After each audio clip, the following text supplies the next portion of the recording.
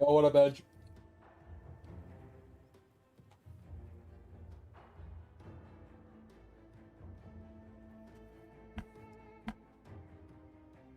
Yo, you missed the Path of Exiles talk last night while you were sleeping.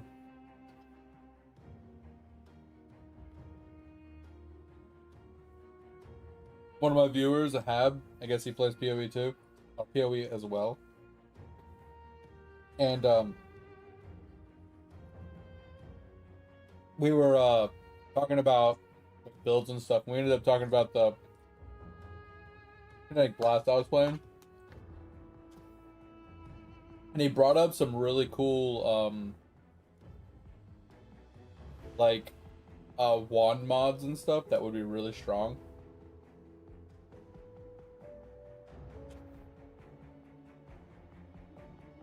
So basically, we were specifically talking about adding up Kinetic Blast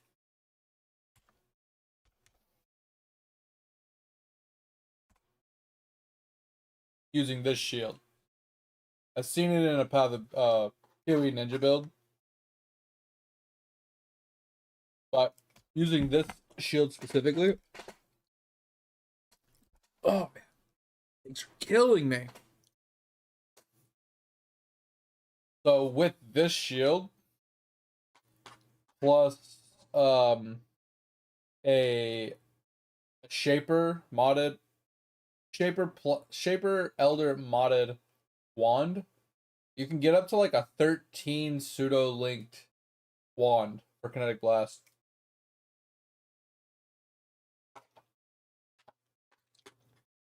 Now the odds of you getting everything you need on the wand is so impossible. But knowing it's possible means that you can get close to that without being impossible, right? So basically how it works is you have this, right? So you put 3 supported gems in the shield, which then these supported gems are now being added to whatever's socketed in your main hand. Okay. That gives you a pseudo 6 link to start. Right? Then we go into the wand itself, right?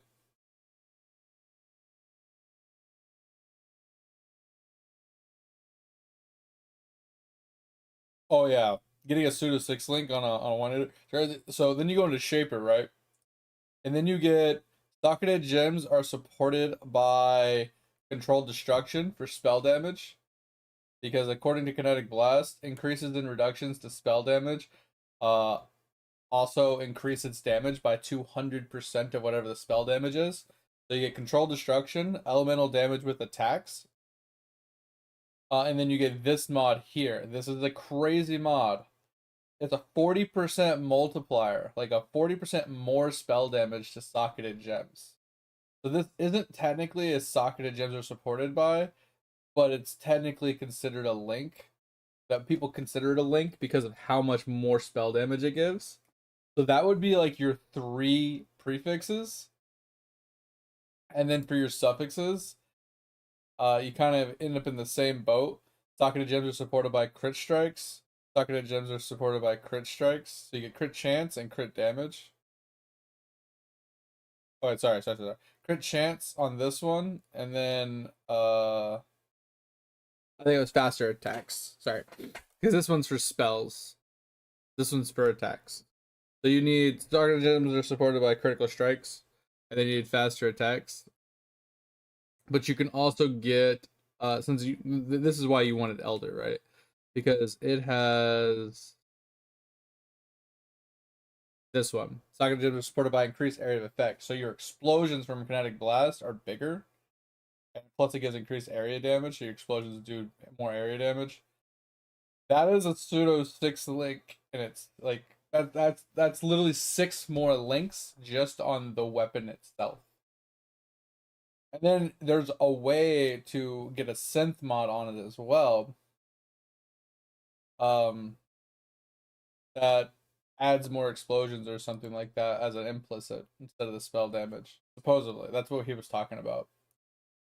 I don't know how to do that part, but just trying to, like, just in theory, if I just got a regular ass shaper one and I was able to get this mod here, more spell damage with, say, like weapon elemental damage and like one suffix, right? Like either a crit or faster attacks or something. That would already put me above a 6 link, like by far above a 6 link.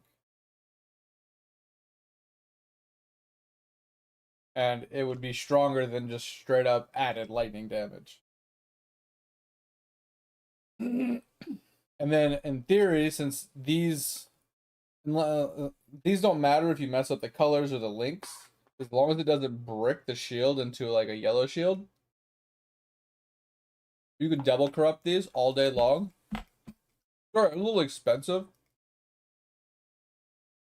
and they're a little rare.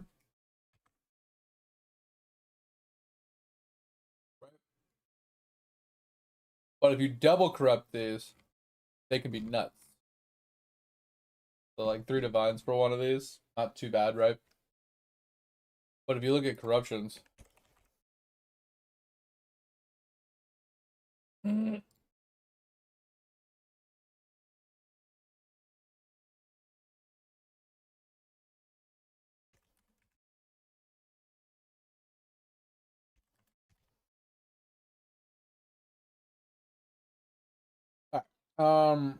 yeah, obviously the list goes on and on and on and on and on, but this is all the modifiers that can be corrupted.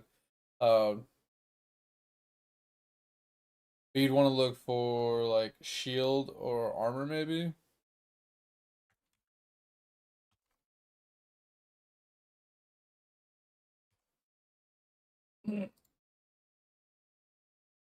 On a belt. That's not. There we go. So like it can grant determination and stuff like that, which we don't really care about. Block chance, level of socketed gems, definitely a possibility.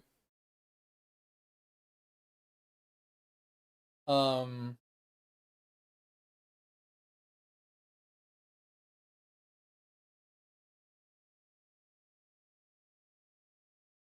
Reduce extra damage from crits could be useful. Oh, is this what we're looking for? No, those are legacies.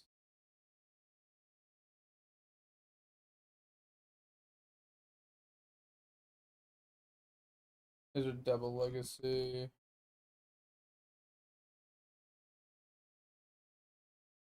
Anyway. But there's ways like there's mods in here. I don't know if it's because I'm just specifically typing shield, but supposedly you can get things like +2 like area gems, right?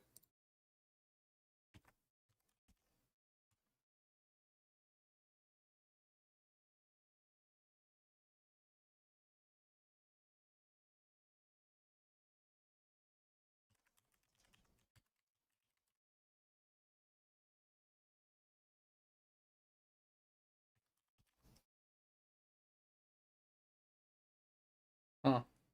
Not really seen it. But yes, according to him, you could basically, if you get a good corruption, you can get like +4 basically. So you can get like plus to area gems, and you can get like plus to, I don't know, like end gems or something like that, right? Or spell gems, and any of your support gems or main gems, you can get +2 plus on those. So not only does it increase your main kinetic weapon or skill, like levels on that, but it also increases some of your support gems. Can be absolutely cracked. Or you can get like increase effectiveness of like wrath, which would make your wrath give you even more lightning damage, which in then turn gives you shit ton extra damage. You have a lot of possibilities. Yeah, it can get crazy when you start pumping currency into it. That's what I was saying before. Is like I think the reason I'm actually liking Kinetic Blast is because the fact that I can blast T16 maps with basically dog shit ass gear. I struggle at the bosses, yes. But in all reality, I don't even have to kill the bosses in T16. You know what I mean?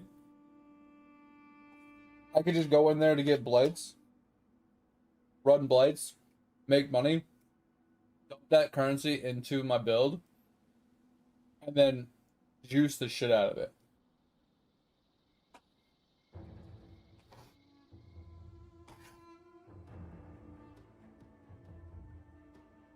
And as it starts to get juicier and juicier, I could start doing things to farm the more expensive items, like a Watcher's Eye, for example, or um, some of the uniques I need, like a chess piece and things like that. Or the Nemesis ring. I'm trying to eat my food. But we'll start before I finish, just because getting a little full. But yeah, we were talking about that for a little while. It was pretty crazy.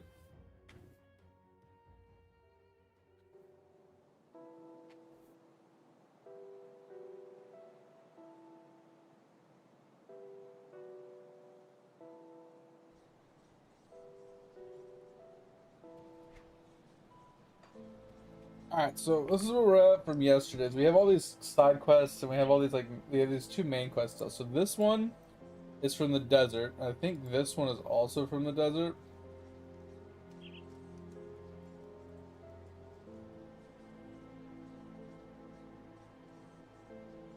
But then we have all these. So this one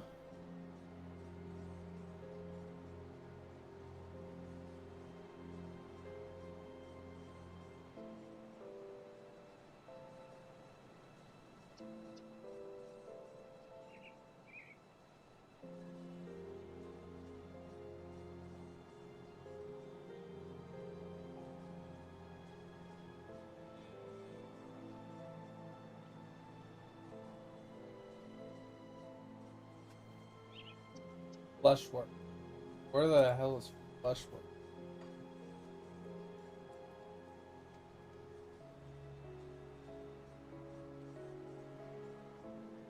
Okay.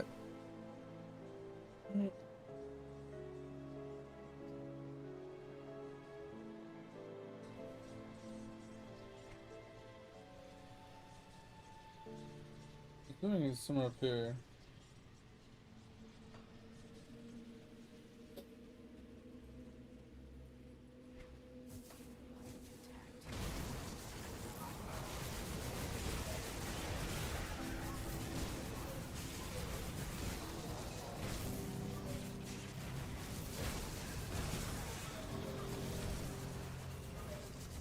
Jesus, this guy has so much to do.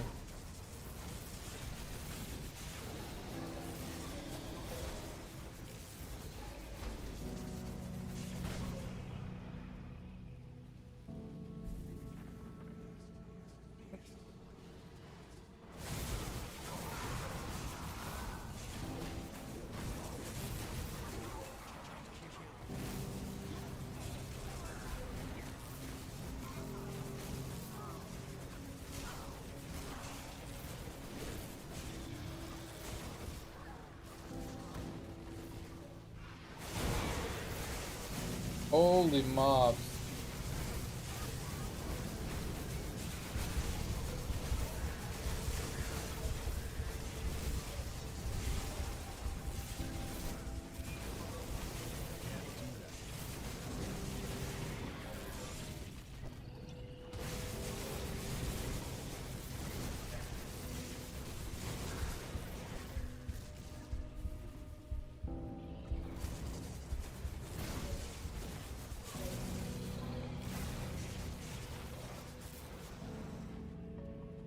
That was a little rough. Alright. So I gotta walk around this entire area looking for this one last lady.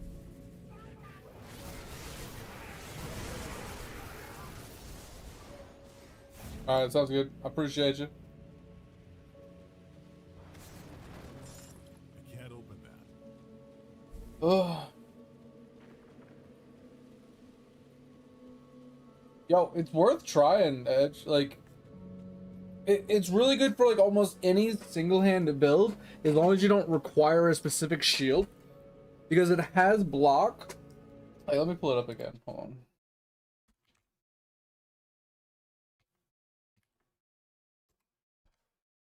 Right, because like I said, it has.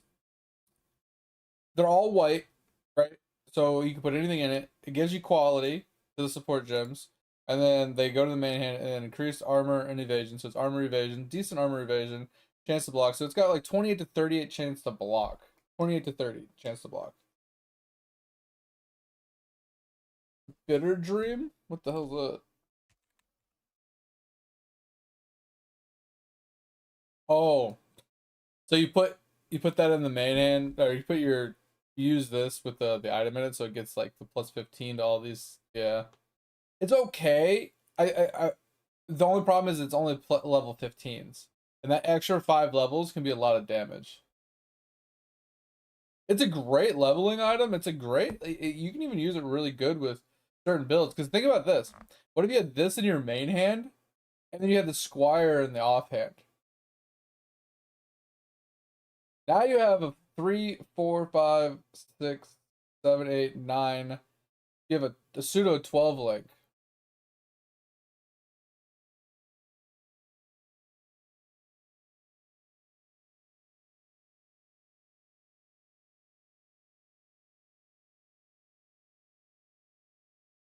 All right, so you can keep this in your main hand, which supports all that stuff for your main hand, and then you add the Squire to it.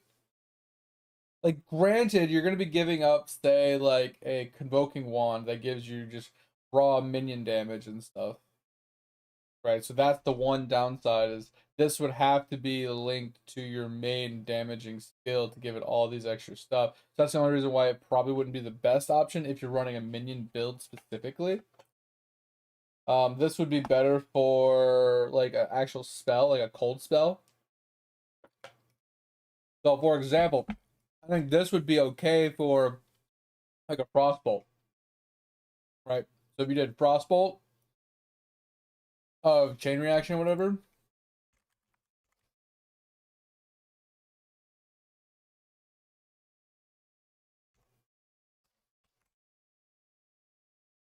um, where's the transfigured version?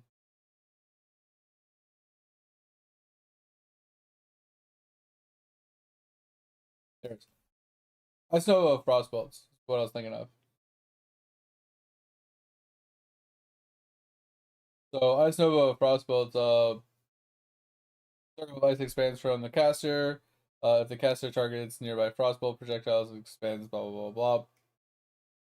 So this is the one I was thinking of.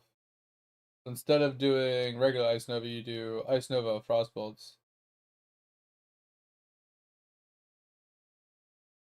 Because technically, Ice Nova works, and the way you read Frostbolt is supposedly Frostbolt can be cast, or Ice Nova can be casted off of Frostbolts, but I think this one like fixes the whole situation.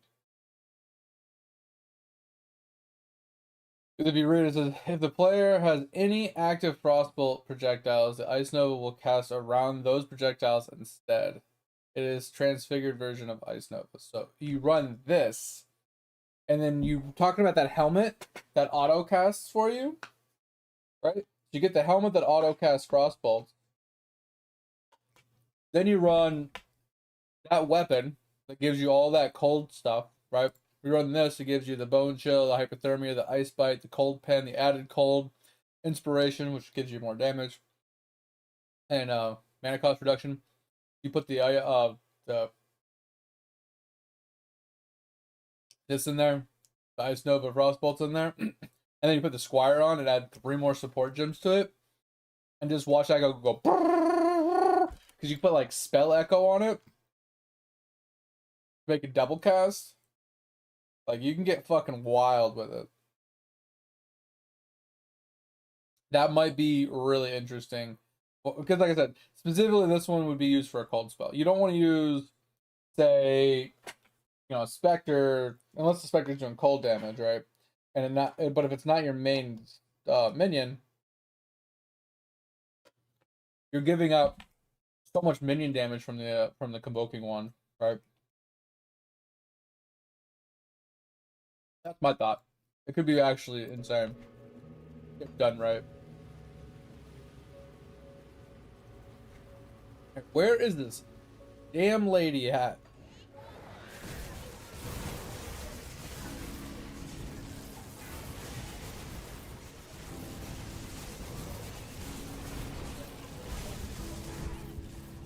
The hell? I hit my one button and it didn't go off. That's not good. That's not good. That's not good. That's stun though. Holy hell.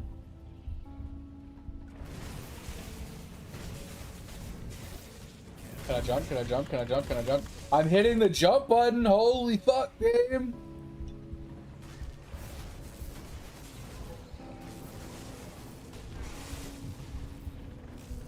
Why are you attacking that thing? Go this way! Jesus Christ! The fucking movement in this game sometimes is so bad. Like, what was that shit? So many different things happened there. Yo, what up, Chew? What's going on, man? Thank you very much for stopping on in. Sorry I always fight man. I don't know if you're man or woman. Either way, it doesn't matter. I appreciate you for being here. Thank you, thank you, thank you.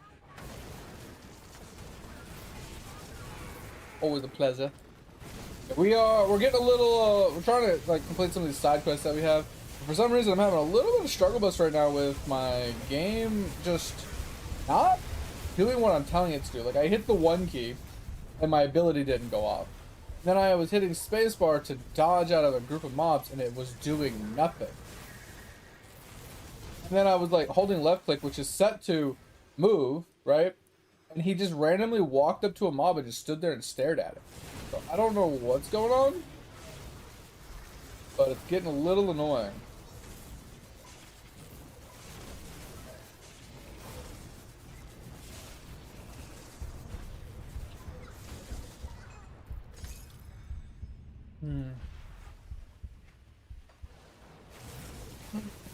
We're just gonna clear this place out and we're gonna look for this damn woman. So according, I think it's this one, rescue the woman in the Fleshworks. The thing is, I don't know if the Fleshworks is in that sewer system we were in earlier, or if it's just this area in general. I want to say it's in that Fleshworks, like, because you can't see it right now. It's like right here, and then there's one over here, but the one down there is locked. But on the stairs.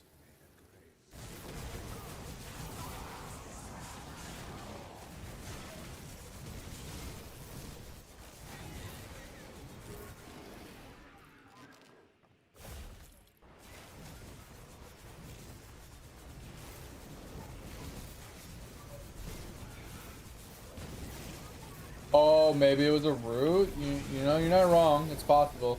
I was fighting those big slammy dudes that can root you every once in a while. Not wrong, not wrong. That could have been the reason why I couldn't jump. Still doesn't answer the question of why my guy just walked up to the boss and just stood there and looked him in the face. Like whispering sweet nothings in his ear and just didn't want to move. Like he would move, but he wouldn't move where I was telling him to move. He was just like kind of standing there looking at the dude, zigzagging on him.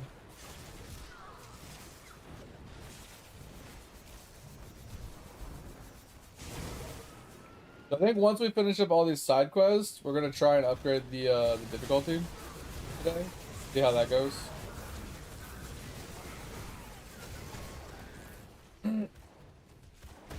Since I don't know how the whole gear grind works out, you know. Because you guys are talking about getting like item level like 84 items and stuff, and like obviously I'm not level 84 yet, so I haven't got to that point, but it's one of those like, how do you start getting those higher level gear? And I'm assuming it has something to do with the higher difficulties that I haven't that I've unlocked but I haven't done yet.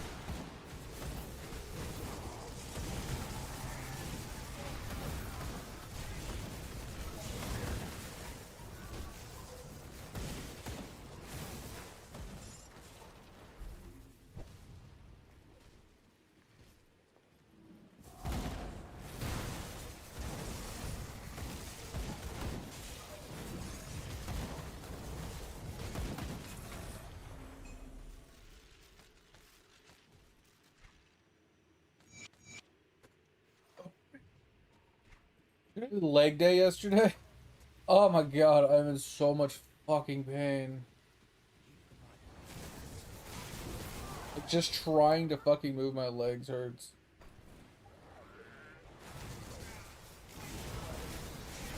This is where I died a second ago.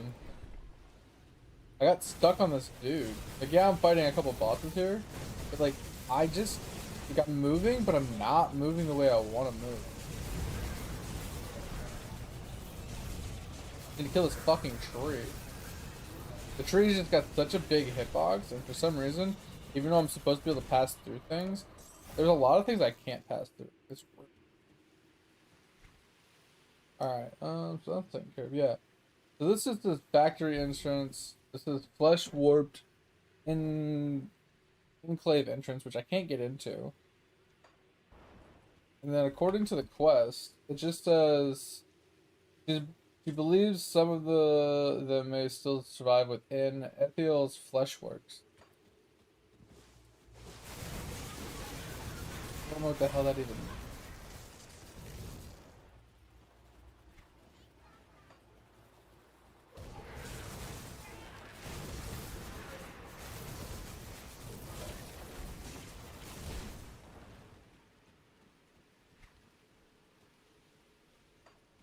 Like, we could go this way to check it out, but I don't think this.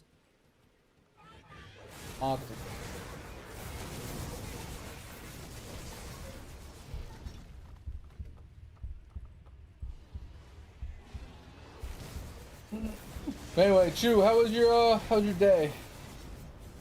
Like I said, I appreciate you coming on back again today. Hope you had a good rest of your day yesterday.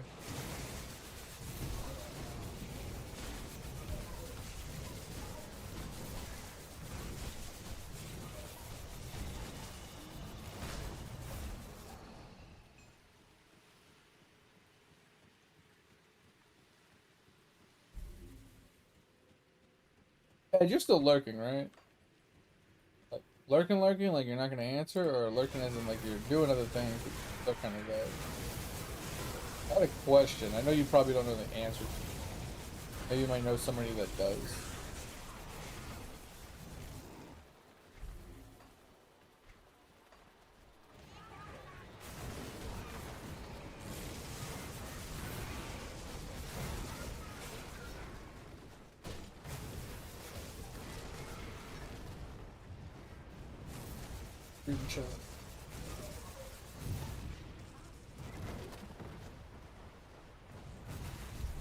Ugly renter?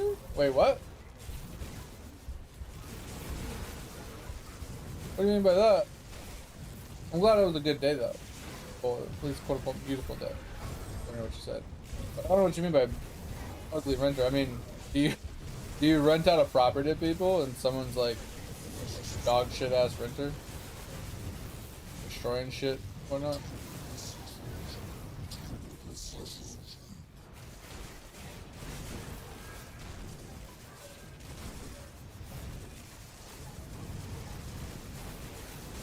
Dude, there's so many flipping mobs.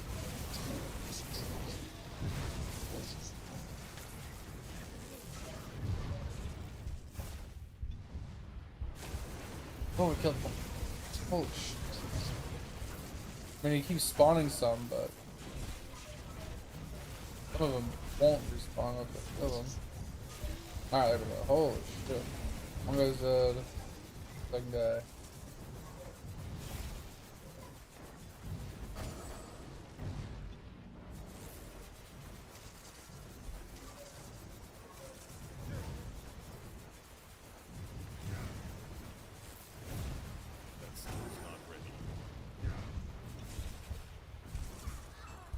Jeez.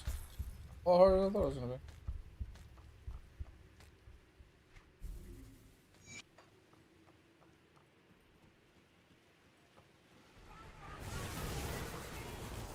I'm gonna pull this one. I mean, this one's in need. But I'm healing all the time.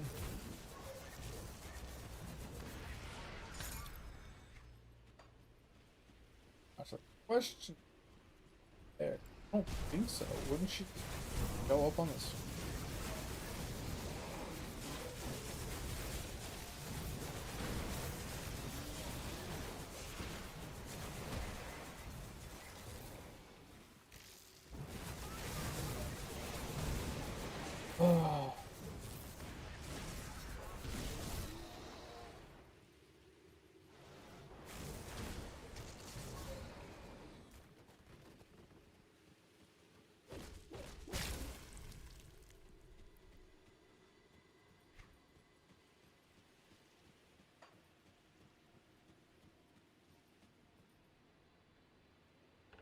feel like, oh god,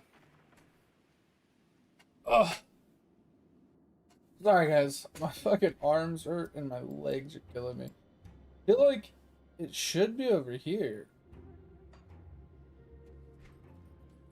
but I ran through that area. I killed everything the other day. I didn't see any people. Am I gonna have to Google this one?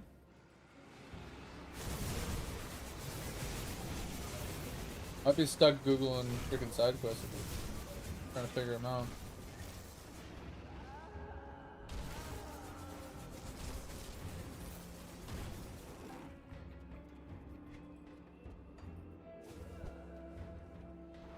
Yeah, 'cause this is where I was to kill the final boss of the area.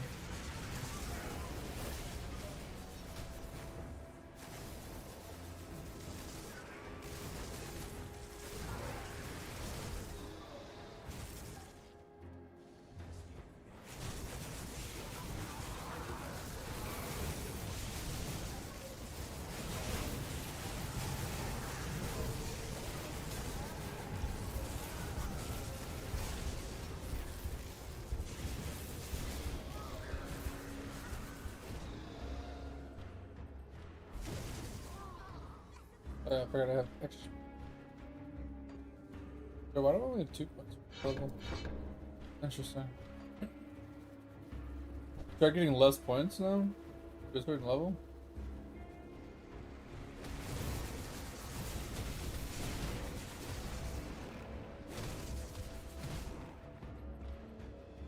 And that's not a bad situation. They give you extra points up front because you need them earlier, and the further you get along, you get less points. Not too big of a deal. That guy's outside the map. What the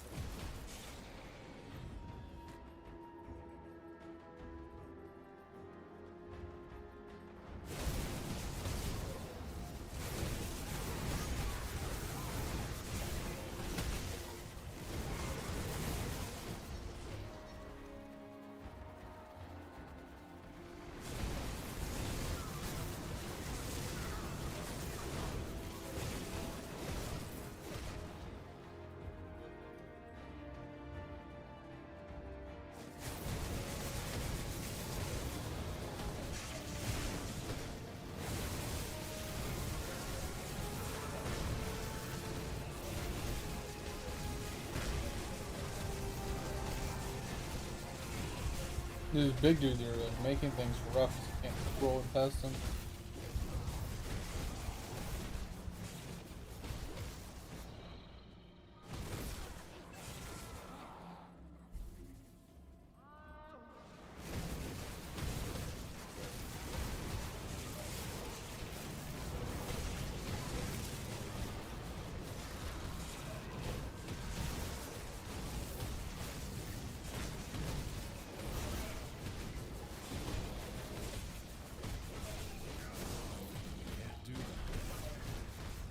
Oh.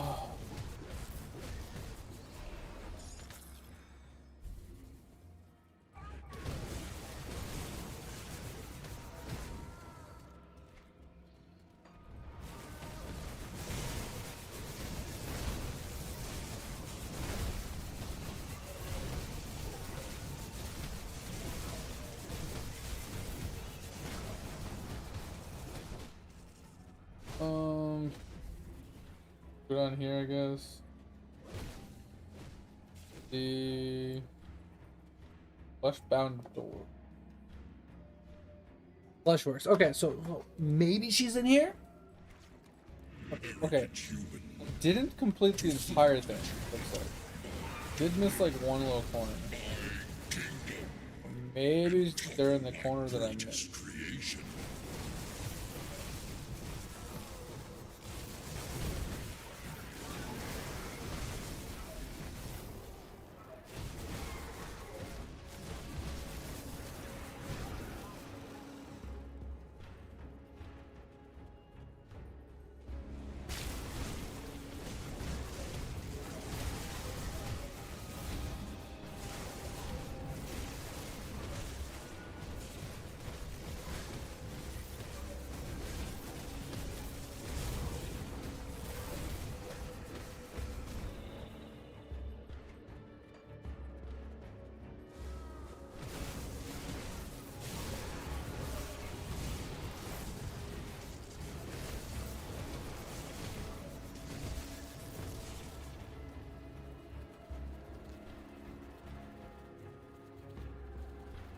Maybe it's over here. I will make this painful. Okay, I guess it's the boss. Feel my wrath. Not what I was expecting.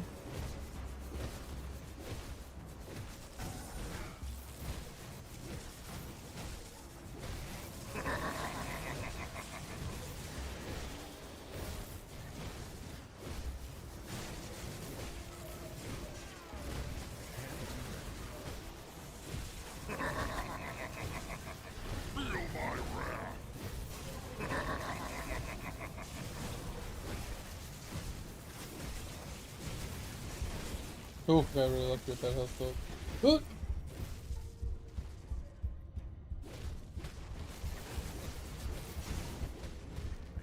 I'm gonna die! I'm gonna die! Oh, I got lucky with the health up.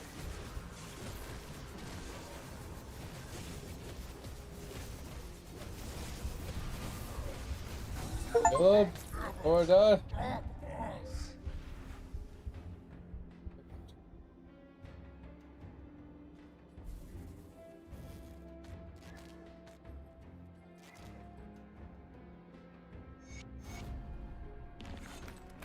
Okay. Interesting.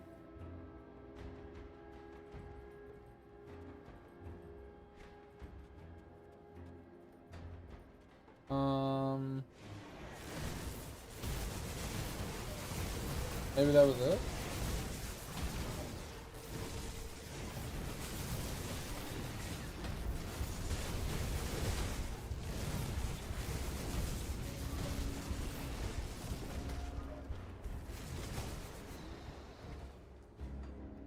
We went. Go back to town.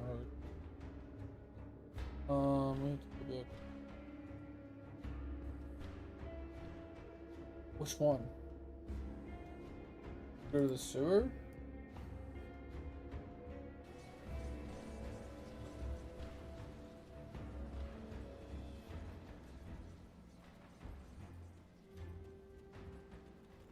Okay, maybe not.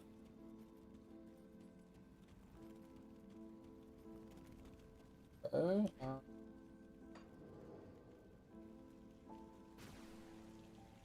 What's God, dude. My legs hurt so bad. Okay.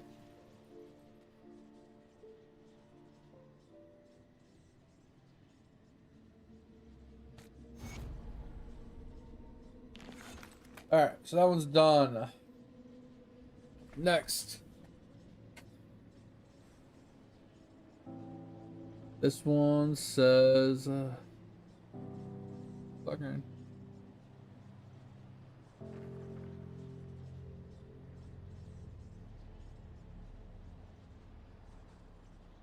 so something about Black Iron Docks.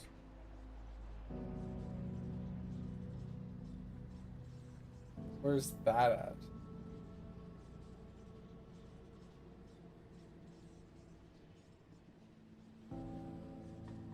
This is the outskirts. This is the nether area, and it says within the steel cap district. I feel like that's like this area. Before you get up here.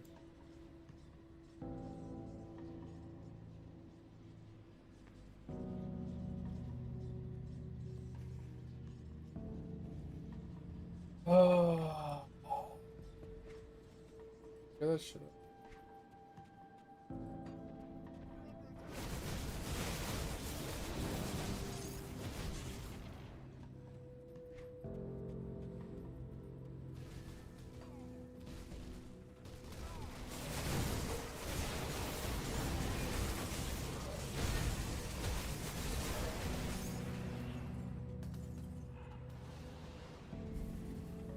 Come on.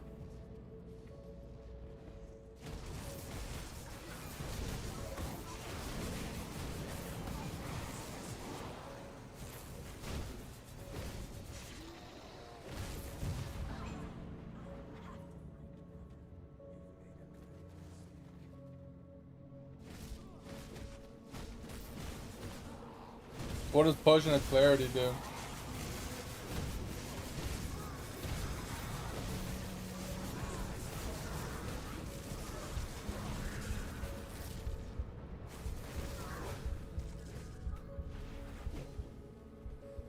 do with a potion of everything. Yeah, I know it's delayed, so I know I'm gonna ask you twice before you even hear it. So.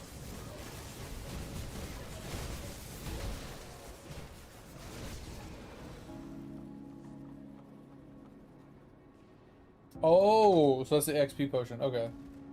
I have heard about the XP potion, I just didn't know what it was. Okay. Yeah, so you use that for like ults and stuff, or do you use that on your main as well when you're like farming EXP to get the higher levels?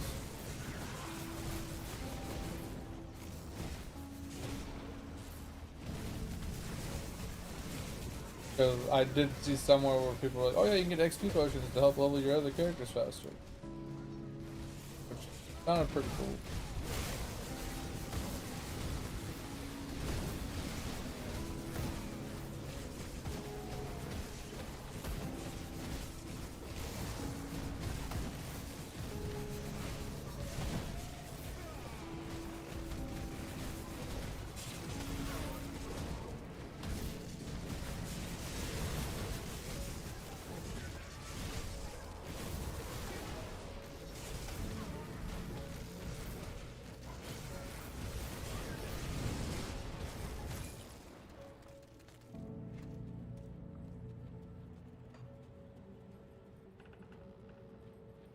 I'm not intentionally farming rep, but I'm indirectly getting rep by running through these zones, killing these mobs, to try and get these side quests done.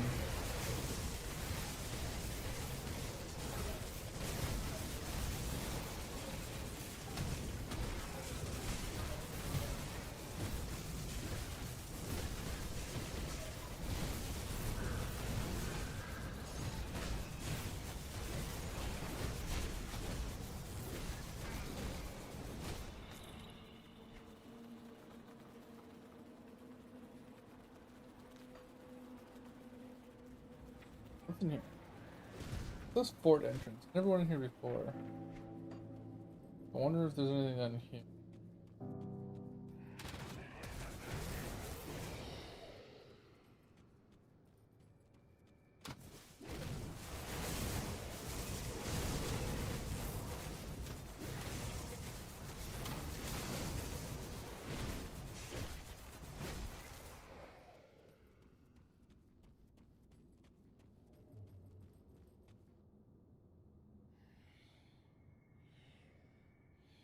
Yeah, I'm doing pretty good. Today, we did a few more errands today. And then we just after we did our errands, we just kind of ate. Well, we ate breakfast, and then went and did our errands, and then came home, watched some TV for a little while, and then I went to sleep around noon, and got up at like 10, cleaned up the house a little bit with the wife, uh, made some dinner while we were doing that, and then got on the games. I mean, it's pretty chill. The day kind of just started.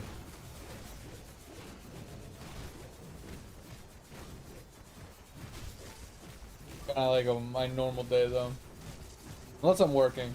My working days are a little bit different because I go to bed earlier. So I'll go to bed at like 9 o'clock instead of noon, 1 o'clock.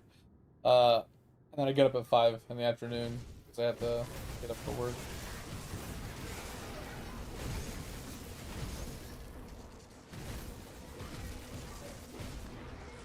That was all that was. Okay. Thought there would be more to that, but I guess not.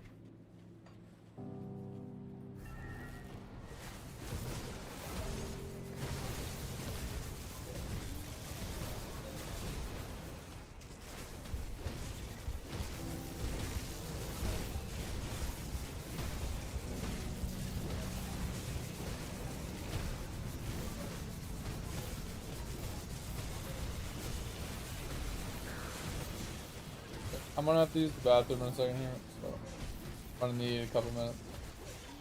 Alright, I'll be back in a few minutes. Give me just a minute. Ugh.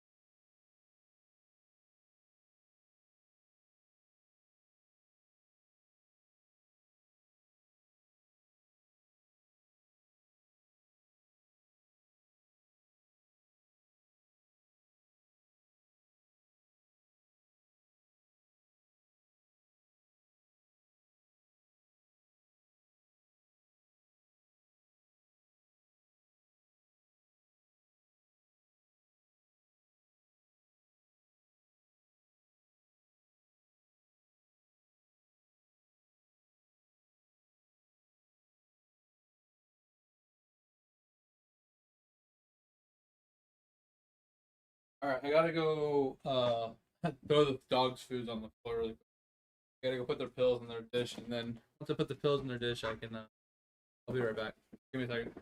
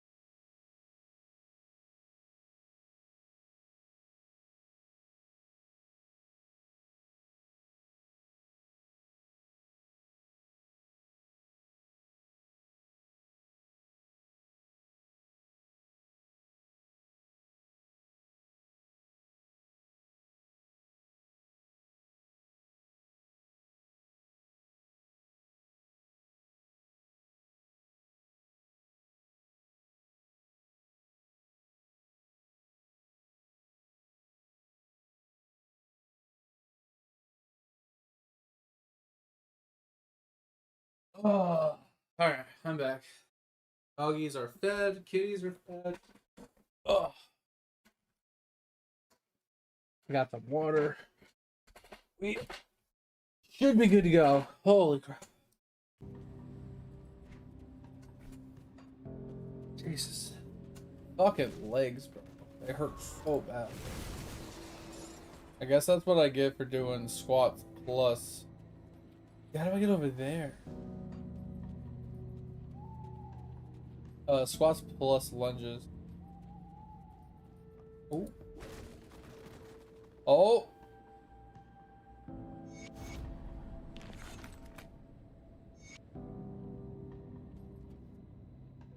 Okay. Okay, that's cool.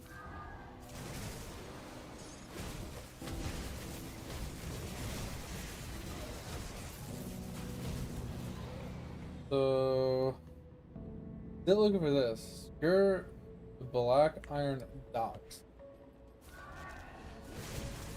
Thought we cleared all of this before. So this is the harbor, okay. This is a good thing.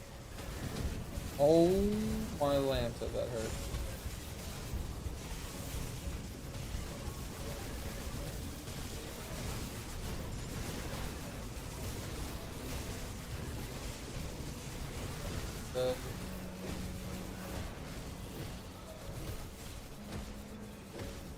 This thing says.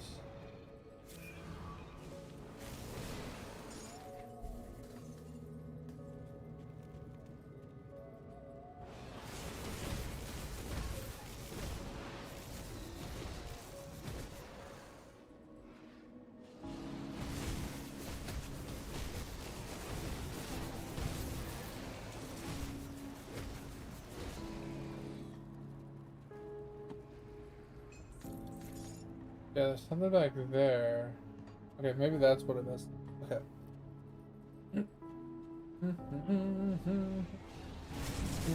Da, da, da, da, da, da, da.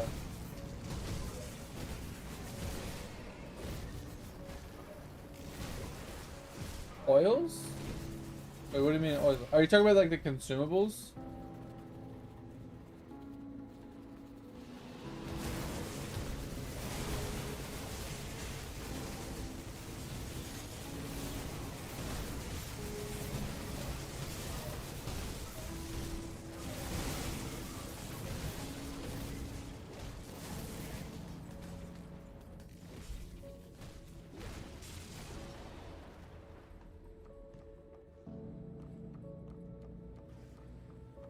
I used one dynamite for that. That's kind of a letdown.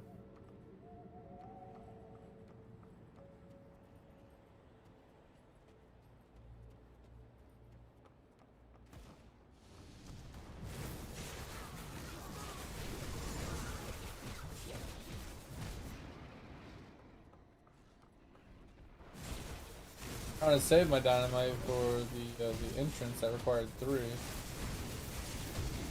I can't make them for some reason.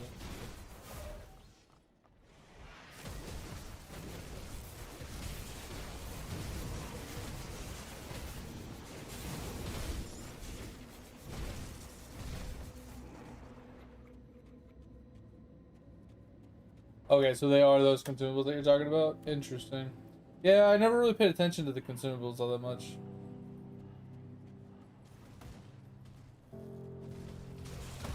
Like, that's one thing about my game style, like the way I play games, is I don't rely upon buffs.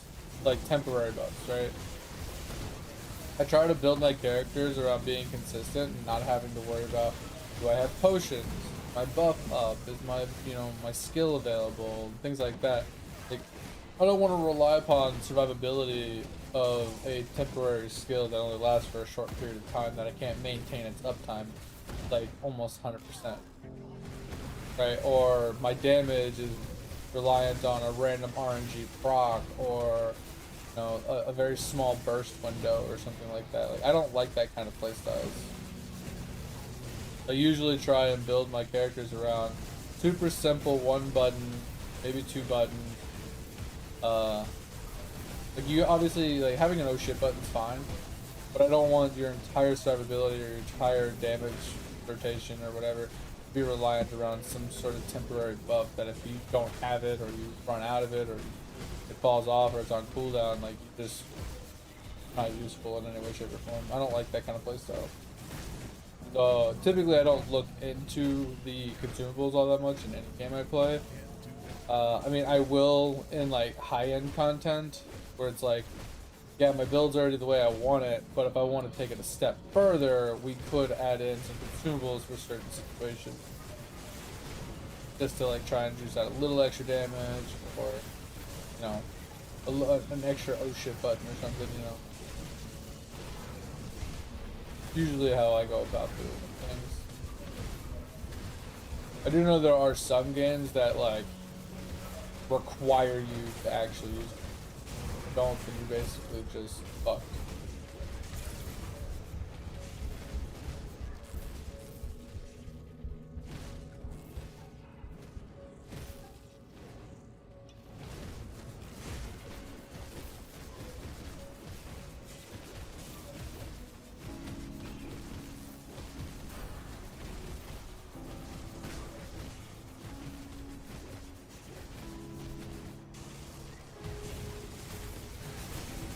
That's kind of a long time, yeah. But it's still one of those that you have to go and grind the materials out to make the potions, to then have the potions. Once you run out of potions, if you haven't grinded up enough materials to make more again, you gotta go back out, grind all the materials back up, and make a bunch more potions. Like, that's the kind of stuff that I try to avoid. Like, even like World of Warcraft, for example, when we would go into like raids and stuff, they're like, alright guys, we need to go and farm up all these herbs and stuff so we can make our raid potions for the week. Like, we need 100,000 of this and 50,000 of this, and we need to make like 40,000 potions, and everybody needs to have a couple stacks on them, and you make sure you're using them on cooldown, and like that's way too much effort.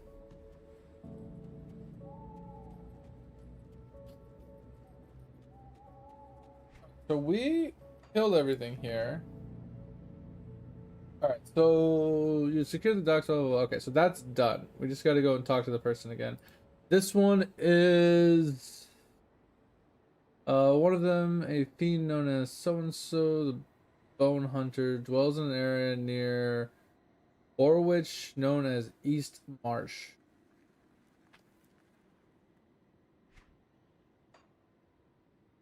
Let's back to here.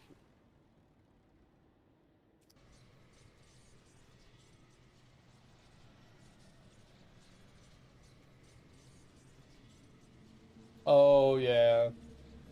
You talking about Diablo 2?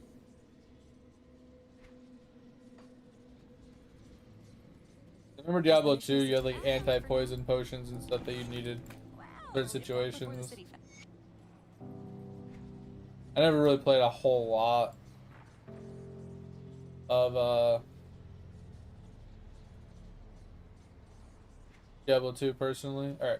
What did we say again? Burnswick. It's something about a marsh. East Marsh. Okay, so we have to go here and head to East Marsh.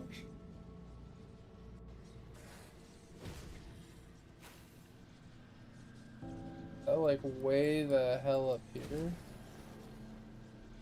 Alright guys, we're just gonna start running.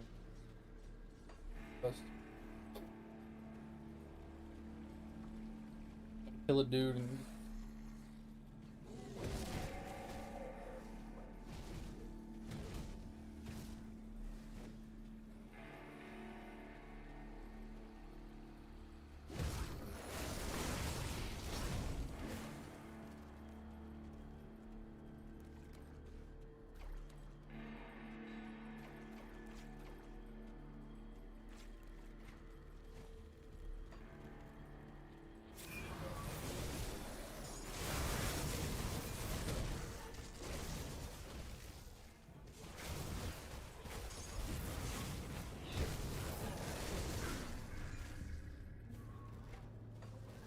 we're in gloom something.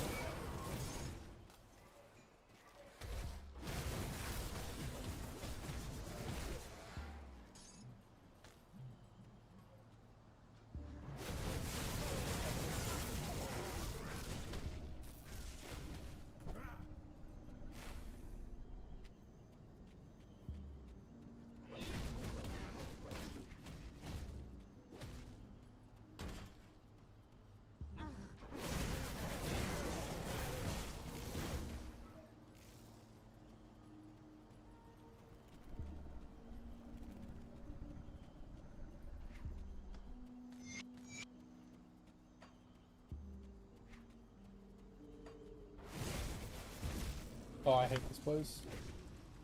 This is annoying.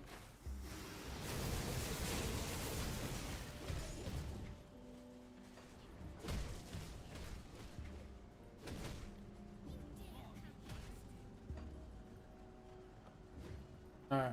Come on. Go find Eastmont.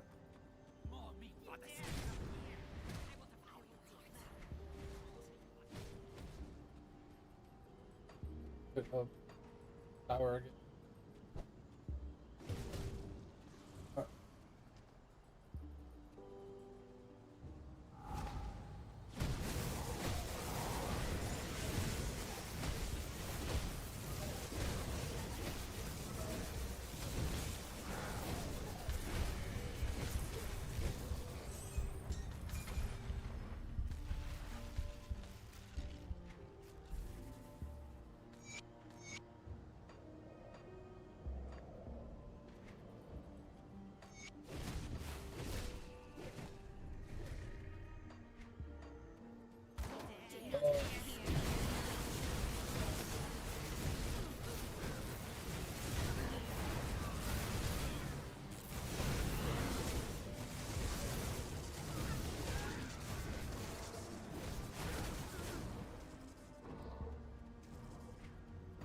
Do do do do do do.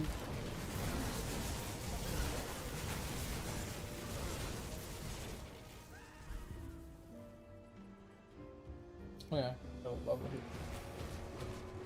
You're doing that safe spot. I could have teleported all the way up here, but no. Where's this put us to? Oh, alright. Now we should be able to put points into here. That gives us Res Rip.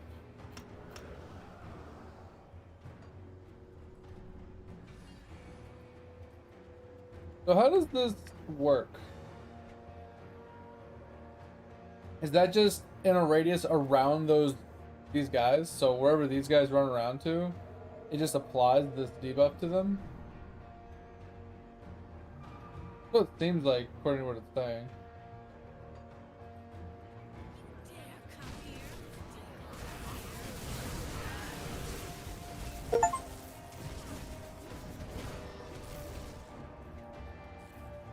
We're still in gloom.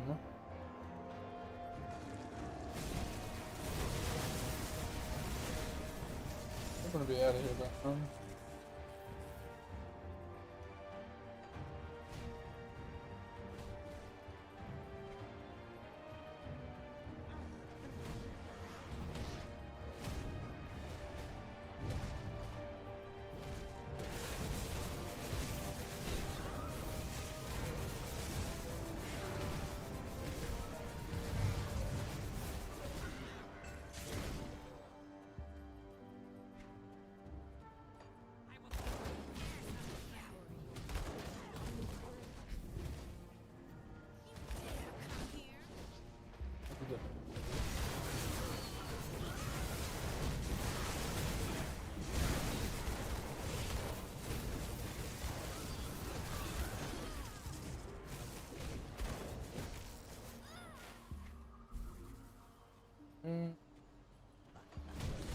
look at all these fucking fast travels that I didn't see before.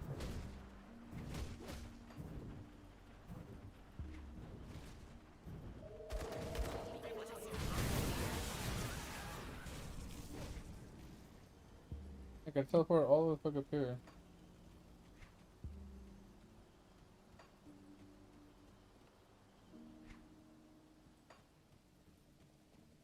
Dun dun dun dun. Alright, well, now that we're up here.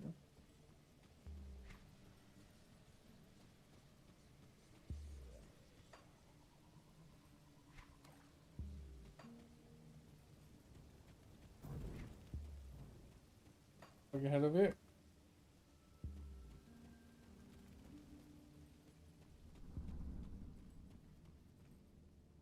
Did I not explore the East Marsh yet? Where is it? 'Cause I did this, I did this, I did all of this. Looks like I did this, all of this. I explored all around the outskirts here, here, and all the way up to here. So where did I miss the East Marsh? I felt like I did everything.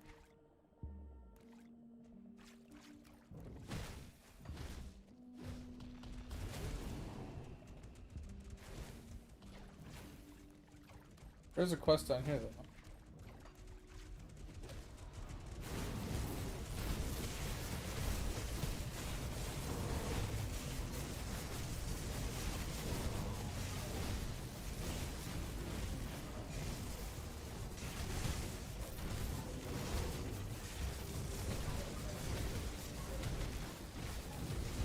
Oh, did I walk past it again?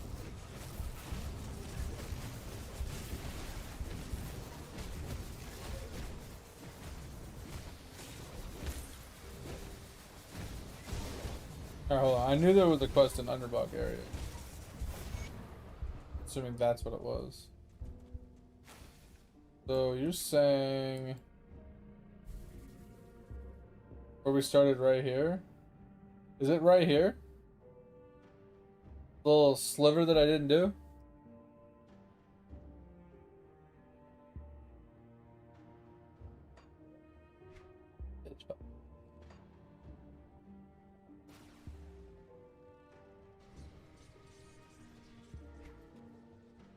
Oh my god. Seriously?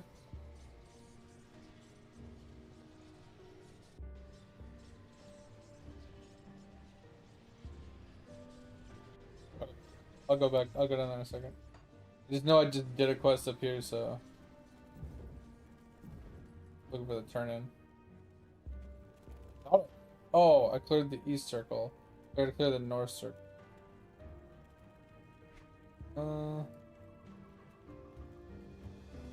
Is that what we just did?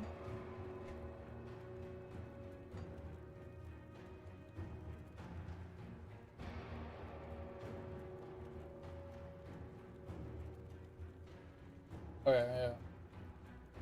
Alright, let me do this really quick. I have one more to clear. It's the northern one. Then we'll go and head over. Oh, bro, I ran through this whole area and discovered it, and somehow I didn't do this quest. Unless I got it after I cleared everything. I don't think that would make sense.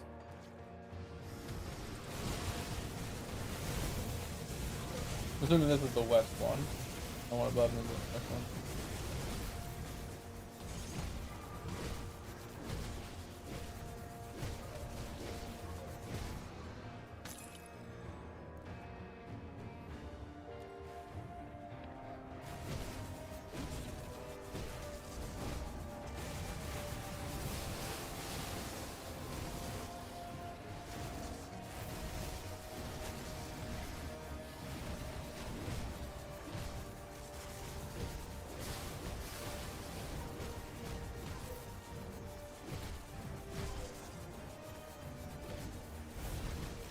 I'm assuming what happened was there was a quest I had to kill something in the city. And I'm assuming completing that quest gave me the next quest to come out here and kill these guys. Kind of threw off the feng shui.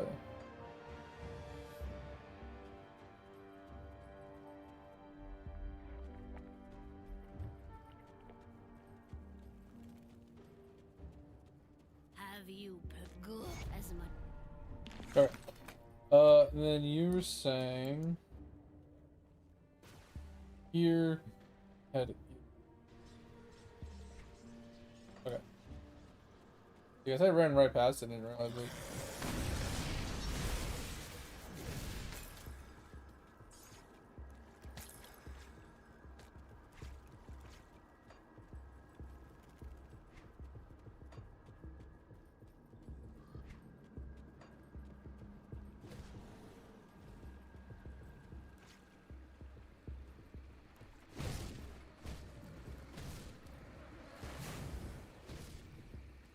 Oh yeah, that's why I needed to fix it, and I figured, oh, I'll come back and do this. That's why I never. Okay, let's go.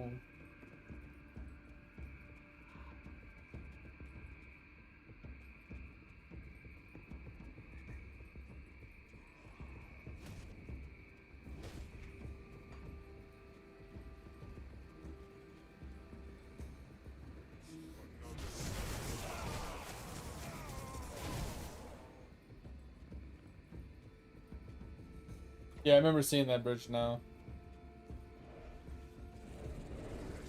I just remember it was like relatively early in my playthrough.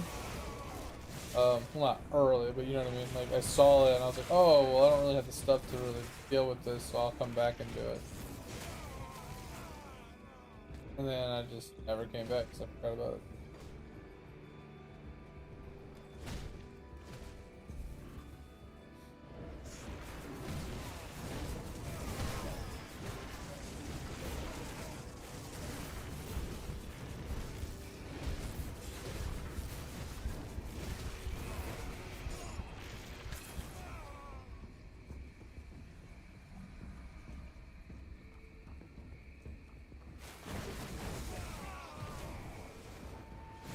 Oh! Okay. Did that hurt? That's not where I wanted to go.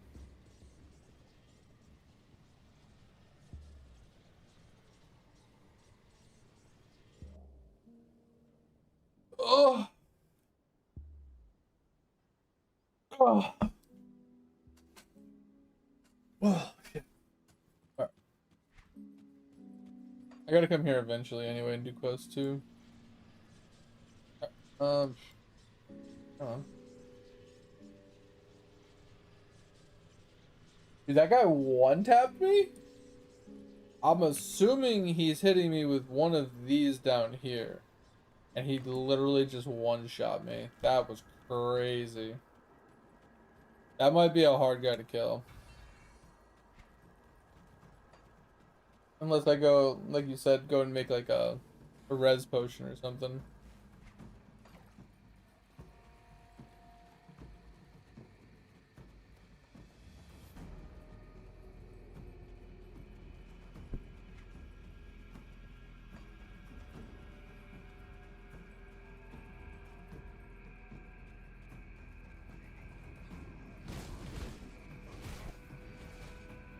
I was not expecting him to hit me that hard. That was insane. Yeah, because these guys are even hitting pretty hard.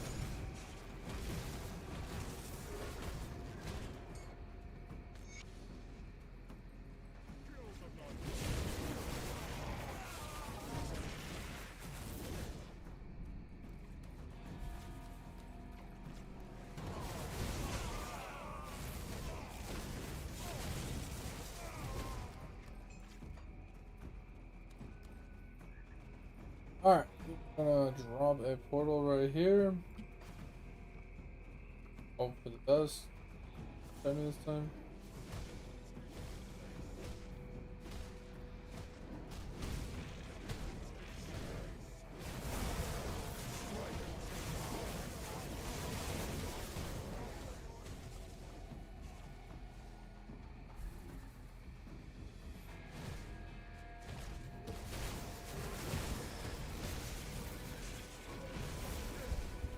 Dude, I can't kill that tower? Fuck. So frustrating. Thought I could kill the little crystal thing he placed. Guess not.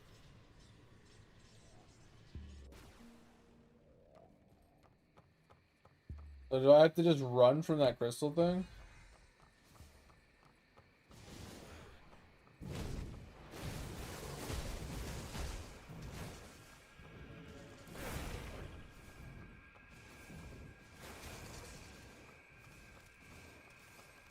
I don't know how to kill this guy. I can't get close to him.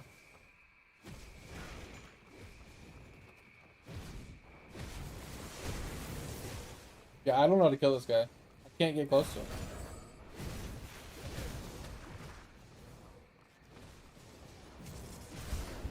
Yeah, I literally can't kill this guy. That's crazy.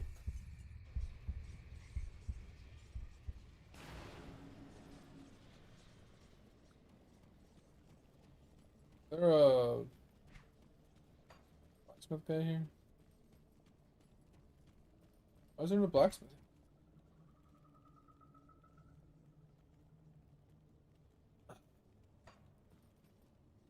Gonna see if we can make a potion consumable to see if that would fix our res enough to be able to kill him. 'Cause I literally can't get close to him.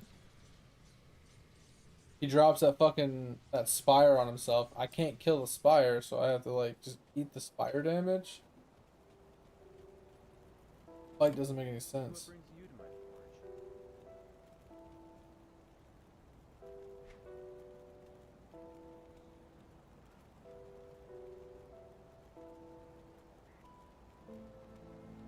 That's chaos res.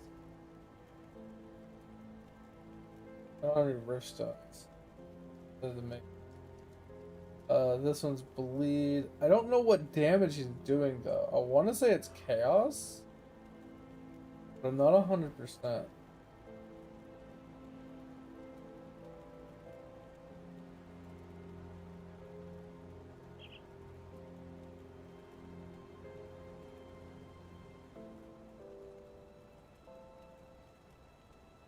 Do you know what damage type it is off the top of your head?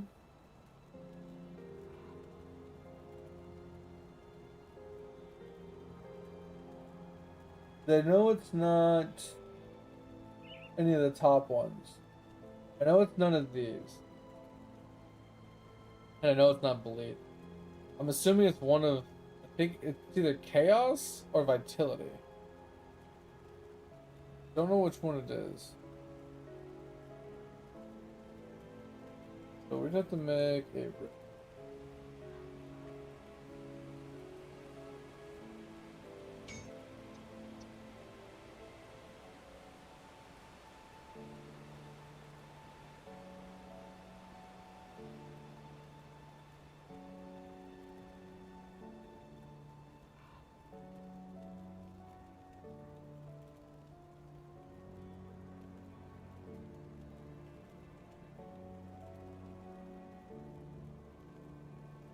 Yeah, I have. I've never actually gone the route of making a like headhunter build or a mage blood build.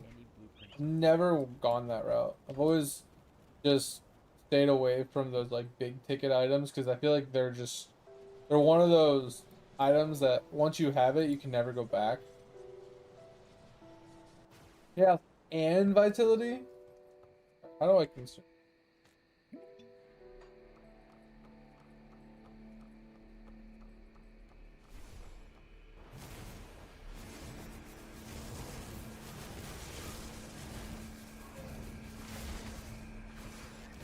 Like, bro, it's fucking unreal.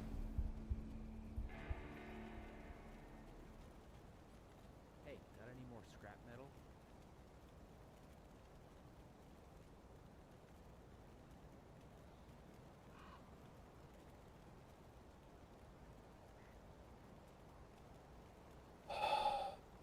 And I can't even make whatever the bonus. Like, yeah, this is a pointless quest.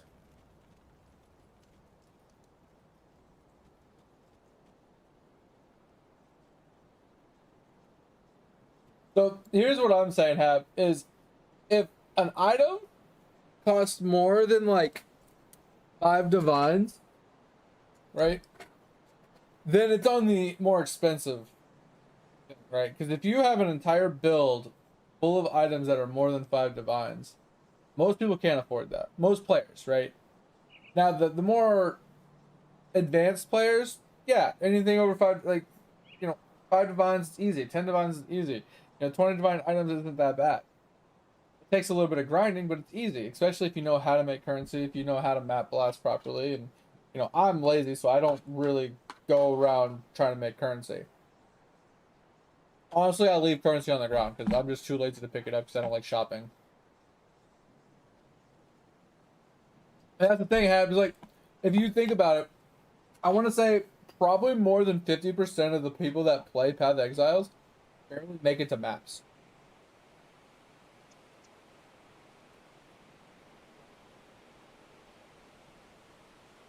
You gotta put that into retrospect, right? Like, I would say more than 50% of the population never gets to spend more than a divine in an entire league because they never make enough money.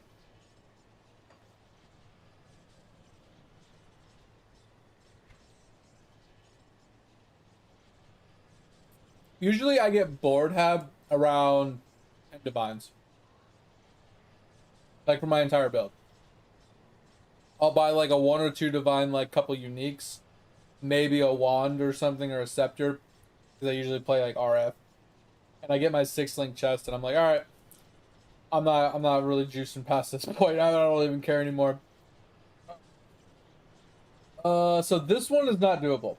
I don't know what it is, but that guy just fucking obliterates me every time I walk in there. So we're not gonna do that. We'll go back and do that one later. Cleansing the corruption. Uh, so the ancient grove of Underbog.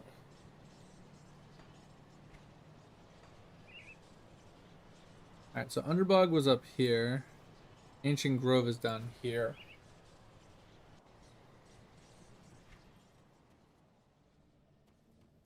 Where's the ancient grove?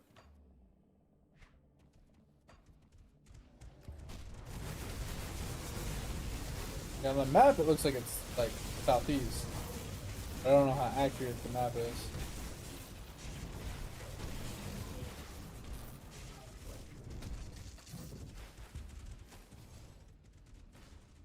But yeah, that's why like when a player like me that gets really bored of the like grinding really quickly, whatnot. I feel like anything more than like 10 divines for an item is just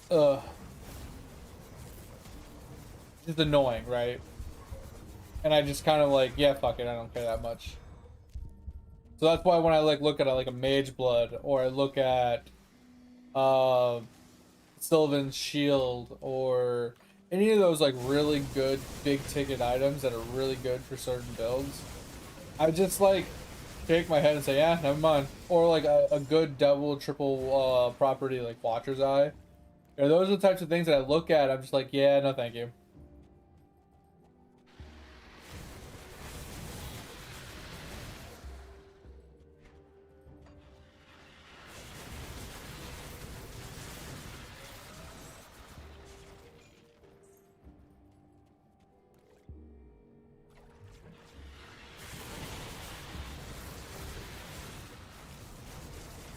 This is where I needed to be. This is the Den of Angels.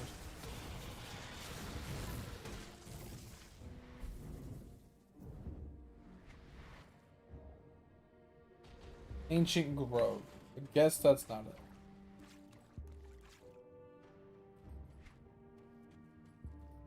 Hmm. Yeah, that's what, I looked at that chess piece. Like I said, in my message, like the only sad part about that chess piece was the T9 strength. But that's a pretty good chess piece. Like I would be curious to know how expensive that chess piece is because it looks relatively expensive. Definitely something I would never afford.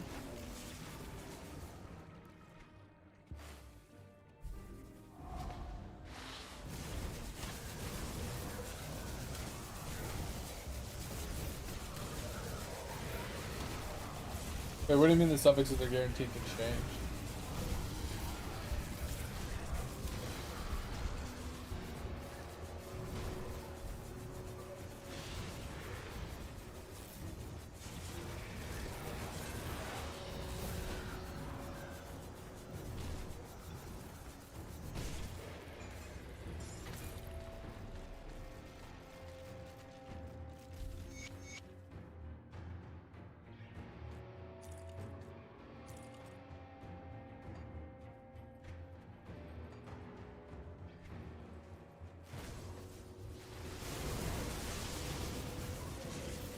I feel like I'm going the goddamn wrong way.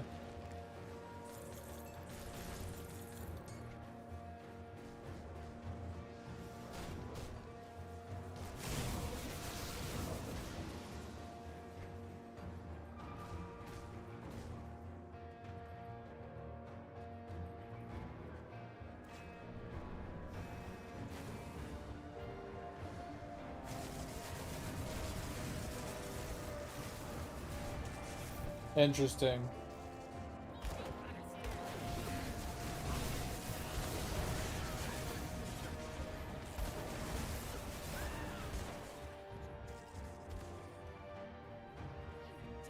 Yeah, I'm not really a crafter when it comes to the game.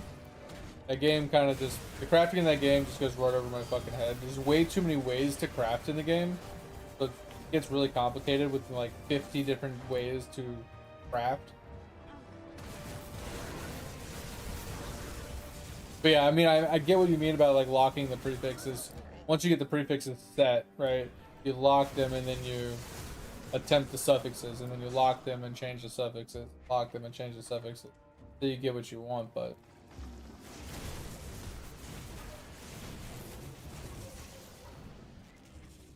which once again gets expensive.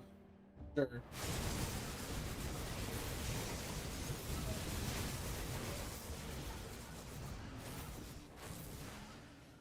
Oh, you need both? That kind of sucks.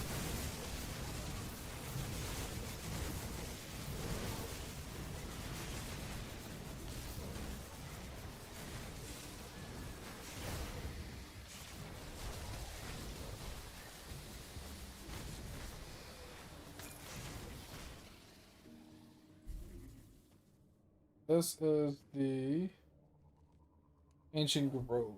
Here. So I remember going in here and I remember dying multiple times. I think this one had the same problem as the last one did, where I was getting one tapped by the guy.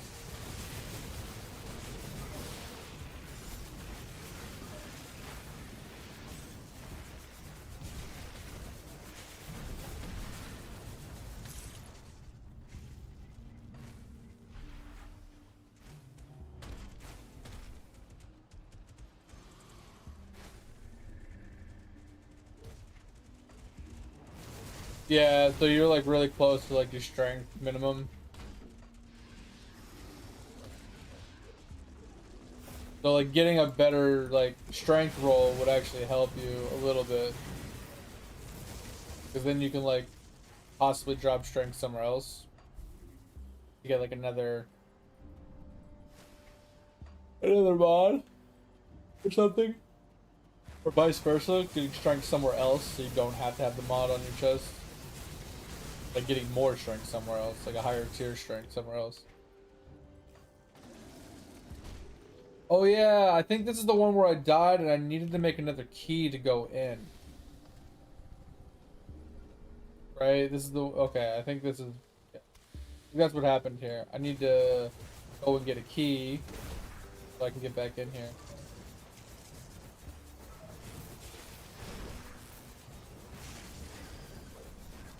They got absolutely wrecked inside.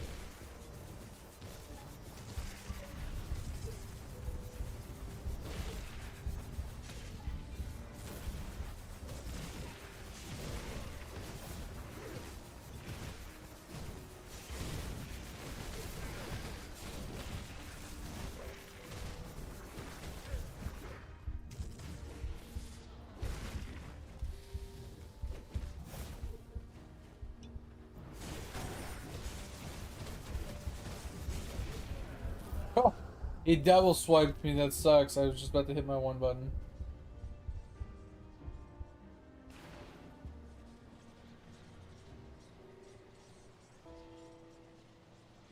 I should have made a key while I was there.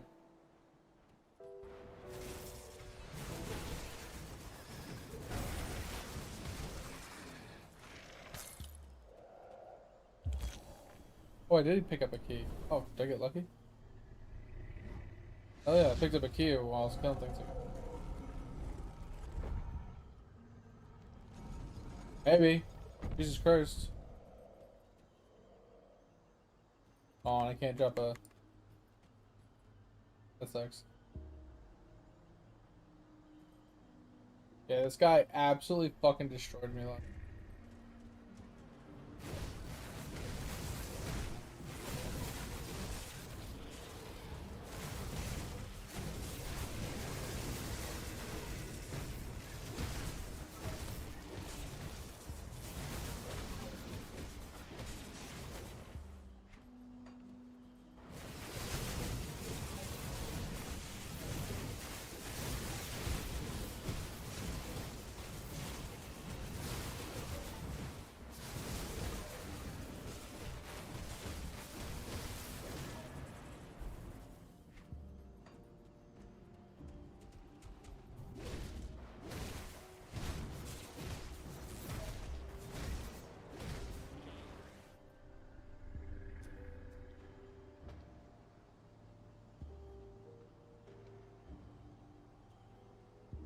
Why are you stuck in breach jail? What the hell?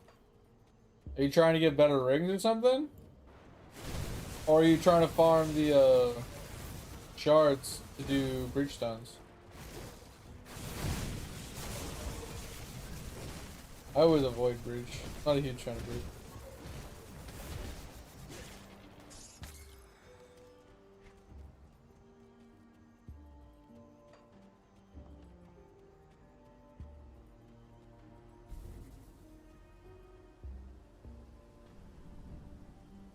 Really? Why is it so expensive?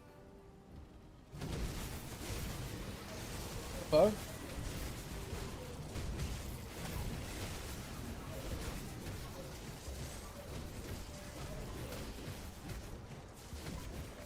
the stones?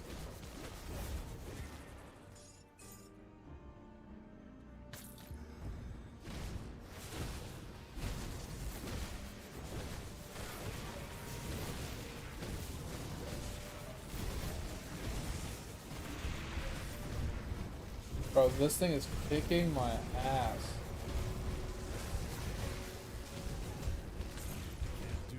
Yeah, this is kicking my ass. I can't jump, I can't do anything. Stuck inside. Putting on an HP pop. Holy hell. These crystals, dude. I can't kill the crystals. This is so dumb. Go suck a dick game. I can't do either one of these. Twice I died in that one. Alright. Oh, the Chayula stones. That's crazy. I mean, is the Chayula item drops really that expensive?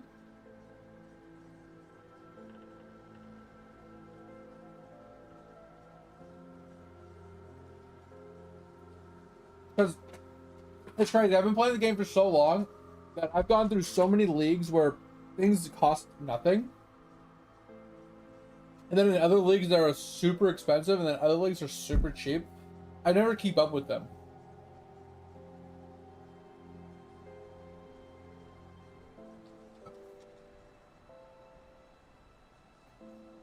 What does this one want me to do?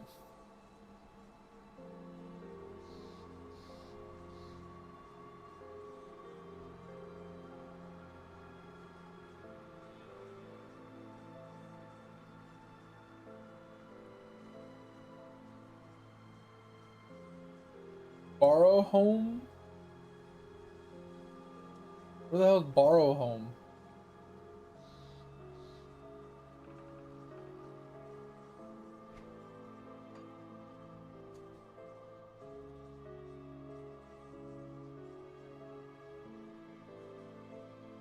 Somewhere up here? So people just want it for the... What's it called? For the challenge? Is that all it is? And obviously people die on it, so they have to buy multiples or some shit.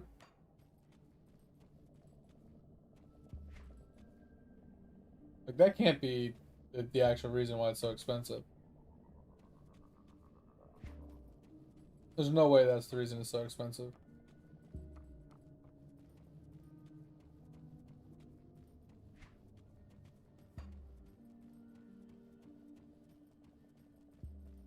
Got you.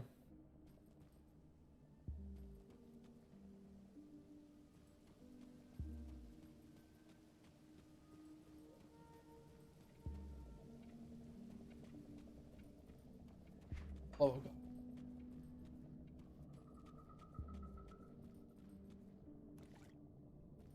That's locked.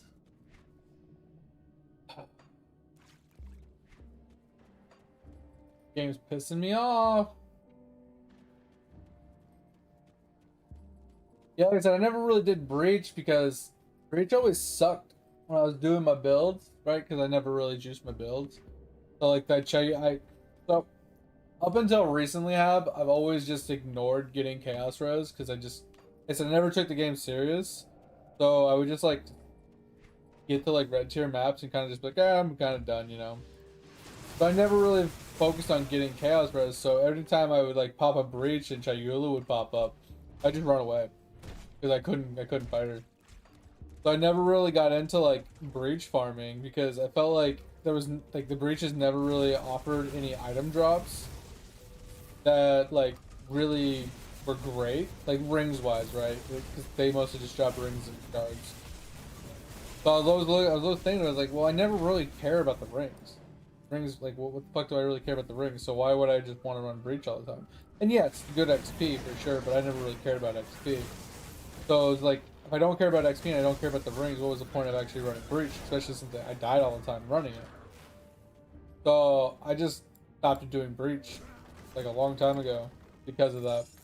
But now I started actually putting effort into getting Chaos Res and it makes a world of a fucking difference. So I mean, I technically could farm breach again. I just didn't realize that the stones were that expensive. Is that done?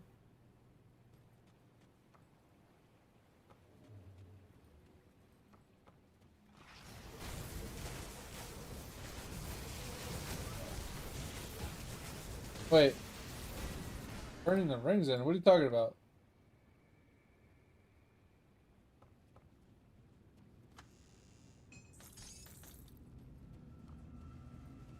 What can you do with the breach rings?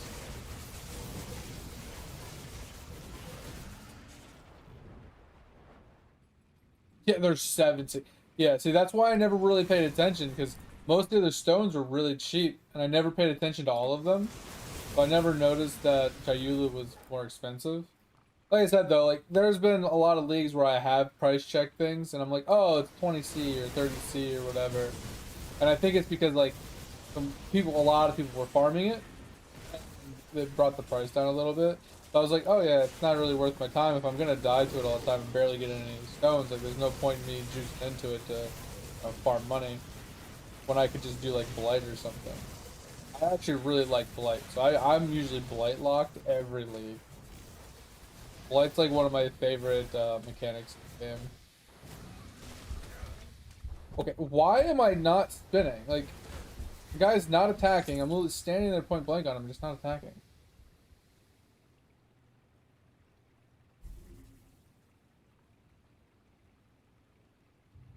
I did not know you could vendor a full inventory of breach rings for that.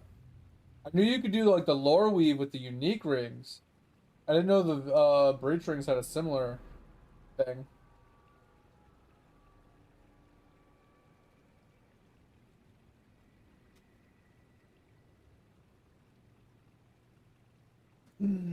No way you could run Blade on your PC, dang. Really? I mean, my blights do flicker my screen and go a little wonky, but I don't have any problems running breach. Or not breach, but blight. And what's funny is I've been doing blight wrong my entire life, because when they introduced corrupted oils, I want to say like the next league, or there was one league where I got a couple corrupted oils and they were only worth like 5C.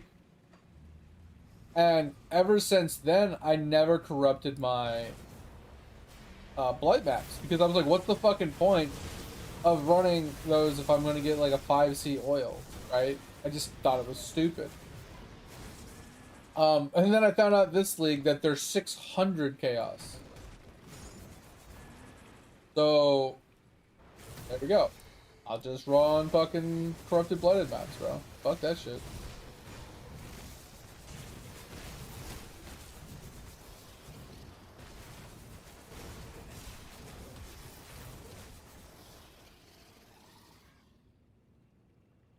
What do you mean the full juice? Like, I mean, I'm not running the ravaged ones because I haven't found any ravaged ones, but I am running like 216, you know, oiled with, you know, alked and fucking corrupted and whatnot. And it's just, I mean, yeah, I could get more mods on them. I feel like I don't know much more I could really juice it with to make it even crazier.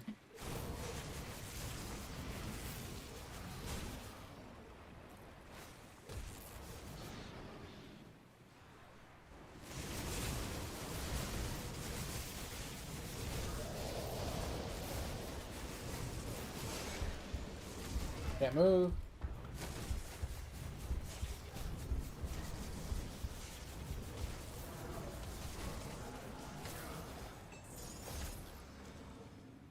Can't do that. Jeez, almost died to the death.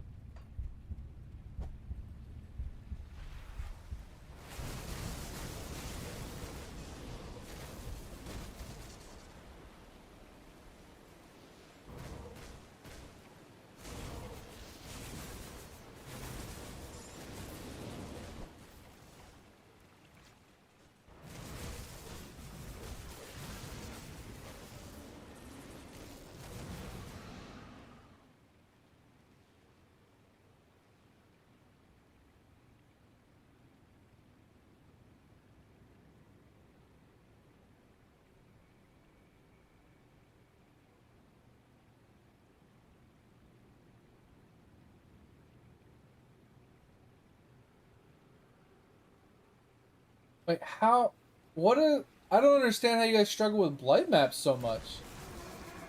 So, okay, Hap, for example, like, what do you mean by like I'm not doing the full juice like blight map? Like, I've never had a problem with a blight map before. Like, obviously, there's occasional blight maps that like give you really bad like totem placement, but what do you mean like they're not strong enough with multi-mirror builds? Bro, I don't even attack.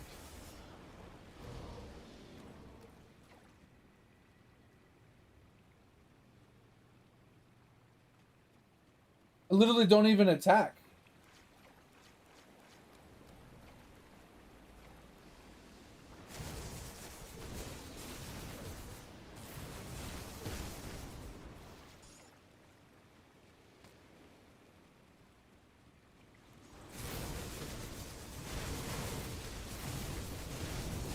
What are the scarabs they're running? I'm just curious because I want to juice my maps harder to see how hard it is and to see how much more currency I can get out of it. I just want to see, like, because you're making it sound like it's like stupid fucking impossible hard and I'm doing something completely wrong with Blight. But I've been running Blight for fucking years and I've never once had a problem with Blight. So I'm really confused on like what I'm doing wrong if multi-mirror builds are saying they're not strong enough to even clear a Blight. When I don't even actually attack.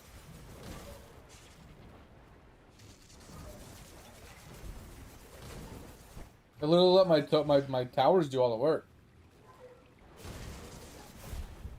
I can't do that yet. Oh, fuck you, bro. Get me out of this damn corner.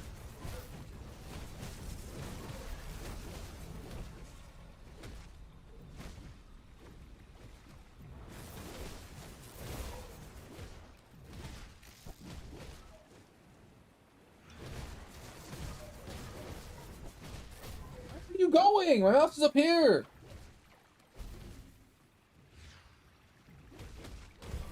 Oh, where are you going? Oh my god. It was the end of the map. I didn't even realize it. The fucking mapping in this game, like the UI like auto traverse thing is so annoying. Where was I at again? I wasn't up here, right? Yeah, sorry, I sound like such a noob talking to you, Hab, but like, you're bringing this information that I've never heard of before, or I've never even witnessed. Like, I watch people do Blight all the time, and I don't see them having any problems. Like, even the people that I've played with that introduced me to like how to do Blight better than what I used to do, they don't even have crazy and insane builds and like, you know what I'm saying? Like, I'm just fucking lost right now. I'm actually lost that you say like a multi-mirror build can't even do it.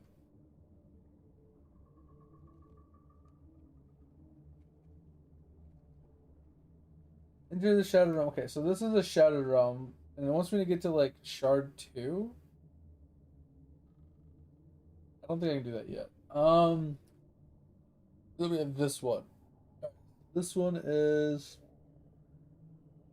Trio, Charge of the Operation, and Almost.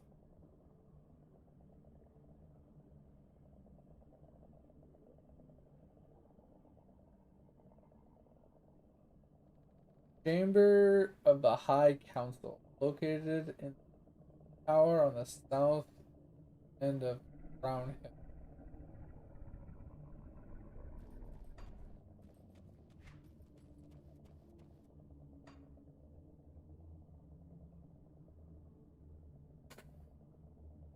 Oh,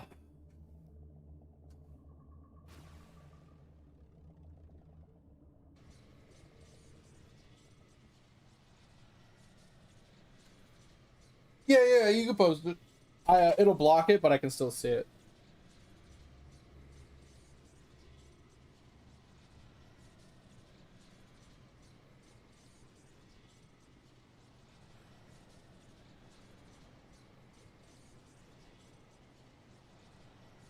I want to look up these The scarab you're talking about.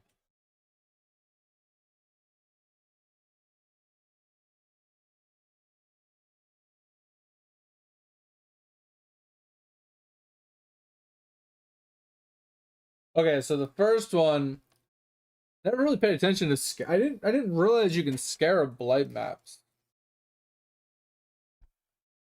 Like I never paid attention to the scarabs. So the thing is before they introduced the currency exchange, I was never a scarab person. I never really juiced my maps because obtaining them was annoying to have to message people all the time. But now with the currency exchange, it's actually really nice.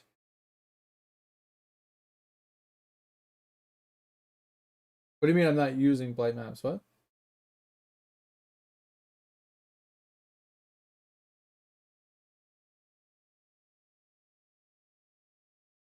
I'm talking specifically blight maps. To, for example, um,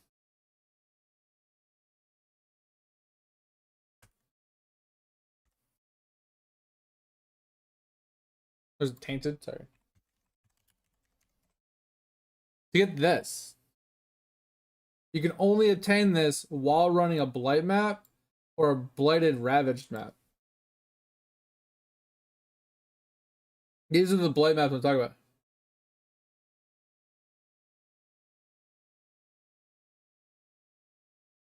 Well, that's why I'm trying to figure out like how these are so much better. Because like this just gives you an extra blight chest, right? So encounters in areas have one blight chest. Okay. I don't know what that means. So instead of having like 6 chests, it's 1 chest. And then it spawns many more waves. Blight chests in areas grow larger and more rewarding. More blight. Okay. So that's actually insane. Yeah. So that's actually insane. So that's why I was asking. So it says it has 1 chest. So instead of having like 5 chests, it makes it 1 chest per line, but it grows depending on the amount of people you kill, I'm assuming. To give you more stuff. And then this gives you more people. That's pretty insane.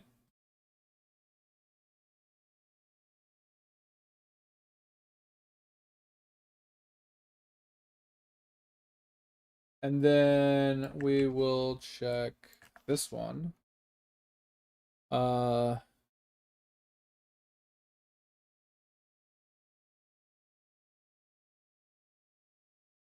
Okay. So you so not only are you empowering your towers, but you're empowering the mobs to make them even more difficult for more rewards. Okay. I could see that getting crazy really quick.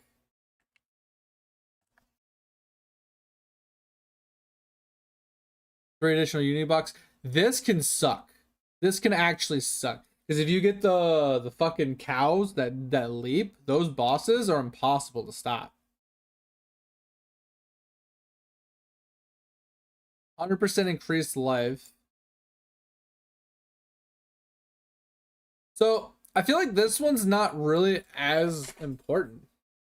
Unless the increased HP gives them more reward and from the other one.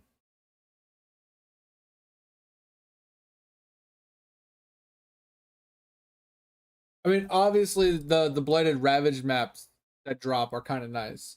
So I mean, maybe that's worth it. Yeah, I know the bosses do because they're a harder mob, but I was just saying like the extra 100% life. I feel like this can possibly like the amount of reward you're gonna get from the 3 extra bosses instead. I don't know. It just feels like this is not really worth it. Like this one right here. I think if you took this out, it'd be a much easier like fight, but it would be a little less rewarding.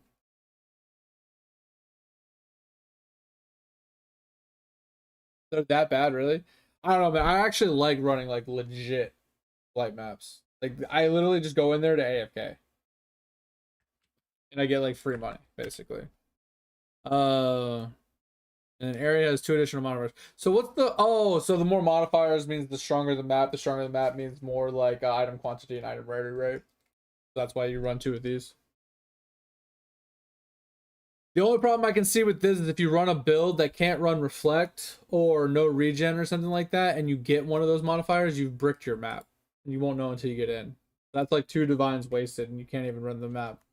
That's the only problem I see with running these, because it's just random modifiers.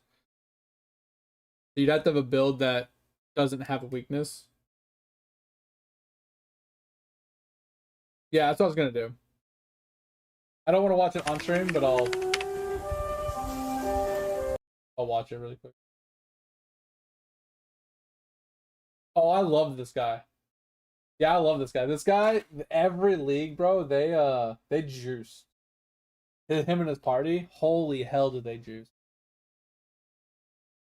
I don't watch a lot of his content. So he's running, what is it, like T16, like the Zana maps, which are already juiced as there are, with corruptions and a ton of modifiers. Like, that's crazy.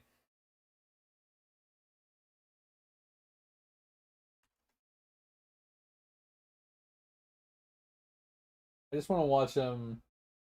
What build is he? Is he running Kinetic Blast? I haven't got to the actual. I'm like a minute. I'm like 2 minutes in, and he's still just looking at the fucking maps. He's showing off his Atlas.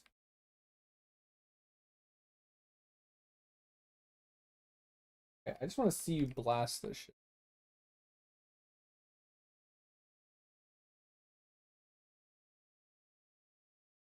$6:30. Okay, I was gonna say, like, I'm like, he's just talking.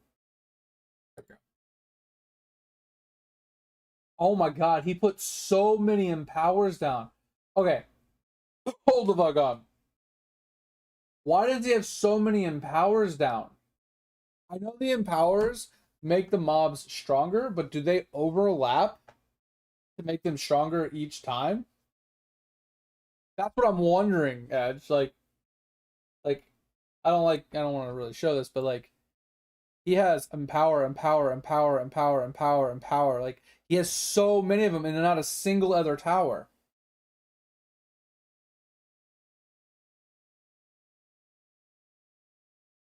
Yes, I know that but why not? Because from my understanding, the way the empowers work is anything that's within the radius of the empower gets buffed, but multiple empowers don't buff them multiple times. So as long as your empower is covering the lane where you're killing them all, can't you put freezes and stuns and damage dealing ones to help you clear the map easier? That can also in turn be looted at the end, not just the empower ones.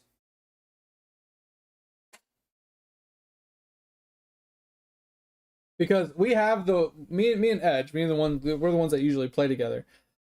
We have the towers can be salvaged thing, and we salvage the the T4 meteors, the T4 high damage minion nodes. We salvage the the stunners and the freezers. I mean, you can, like I said, the only thing I can think of is there is that one scarab that says mobs that your empower shrines also empower the mobs, making them stronger with better rewards. And I'm fine with that. But they shouldn't overlap. That's what I'm getting at. Is you shouldn't have side-by-side empowers because they don't double empower. From my understanding, right?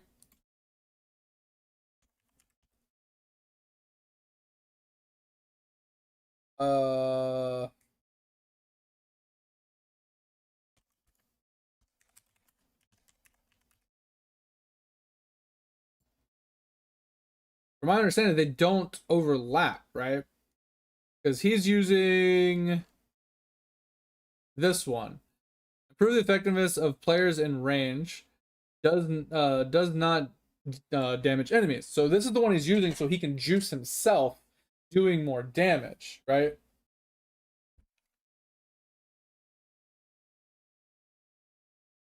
There has to be a reason. I know, but I don't understand the reason, right? Because in my opinion, if you're going to put multiple empowers down, making one a T4 this to weaken the enemies in range, because it's already buffing them and making them stronger. This could be a thing, but maybe if they're weakened, they don't give you as much bonus. So maybe, like me personally, I just go with the basic because it improves the towers and radius. Make it a T3, And then this, in theory, should buff the mobs with the Scarab. And then all your towers are buffed. And then you still, you go with the high damage meteor, right? You go with the high damage minion. You stun them. And you freeze them. And then that way you just fucking stand there and let the towers do all the damn work. And you reap the rewards. That's just crazy. I don't know. I mean, me and Edge can try it later and see. Edge, do you want to watch this video really quick and kind of maybe see if you can understand why he's running so many Empower Shrines and not putting a single other damage shrine in?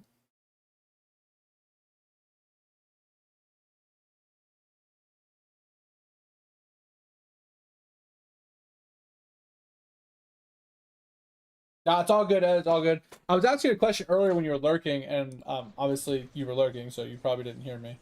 So it's fine. Okay. So what do they want me to do here? I want me to kill 3 guys, and it says resides in the chamber of the High Council, located in the tower south end. I want to say it's here.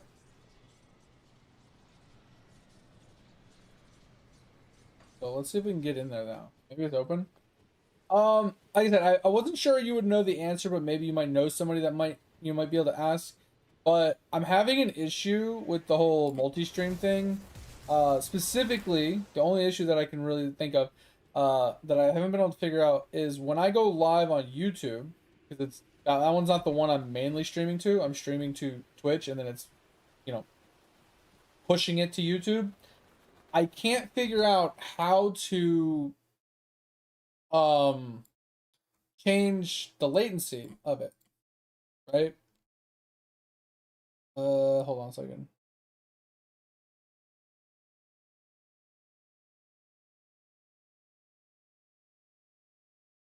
So when you go live, you have a stream section where it has your stream key, your URL, so on and so forth. At the very bottom, it has a stream latency.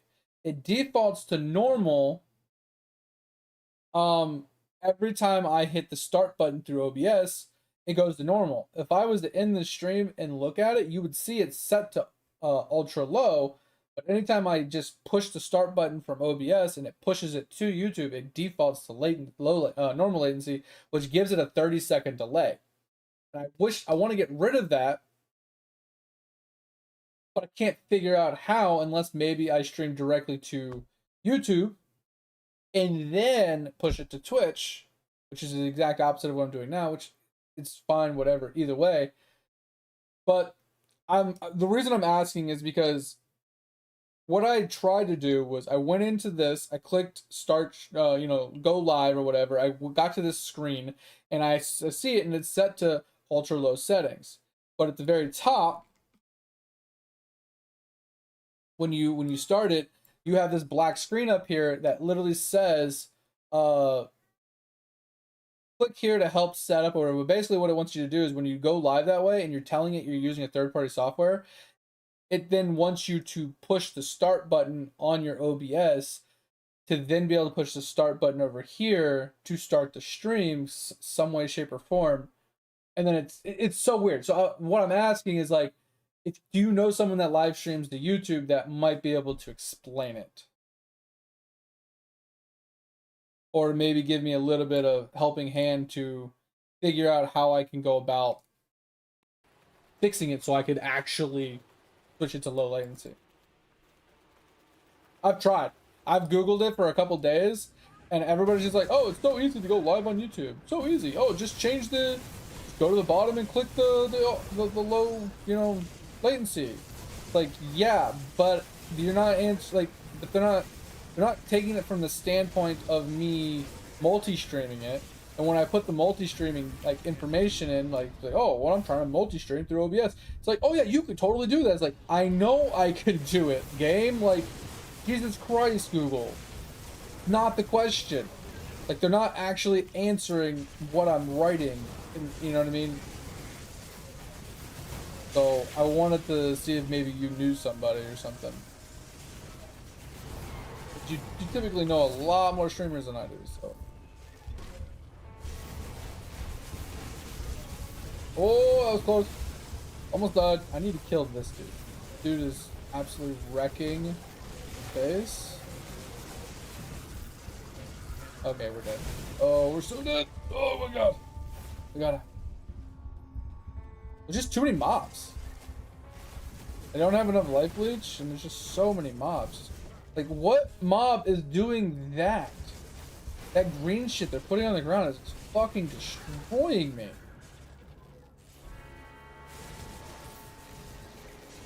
Like, I put my own green stuff down. But one of these mobs is putting down the swirling green. I can't see, cat. That's just fucking me left and right. Holy shit, that hurt. Alright. He might know more on YouTube, but you're not wrong, Edge. I can always try and ask him. I just wanted to ask you first. 3 minutes and 30 seconds.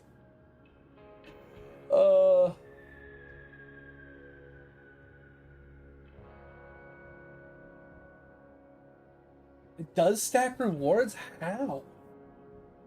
That doesn't make any sense.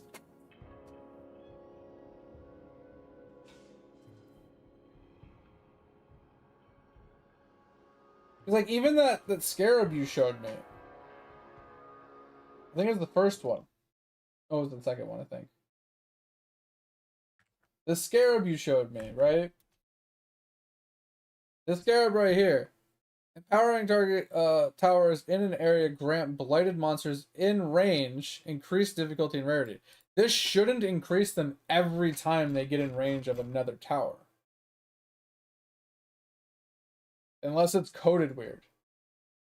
If they coded it to every time they enter a tower range of an empower that it makes them stronger, then that makes sense. But that, at a standpoint, like, from coding, that just doesn't make any sense why they would do that. You know what I mean? Maybe they were just being lazy with it. I don't know.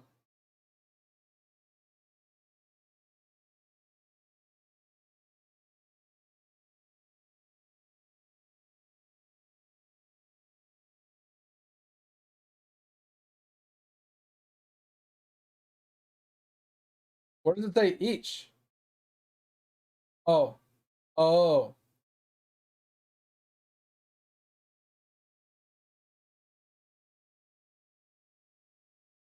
But okay, I can see it. Well, because it does also say in range, right? So they have to be within range of the mobs. So I'm curious if they, huh? So what I'm curious on, with that in mind, like, because you have one here, right, and then you have one here, and there's this very little overlap where they both touch. Like, I feel like you would have to kill them in that overlap for it to really matter.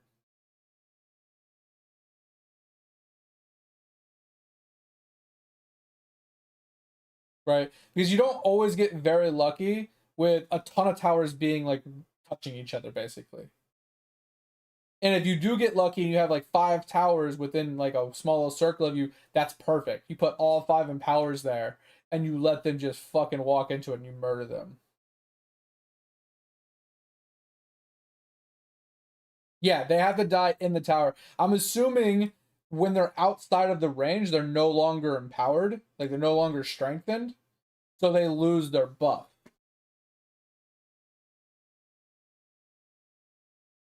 That's my assumption. Like I said, without testing it myself, that's my assumption.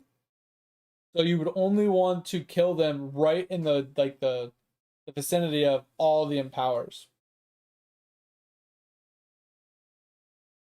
Yeah, I can. Okay, so with that in mind, I can definitely see why you would want to not rely so much on towers as you would want to rely more on your own damage, and why they're doing the buff player one instead of the other towers. That way they can juice out their character to such an extent that they can kill all the mobs. But you'd have to have a ridiculous amount of damage to do it. With these scarabs, yeah, like you said, multi-mirror plus mod like characters are struggling at it because of the way it's set up. Me personally, yes, in theory, if you got your character strong enough to do this without 0 towers or 0 help, you'd have to have such an expensive, overpowered build to make it work. Yeah, that's what I'm saying. You'd have to have a ridiculous build for it to work. I would rather gimp the rewards a very small amount, put a couple towers in that could actually slow them down and stun them to allow me time to kill them, than to just fail it completely. You know what I mean? Yeah, but we're talking we're talking have the difference between having 5 empowers overlapping in one spot that you have to manually kill everything versus having 4 empowers with like 1 freezer in the middle slowing them down. You see what I'm saying? And then having outside, like behind the empowers, where the empowers won't overlap, right, with each other, where you're making a kill box, right? So let's say you're making a kill box here, the line's coming through here. You have a kill box here of all your empowers. You have a freezer like right here at the front, slowing them so when they get to the, you know what I mean, kind of thing. And then you have like a fire and a minion one back here that are firing all the way to here. So you let them just slowly walk in, and then the fire starts hitting them, minion starts hitting them, and you just blast into them. I would rather remove 1 of the empowers and be able to clear the map. Because like I said, if you put empowers back here, but your kill box is up here, these ones aren't empowering the guys up here, right?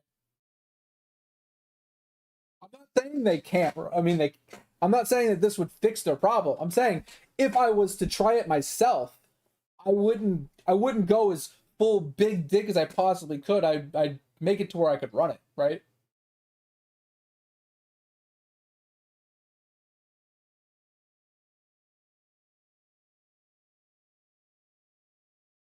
Yeah, I don't know. I'm not saying you're wrong. I'm not saying that like what you're saying is incorrect. I'm just saying like me personally, I would tone it down a smidgen just so I could actually do it. Because if it is a lot of money, and I did see the explosion like you're talking about, like I had to back it up afterwards because I skipped to it. But like you like upgrades, you know, let me skip forward a little bit. He upgrades and then it just shit everywhere. It's just crazy. Yeah, it's crazy. The amount of loot that he gets to drop is nuts. Well, like I'm saying, like I would rather have like 10% less of that loot and make it easier. You know what I'm saying?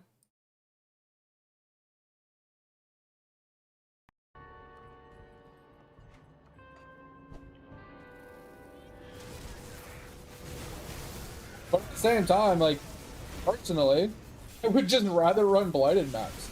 Like I know you say they're kind of a joke or whatever, but it's just one of those I can literally just zone in, set up some towers, and then just walk away from my fucking computer. Like obviously the only thing that I really have to worry about is on death effects. So when something dies and it sends like an explodey ball at me or something, like those are the only things I really have to worry about. But you set up your towers and you just literally let it do its thing. And if you run it on corrupted maps and you get corrupted tainted oils or whatever, like that's pretty solid money. I mean that's like 600 chaos this league. Other leagues is probably roughly around the same. You just turn around and sell those. Like I'd rather just do that than have to like super mega juice my map with like ridiculous, like I have to use 2 divines just to run a map. Then I have to have like the most over the top PC and like best fucking internet possible with the most insane build possible to even do it. Like that just doesn't sound worth it. Like, yeah, you might fucking drop like 1,000 divines in a map, hypothetically speaking, right? Let's say you drop like almost a mirror worth of fucking currency, but can you actually run it? Right? You would need that much currency just to make the build work. To even run the map. Instead of just saying screw it, why don't we just use a couple supporting towers, slow them down and stun them so I can actually have more time to kill them.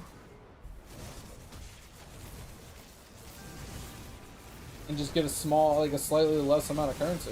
Like I said, like you said, they do explain it all. They explain the min-maxing method of why they do what they do, how they do it, how it works, blah blah blah. But just like even without hearing it, I like no matter what they explain, no matter how they explain the min-maxing method, I would never do it because it's not worth the effort. The amount of currency is not worth the effort. When you can run 15 of those maps at a lesser value and you don't brick them, and you don't like fail them, you can like it's more consistent, right? Yes, you run one, you get a shit ton of currency. Let's say you get double the currency doing it the way that they want you to do it, but you know you only run like I don't know, let's hypothetically saying like you only run like 2 an hour, right? Because between the ones that you brick and then setting them up and running them and you know having to kill them and whatever, maybe failing a few or whatever, you're on like 2 or 3 an hour versus you get half the currency but you're running like 6 or 7 of them an hour. It's like almost the same amount of currency per hour specifically, not per map. Obviously my math is flawed and it's not correct. You would definitely run just as many maps. It just you might not fully clear all of them or you know whatever.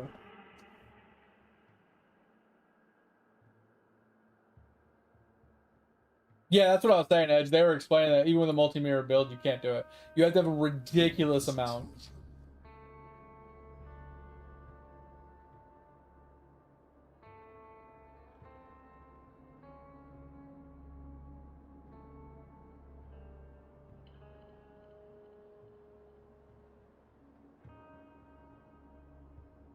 Yeah, I mean, there are a lot of people like you have that care about profits per hour.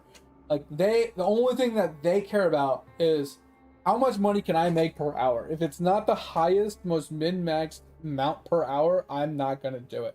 And then there's people like me that I'd rather make less money per hour doing what I enjoy doing than doing something I hate doing that makes more money.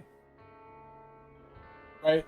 Like if I absolutely despise map blasting, like T17 map blasting, you know, fucking 15 mod maps that are all corrupted, just map blasting. If I hate doing that, I'm not going to make as much money as something that I do enjoy because I'm not going to do it for as long. Yeah, alright, welcome back. I'll see when you get back, Edge. That's how I look at it in the grand scheme of things is how can I juice out the content that I liked doing so I can continue doing my content for as long as possible, right? Because you're going to make more money in the long run doing something you enjoy doing than doing something you hate doing. It's just like playing an MMO, right? If someone comes in and says, hey, what's the best character in the game to play? You know, obviously there's always a meta character in almost every game, right? And you're like, oh, well, it's the Hunter, right? The Hunter's the strongest damage in the entire game. You have to play this build and blah, blah, blah. I'm like, oh, okay, cool. They start playing it and they fucking hate the Hunter. And then they quit playing the game because, oh, what's the point of playing a game if I don't like the character I'm playing and it's the best character in the game? Like, okay. Rather than them playing a character they would enjoy, instead of quitting after 20 hours or 15 hours or whatever because they hate the character they're playing, they now play for 200 or 300 hours, learn to like the game, and then possibly, you know, segue into the Hunter and testing it out later kind of style, right? Like that's kind of what I'm getting at. It's like, when it comes to the content in PoE, I would rather do something I like and try and juice it out as best I can or make as much money as I can out of it than to do content I hate. Like, I hate Sanctum. Refuse to do Sanctum. It is great money making. Super great money making. Maybe not the highest money making, but it's really good money making. For like the amount of investment you put into it, it's a great return. Right? But I fucking hate it. I last like 20 minutes doing Sanctum. I just fucking hate it that much. I also despise Dell. Because I hate having to go down all those like dark hallways and blowing up things and all that other nonsensical bullshit. So Delve and Sanctum would be a waste on me. I would literally quit the game before I made any money. Versus just going into a blight map and AFKing, I make way more money per hour because I play it for so much longer.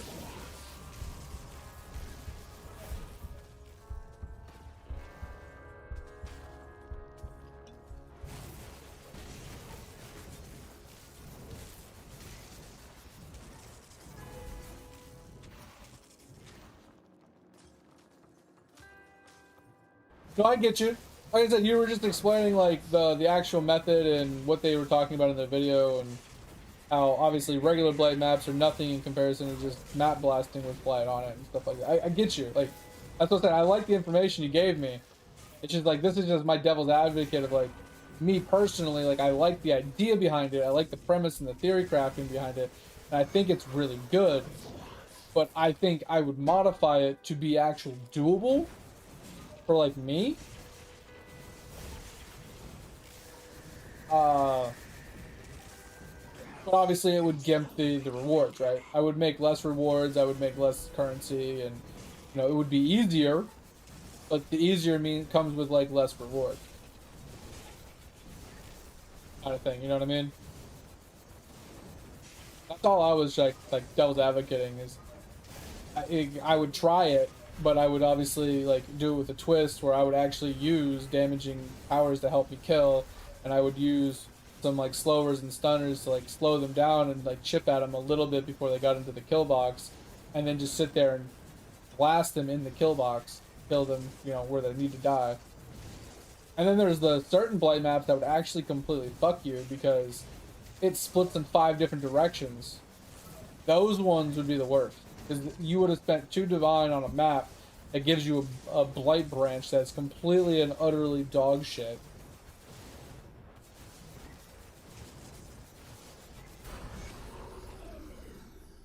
Right? Those ones would be terrible. Because normally when that happens to me in a regular map, I just walk away from it.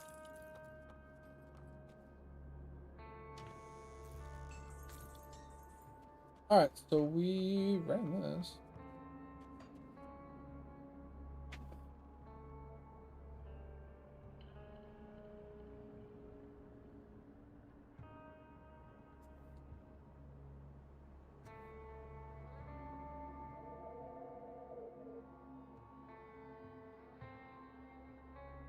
Well, I mean, yeah, certain maps with their certain layouts does help with the tower issues, right?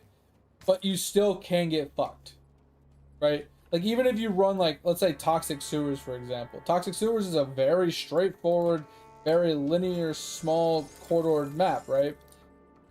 Which forces the lanes to kind of go right on top of each other. But you can still get fucked on those maps.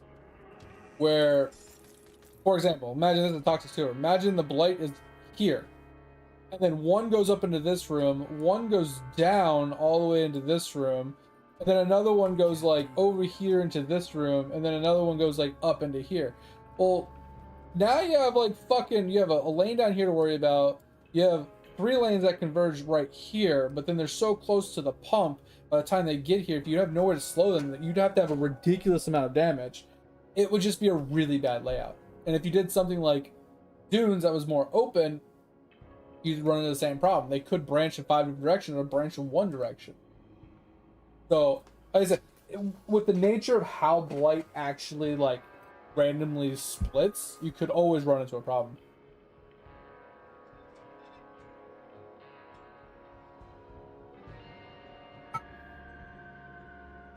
I mean, you're not wrong. You're not wrong, Hab. I'm just saying, like, with how much I've run Breach, there are certain times where the branches, with how random they are, can completely and utterly fuck you. Even if your build can kill them, even if you have a really juicy ass build that can like, actually kill the shit, when you start to juice it, like you're talking about, you become into a point where you still can't kill it, no matter like you're saying with a multi-mirror build, because you just don't have enough time to kill it with where they're accessible and where the towers are located. You don't have the amount of time / DPS to monitor 5 different lanes with the short amount of time you have to kill them. You'd have to have an absolutely absurd build. Like, once again, back to what we're talking about. It comes down to you have to have a ridiculous, like, trillion damage build to make it work. Unless, like, again, unless you get lucky with a single straight line, which is like a 50-50 if you get a straight line or not. This is the Shattering Realms. I felt like I had another one up here that was like the same thing. Or is it? No. Okay. And then the Strange Key. You are in possession of the Strange Key. Belongs to the cult. That literally grants access to one of their hideouts in the area. Depraved Sanctuary. I got it down here, I thought. I got it down here. Does anybody know where the Depraved Sanctuary is? Since it doesn't literally tell you?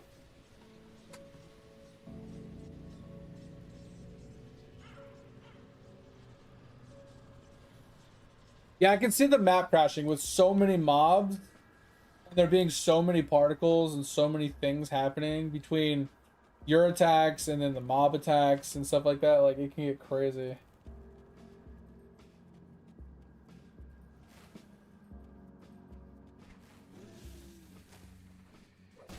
Oh, so it's down here. Okay. I'll just run down here.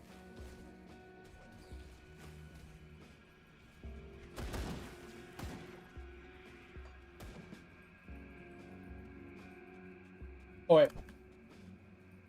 I was wrong. Up here, right? So you go across.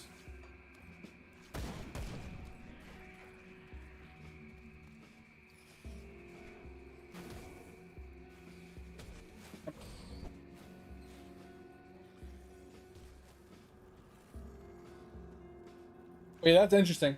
I might look into trying to oh, maybe it's right here.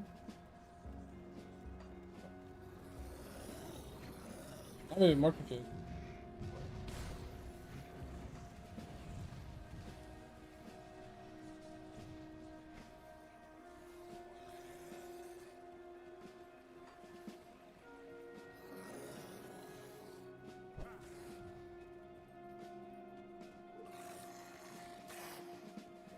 Jake, I can't see.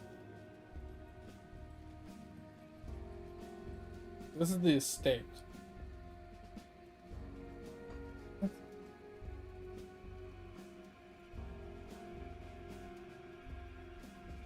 I don't see the outskirts you're talking about.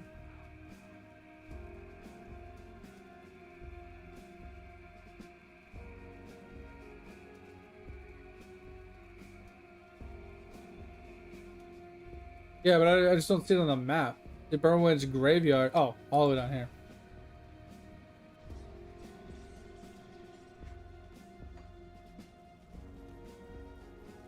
Okay. I didn't realize you were talking that far south.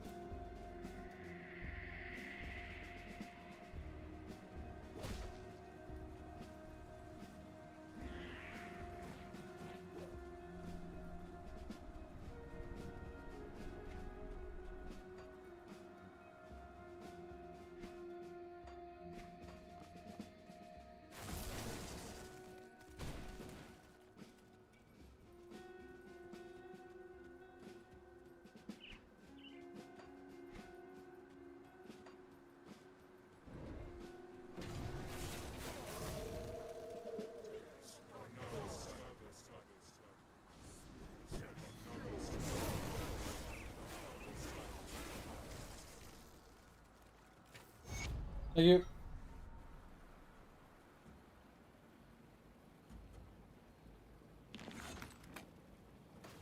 Oh, but anyway, yeah, I do appreciate the information on the Blight. Since I do like Blight, I would like to, like I said, I would like to give it a try, but not to their extent. Because I feel like running Blights in the maps just always felt meh. Purely because, I don't really get a whole lot out of the actual Blight in the map, other than Blight map. But I always get a lot more currency, a lot more, like, it's more lucrative running the actual Blight maps. Even though you're saying that they're bad in comparison, I agree with you. if you juice the map that hard, then it makes sense, especially T16 maps that are already 8+ mods with corruption. The maps themselves just give you a lot of currency, not counting the blight itself. The map blasting with that setup would definitely be pretty strong. It's just like you said, getting a build that can actually do them properly with the way they want you to do it would be really, really expensive and hard. So I kind of want to try it, but I want to try a lesser version, a simpler, easier version that also leans into, you know, making currency based off of that way. Like I said, you have the full tier 16 map to make money off of, plus you have the extra blight encounter that's there in general to make currency off of. So not too bad. It's a pretty good method, I think. Just ridiculous to actually min-max.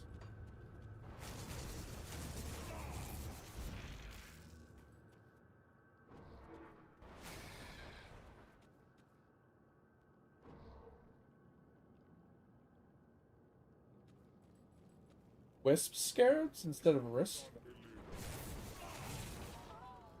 I had to look at that. Because I'm assuming the wisps would buff the mobs with the wisp buffs, right? And since the loot that's dropped, quote unquote, at the end is technically the loot that the mobs you killed were to have dropped. So if they're wisp buffed, then they should have more loot to drop, kind of thing. Okay, can't kill this guy. Once again, another fucking side quest I can't do. Cool.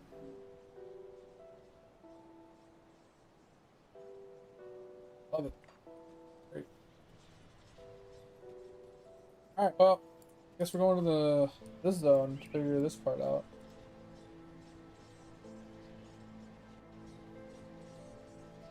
Yeah.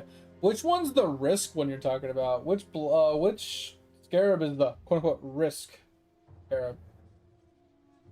Is it just those in general scarabs because they have like a double-edged sword? They have positives plus negatives. Oh, those ones. Got you. Okay. Yeah, those ones, I definitely wouldn't run those. Those ones are scary. Those ones are really scary. Because, yeah, like I was saying, originally when I saw them, I was like, yeah, how do you know if you're gonna brick your map or not, you know? That's what I was, 1000% what I'd be worried about.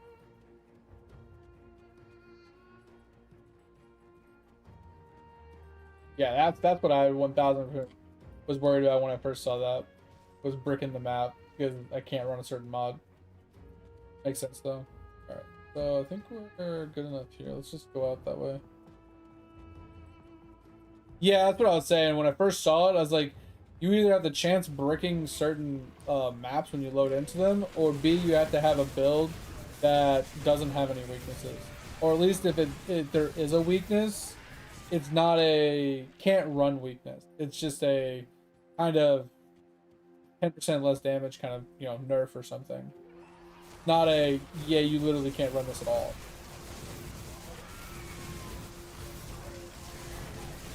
I feel like one of the few builds that could technically have no weaknesses are like trap builds. Because you don't have to worry about, what do you call it?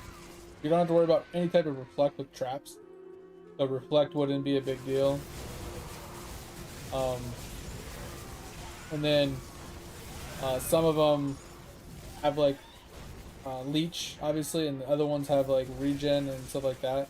So even if you had like reduced regen, or like no regen maps, if you had leech, you could make that work with leech. I think I bricked my game just by pushing the map button. So.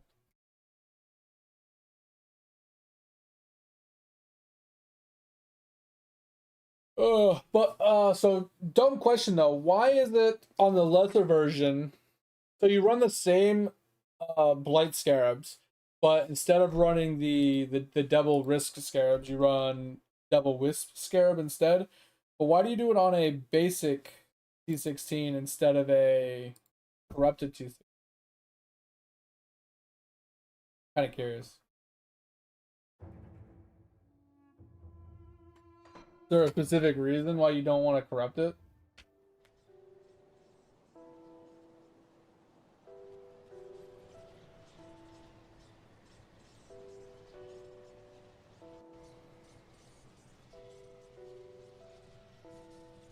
Oh, because it pushes you to the next quote unquote, yeah, half map or half mod, whatever.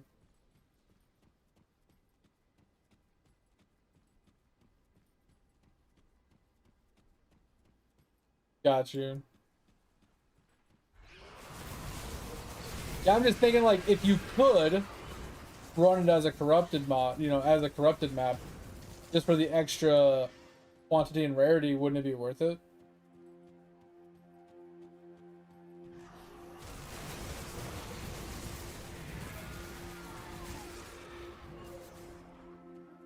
Yeah, that's true too. Like you said, vetting all the mods first before trying to jump into corrupted. You're not wrong.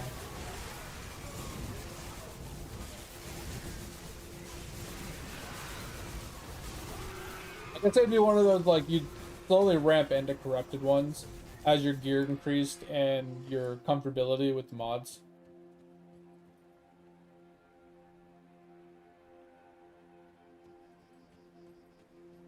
I mean, I still don't think it's not worth it. I don't know. I honestly disagree with the fact that you think it's not worth it. Because, like, going from 100 divines, splitting between 2 people, and struggling if your build isn't, like, 70,000 mirrors worth of gear, right? Going from that mode to, like, 20 divines a map, right? Or 20 divines an hour. Decent for most players. You might be able to make 50 divines doing something else, or 60, or 80, or whatever, for the same amount of like difficulty. So you are gimping yourself total currency per hour. But once again, it goes back to, do you like that content that gives you more money, or do you not like that content? It's doing what you enjoy versus doing something you don't enjoy. If you enjoy the other content, then yeah, sure, do the other content. But the only content I actually like in PoE is Blight. Literally the only content I like.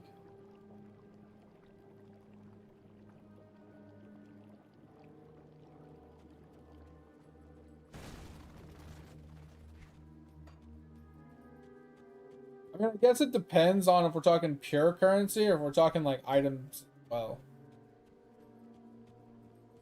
Right? If we're talking like raw 20 divine drops, then maybe not. I don't know, I haven't tried it, obviously.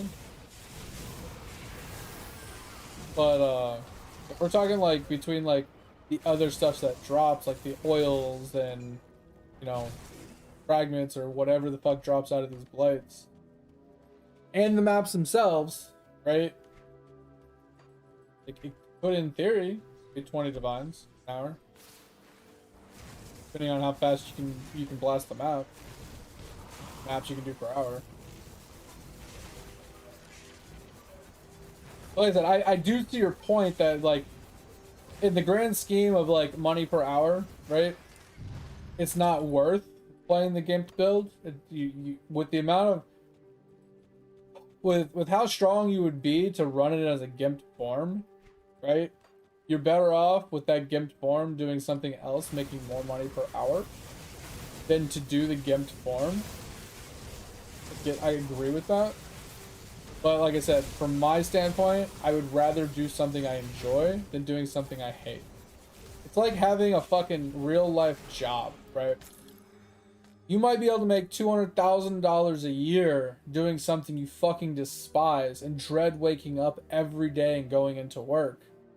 Versus you might make $50K a year doing something you actually enjoy going to work and do it.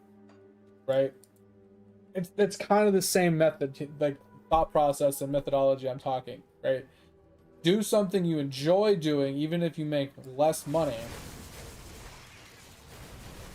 versus do something you hate and stop playing or stop doing it altogether, right? Because if you hate your job you're not gonna last at your job very long. AKA whatever content you're pushing, right? If you fucking despise it, if you can't even like tolerate staring at your computer screen for more than 10 minutes at a time, the amount of time you're gonna spend doing that content is so minuscule in comparison to something you like doing. In the long run, you will make way more money.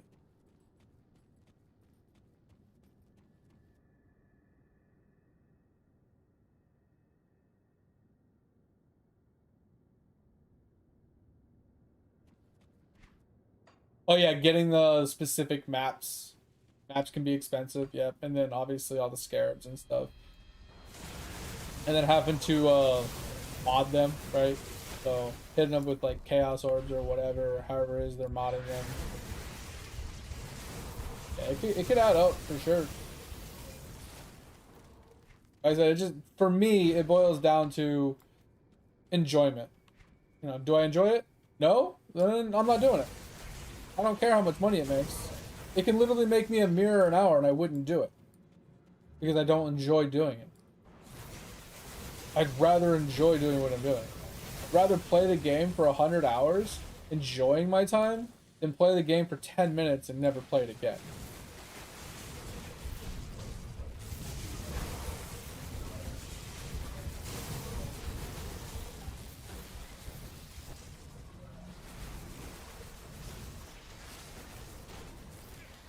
But once again, like I said, the validity of what you said is definitely true when it comes to money per hour. So for people that don't really have as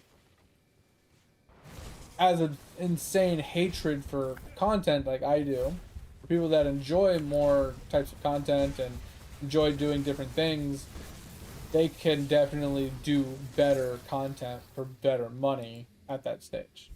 I agree. Definitely agree with that.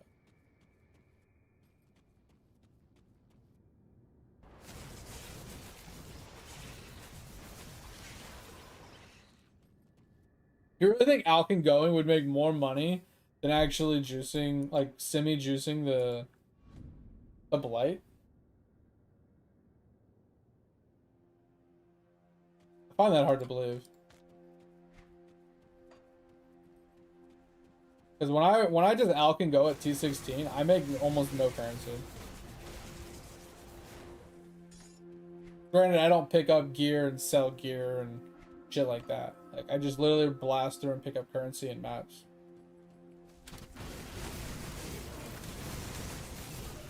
I'll pick up uniques occasionally. I don't identify all the yellows and shit like that. Like that's just way too annoying.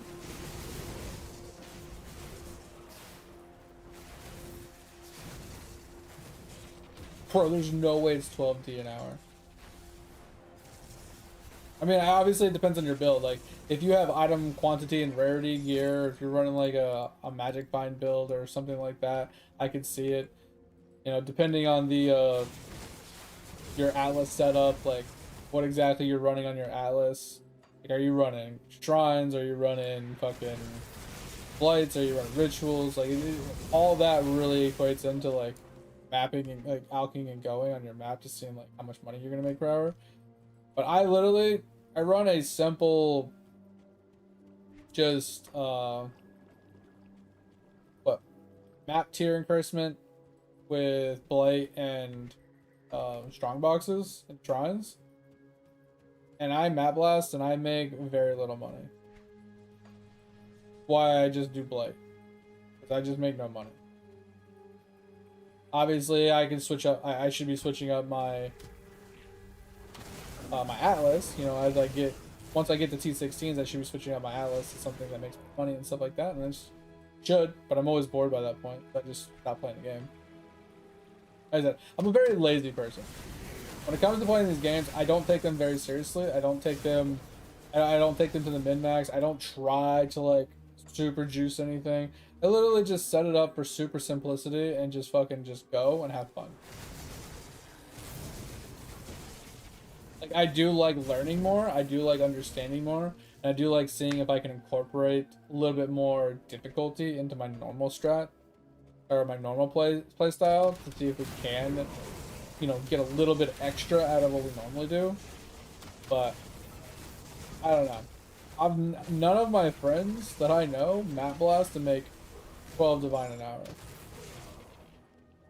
Don't get me wrong, I know friends that have made multiple mirrors in the league. They've made shit tons of currency, and like they have thousands and thousands of divines plus mage bloods and shit like that. Like I have friends that like map blast like a motherfucker, but they're not just alking and going on a basic build. They have like a straight up magic find build, and they're running wisps and scouring or in their scarabing and all sorts of other shit to like make currency. Not that yeah. Like Ed's another one of those out can go kind of persons like me, and he runs T16s a lot. And like, Edge, do you think you make 12 divines every hour while you're blasting maps?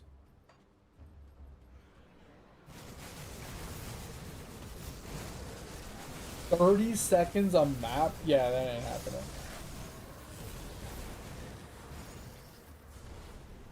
They once again have I think you're in an echelon tier of like above the average player. Like you're in probably like the top 1% of the player base, I feel like. So your idea of map blasting is completely different than a regular 80% of the population.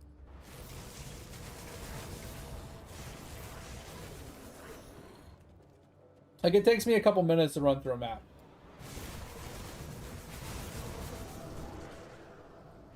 Like even on like one of my one of my better leagues where I was playing RF and I actually had good damage, or my Death's Oath where I actually juiced my Death's Oath out quite a bit, I was still running maps non-stop. I was just full shield charging through and insta popping things, and it still took me longer than 1 or 2 minutes to get through the map. It takes me longer than 30 seconds to get from one side of the map to the other. I don't understand how you can run an entire T16 map in less than in 30 seconds. Like even full shield charging, not stopping to attack a single mob, takes me longer than 30 seconds just to clear the entire map. Like just to discover the entire map. Let alone to pick up any items. Or, you know, make sure I'm killing the mobs. That's crazy. Like, I can see a minute, but not 30 seconds. That's fucking insane. That's insane.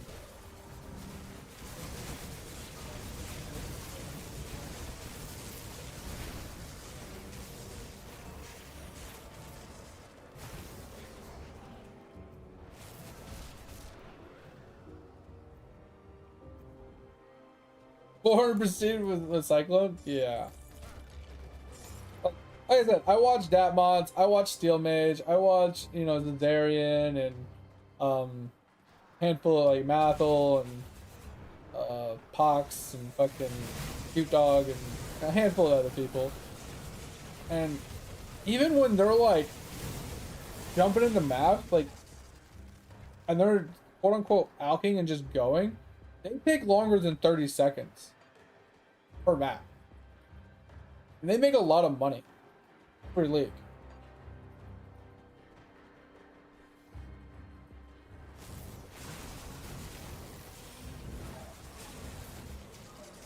I don't know, and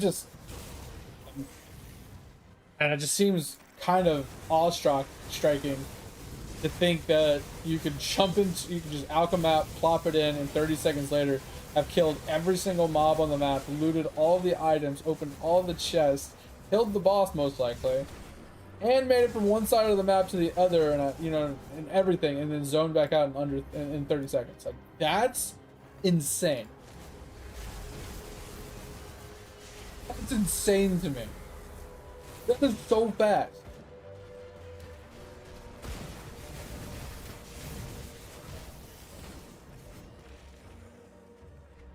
That's actually mind-blowing. That's crazy. Like shit. when I go and work out, I set my timer for a minute between reps. And fuck, bro, that's like barely enough time for me to walk from one side of my gym room to the other. Like 3 times. And then somehow in that time period, you've already cleared 2 maps? Like, it's fucking wild. Absolutely wild. Bro, that's mind-blowing.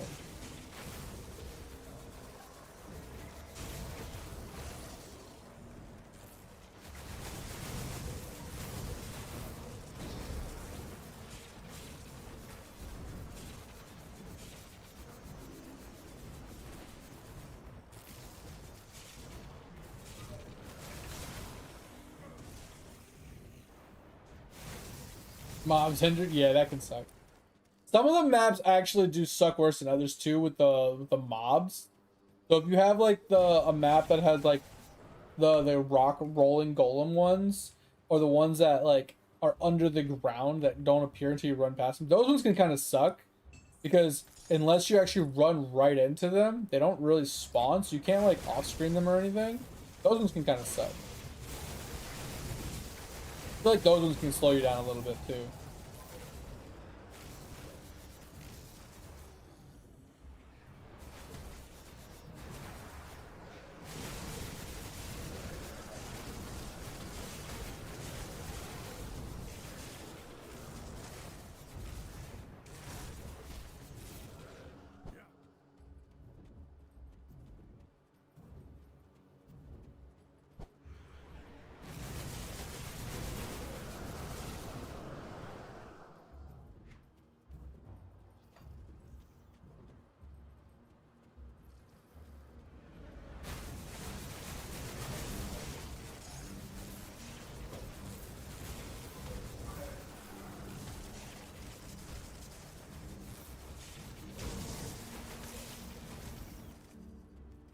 So my question still stands, like what mod, like what things are you doing in the map?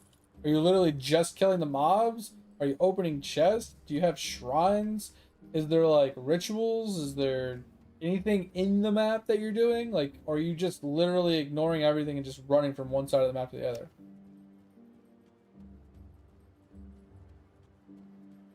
That's what I'm kind of curious on with the whole map blasting thing. Like, are you doing any other League content? Or are you literally turning everything off and just blasting through the map as fast as possible?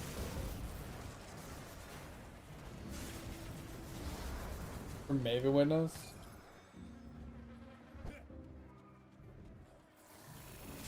Interesting.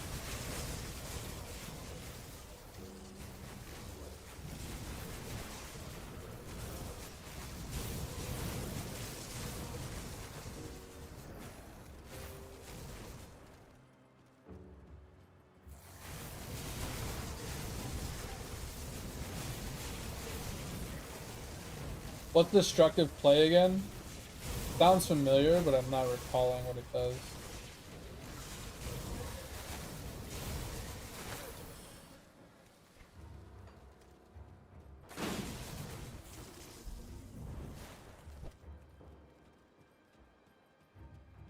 Yeah. I can't do that yet.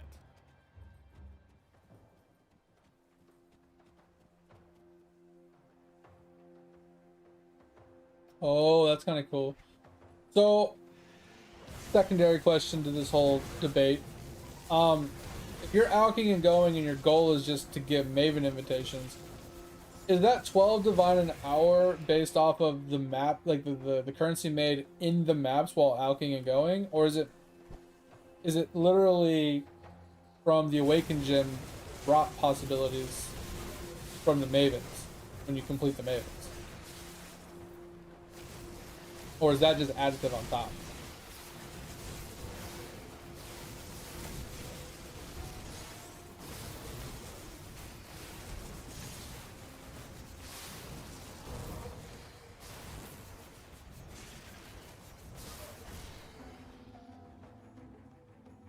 Interesting. Just like straight up currency while you're blasting to the map. Like, that's the hard part I have is I'm a relatively like slow person, right? When it comes to like playing games and stuff like that. So obviously getting enough movement speed and a build that has enough like area coverage to like kill everything to map blast that fast. Like just running over to pick up the currency would take me longer than that. Like just the raw currency that drops, like the chaos and the exalt and the divines or whatever it is that is dropping that I'm picking up. Like that would take me longer than a minute. Just to cyclone through or whatever skill I'm using and then see an item drop and then shield charge or leap slam or whirling blades over to it as fast as I can to then pick it up to then continue on doing what I'm doing. That would take me longer than a minute.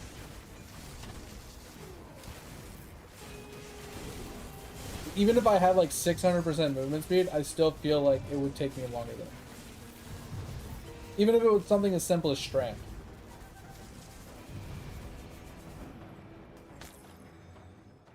Strand is a pretty straightforward map, right? Same thing with like beach or whatever.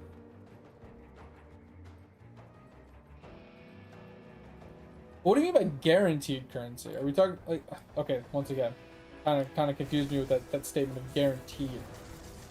Because currency is never guaranteed. You're not guaranteed currency when you kill certain when you kill mobs, unless it's a specific god touched mod.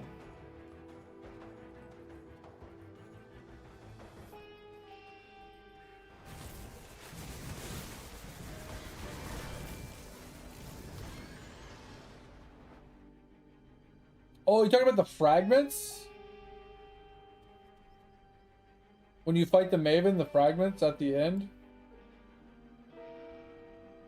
To be able to do the actual invitation?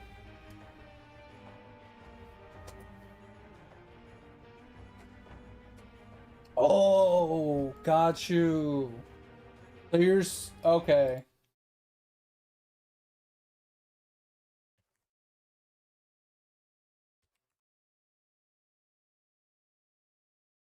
Because you're talking about the Maven ones, right? These things. Yeah. For the Maven invitation itself.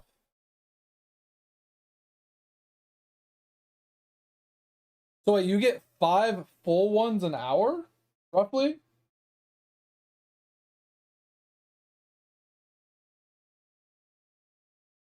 Because you need 10 splinters to make one, so that's what's kind of curious. Huh. Okay.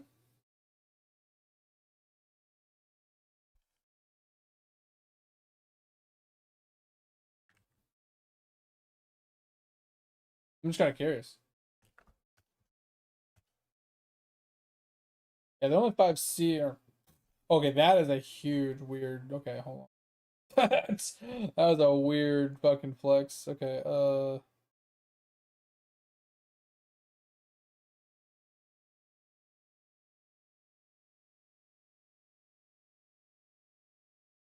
I was like, where the fuck is it? Yeah, it's what... Bro, that is weird. That is a huge swing. What the fuck?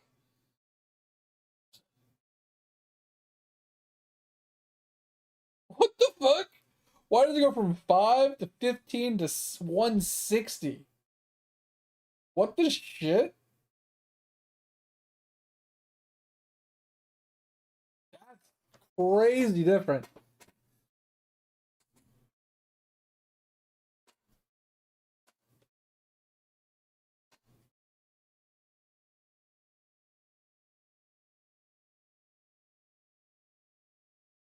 Yeah, I was saying, there's no way these two are ever gonna work. I feel like this one's pretty lowball, but possible. But the rest of them are all like 170 plus. So I feel like this is like more or less what the price is. This guy's just lowballing people to like probably make more money, like just to get rid of them.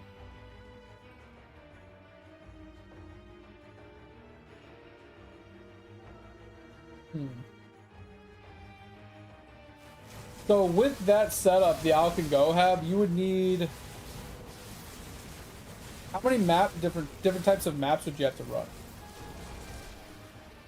Because if you need a Maven Witness, that means you need to Or you're not caring about the actual...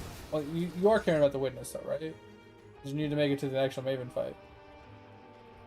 10? Okay, that's what I thought. I was trying to think, like, you can't just map blast a single map. You have to have, like, a handful that you actually can map blast fast. And I'm trying to think of, like, what 10 I would even run. Because I know Strand is a good one. I know Beach is a pretty okay one. Just trying to think of, like, what other ones would be actually solid. It's like, yeah, I'd have to look at, like, a list of the maps again, because most of them I don't remember what they are. I have to run it to be like, oh yeah, I hate this map. You know what I mean?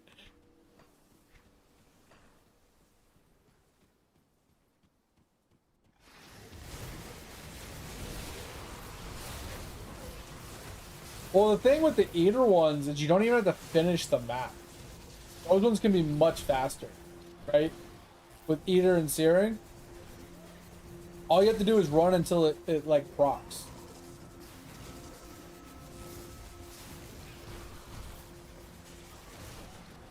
Alright, hold on, I'll read that long messages. I saw one with Toxic Sewers, and I feel like that's a good one too, yeah, because it's pretty linear and straightforward. There was one I was thinking of, it's like Stylo, but I hate the boss. The boss is really bad. Because it has phases, and it would take you too long to kill the boss. There's another one, it's like Rooftop or something, where you have to fight Katava. I mean, that one could suck because of the phases as well. But the map is actually really fast. Just a circle. And then there's like a cathedral map. I can't remember what that one is. It reminds me of Act 5 a little bit, where it has the up and down platforms and stuff. And I don't remember what that boss is. I think that's a bad boss too. City Square, yeah, because you can run right down the middle and get right to the boss like almost instantaneously. That's true. Dunes, I could see Dunes being decent because you just have to run around the outskirts until you find the boss entrance. Oh, what about the other one? It's like Toll or something like that. It's just a circle, and it has like the totem as a boss.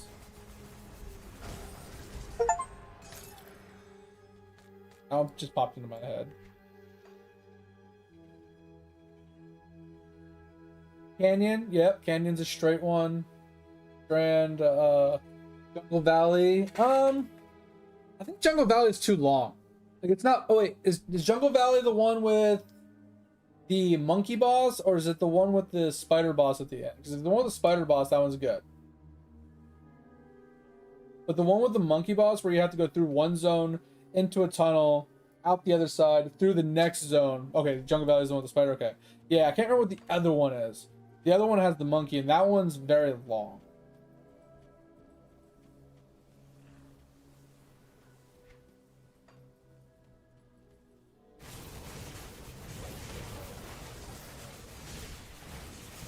Yeah, I can see those maps. Like, it's not that you full clear the map. It's just you're getting to the boss as fast as you can. Like you said, in a map like City Square, right? Or even like Dunes, I can see you getting to the boss. If you have a single target build, right? Where you can actually kill the boss. I can see you getting to the boss, murdering him in under 30 seconds. That I can see. I thought when you were saying map blasting, you were zoning into a map, and you're doing what I'm doing. You're going through each area, you're killing every mob, you're looting all the loot, you're opening up like all the chests, not the basic chests, right? But I'm talking like the big chests, like the ones that can spawn mobs, right? Or you're doing like some sort of league mechanic or something, and you're killing the boss in all under 30 seconds. And I'm just like, bro, there ain't no fucking way I could kill everything and loot everything in under 30 seconds. If my life depended on it, I wouldn't be alive anymore. Like, it would not happen.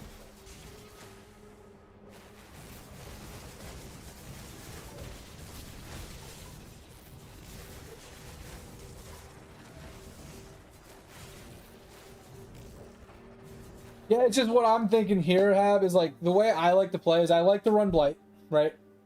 And I don't mind like shrines, right? Because it just adds mobs to the map or whatever.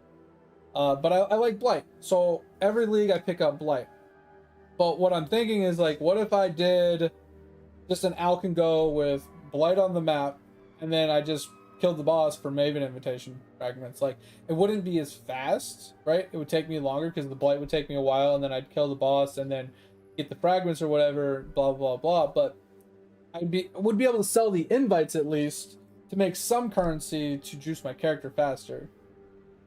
Versus what I'm doing now, where I do the Eater invitations instead, and then I sell I'm not even selling the Eater invitations because the fucking I don't even map that much anymore. I honestly don't even map that much. But I was selling Eater invitations. Or actually I was running the Eater invitations to get ashes, which obviously is not the best. Because I mean ashes sells, but the whatchamacallit, the odds of getting one is pretty slim. So Eater's Eater's only 100 C roughly, so it's less than Maven, and it takes you a lot more maps. But like I said, you don't have to finish the map. So in theory, I could join into a map, go right to my Blight after proccing the Eater, do my Blight and leave. Yeah, and that's why I do Eater, is for the Shrine Hunt. So I'll jump into a map with Eater, I run through, try and get a Divine proc, kill the boss, right? Sometimes, I mean, depending. Do my Blight. What I've been doing. 30 quality ashes sitting, jeez. But yeah, that's why I've been doing this. Like, I always do the Eater invitations, and I do Blight, and I don't make a ton of money. I don't. Like, if I sold these, I could make a little extra currency on the side. But I was running them. But this league, I haven't done any invitations. I haven't done anything. Like, I did the one each for my my Void Stones, or that it. Like, I've hardly played this league. Yeah, that's what I'm saying. I only did it, I didn't do it this league, right? But on my other leagues, when I played RF, I would kill the boss, because the boss would take me like 20-30 seconds. Like maybe like 20 seconds to kill most of them, because I would only be running one map and I knew the boss and I liked the boss. It was just easy. I could AFK it or whatever. But I'm talking like, this was like not Settlers, but the league before, because I didn't really play Settlers and I didn't play this league all that much. But I would literally jump in with my RF, speed run through the map, do my Blight, you know, get the invitation. I'd run the invitation and try and get an ashes, and that's literally all I did. But I didn't make much money. Once again, what if we did Searing? Yeah, Searing's about 100 as well. So yeah, the Mavens are more lucrative, but it requires you to kill the boss once again. But if you're alking and going straight for the boss and just ignoring everything else, like, I don't know, maybe I'll try that next league. It won't be as efficient as what you're saying, obviously, because I'm gonna still run Blight in the middle of it. I'm just gonna do basic Blight, because when I'm working and I want to like just chill out and make some currency or whatever, I just plop in a Blight map and I AFK. It's just really chill. And then when I'm like leveling up a second character, I'll put in some like low tier Blight maps and just let my character just AFK while the Blight's taking care of it. And I just level up my character and some gems and stuff. It's just really easy to do that.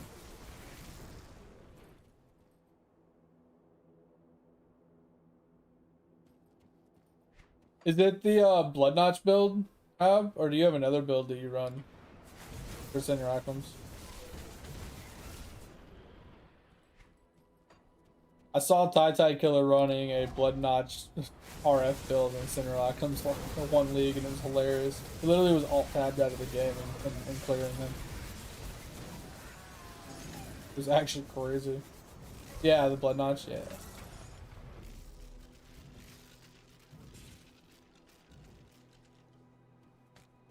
Ooh, 60% is nice. How'd you get one for 24C? What? Did the guy not, did he price check it? Did he price it incorrectly on accident? Not realize it? What the fuck? I remember on day one, I found a divine. I went to go look to see how much a blood notch was, and it was out of my price range. With one divine on day one, it was out of my price range. Yeah, maybe he didn't check the 20% or the 60%. That's true. Didn't realize it was a max roll. Yeah, that's crazy. Yeah, so what I was thinking, so I usually play like a generic ass Righteous Fire. You know, nothing crazy about it. But I was thinking about playing it as a Petrified Blood Notch build next league to make it tankier. I was thinking about doing that. I don't know if AFKing Sims is lucrative or not. That's kind of what the idea was. Is not to AFK Sims, but you basically not have to worry about dying ever.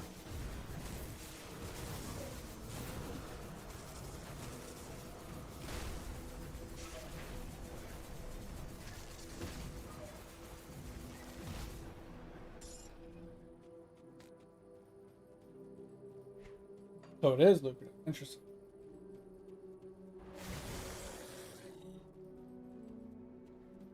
Yeah, I don't like. I never ran Sims. I never have. I've ran it with a friend once before, but I don't even know what they drop. I don't know what they're used for. I don't even know how to get the splinters. I think it's ritual, if I recall correctly. I've never done it. Like I said, I've always wanted to do a blood notch build. I've just never got around to actually like putting one together.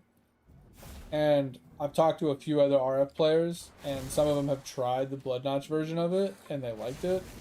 I was thinking maybe I should give it a shot. Like, I feel like the damage is a little lower, but the survivability is through the fucking roof. Oh, it's Delirium, is it? Really? I run Delirium and I never see Splinters drop.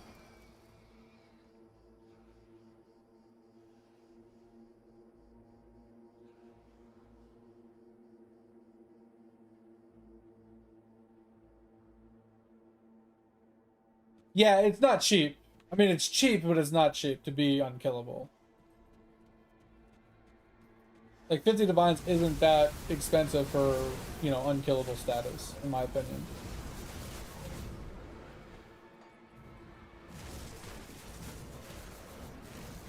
Like I said, I love Righteous Fire. Righteous Fire is hands down my favorite build in PoE. It's just scaling its damage can suck sometimes. And then, you know, sometimes its survivability goes hand in hand with its damage. So if your damage isn't high enough, your survivability kind of struggles because the mobs are alive too long. You end up dying more often than you should because you're not killing the mobs fast enough. But if you go with the Blood Notch version, it would kind of make you tanky enough to where your damage could be lower. Hey, I could use. I don't know.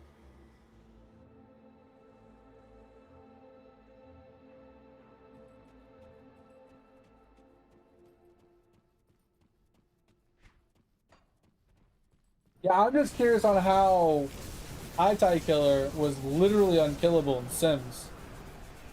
I'm not even joking. He literally alt-tabbed out and was playing on a completely different character. On a different account. It was crazy.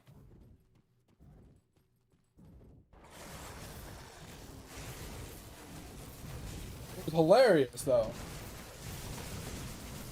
I mean, maybe they nerfed it after that. I don't know, but that shit was crazy.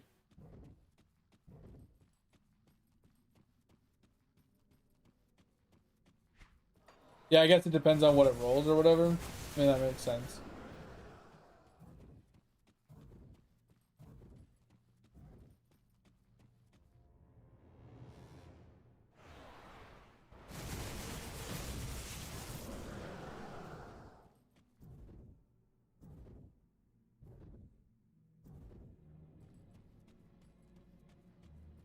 Jesus. So what's your cast on stun build? You said OS. I'm not calling what OS stands for.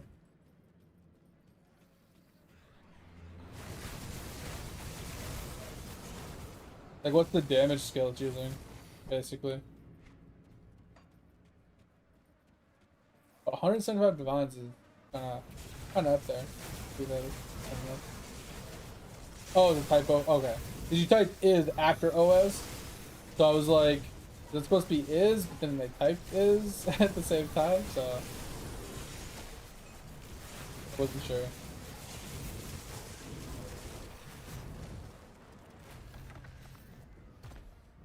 Oh, Unearthed Detonate Dead. Interesting.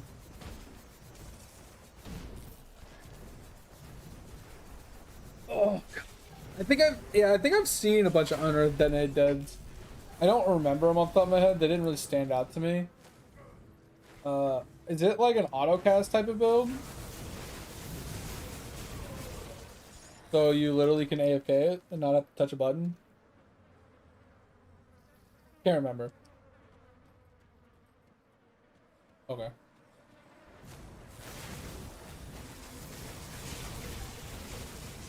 Yeah, I have to look at that.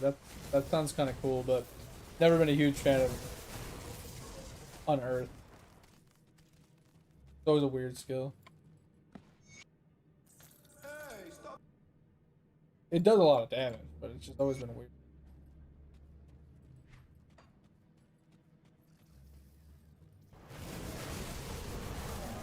Yeah, stun threshold is based off your ES. You have no ES, so that way you're guaranteed stun, so blood not shields you. To get that, and I'm assuming you're running petrified blood as well. But 50% of the damage is done to you over time. Instead, right?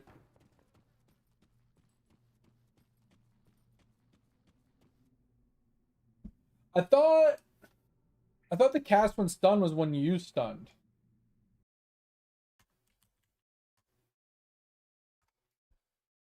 Did I read that wrong? Yeah, I think I read that wrong.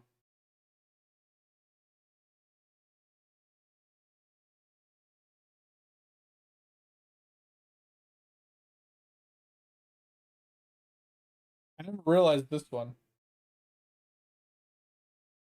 I thought there was a red one that says cast when you stun. I never realized there was a blue one. That's sick. Yeah, that's actually really sick.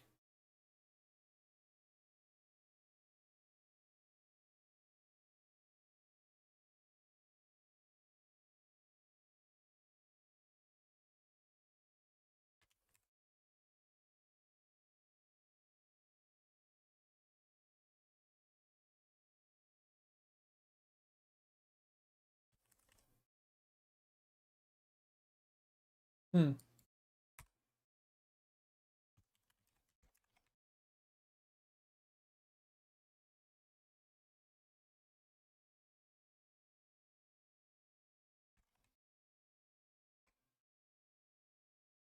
There was a like on melee stun as well. I thought there was a red one that like did something on melee stun. I think that's the one I was thinking of for some reason. I know there's an endurance charge on melee stun. Huh. Maybe I'm just crazy. I'm gonna go with I'm just crazy. Interesting. Yeah, I forgot about the blue one. Never used it. Hmm. Well, that opens some possibilities though.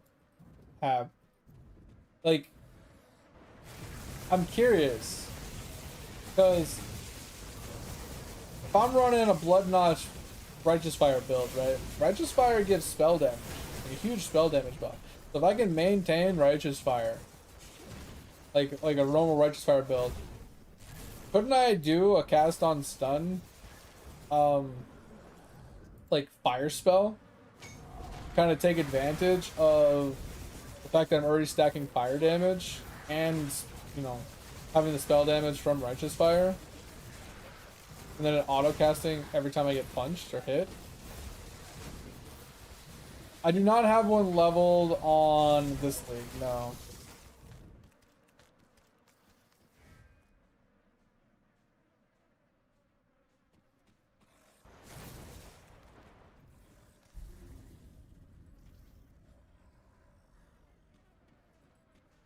Yeah, I'm just trying to think because right now, like typically, right, like the pox build that we usually all run, right, and we alter to suit our liking, is we basically run like a lot of life regen, rate, and then we get a bunch of HP, and we get a like regen, and we get a bunch of fire damage and fire multi, and so like that. So we do like burn damage, and then we do like fire trap, right?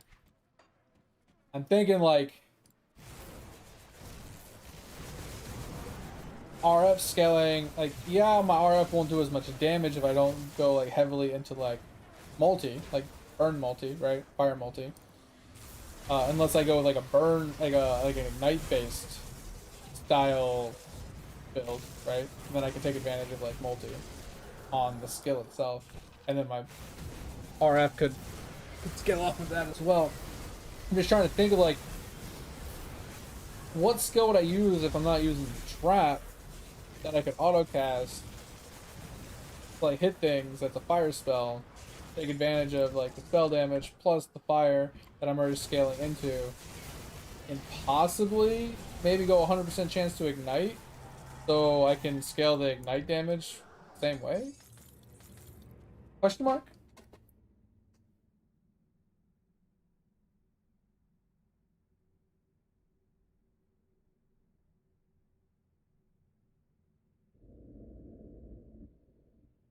Firestorm? That sounds fire. No, no pun intended. That sounds dope.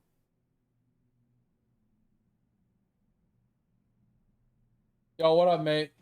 Yeah, I haven't used a firestorm in a long time,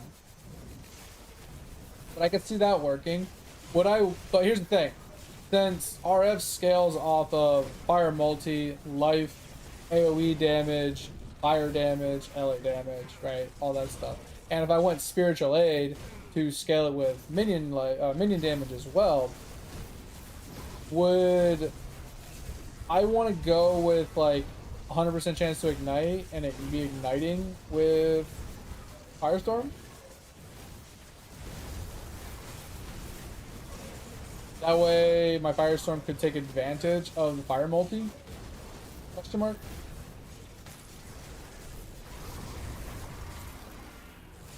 Also, what up, mate? How's it going? I'm doing good. Hope you're doing well. Appreciate you stopping in. We're kind of just doing some DLC content right now. I'm just kind of moving through the game, chatting about Path Exos.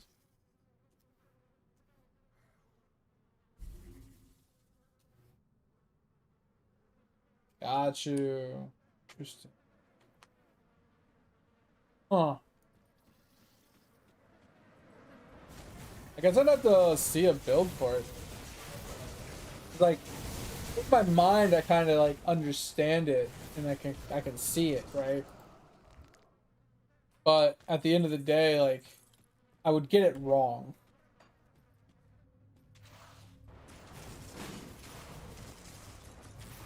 Watch rate? Wait, what's watch rate? What does that mean, mate? What is watch rate? What are we talking about?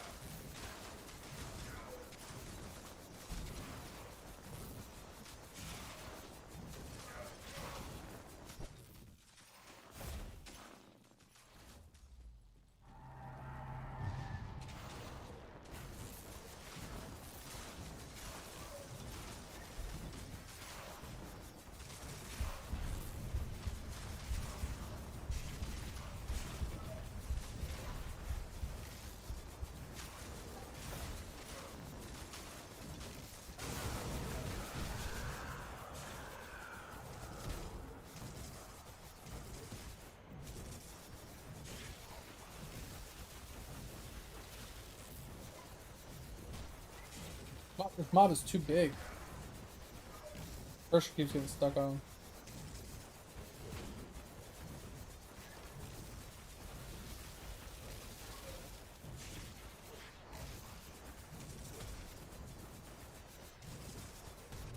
Yep.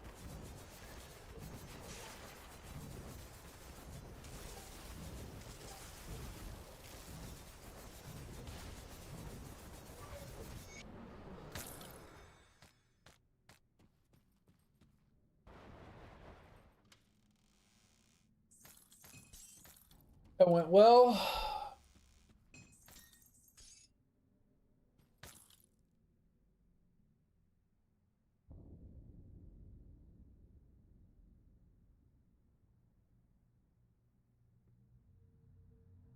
Ivy Ritual or wait, what? That's Would you like a huge. cup of water?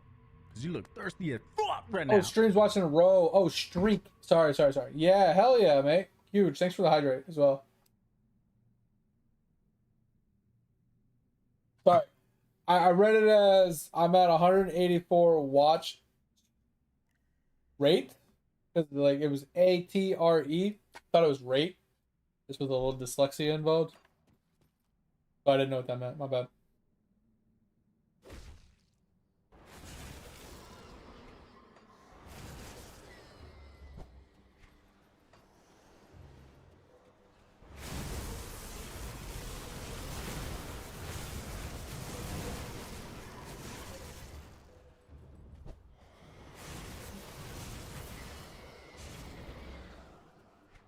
Yeah, I'm just kind of going over in my head have about the whole like I would build it the exact same way I normally build it, but instead of doing fire trap, um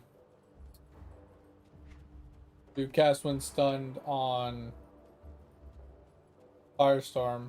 I'm just trying to think of like what supports I would put in with it, like make it work and like you know what I mean. Like it's just that little type of stuff and like if my stats would all be like statted the same way as I normally run RF or not. Like I don't know. I'd like to see someone's build, like a path of building of it.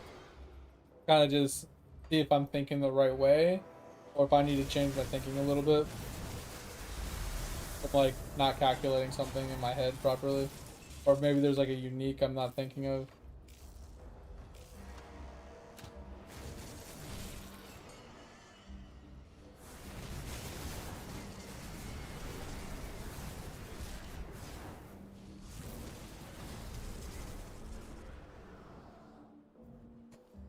Oh,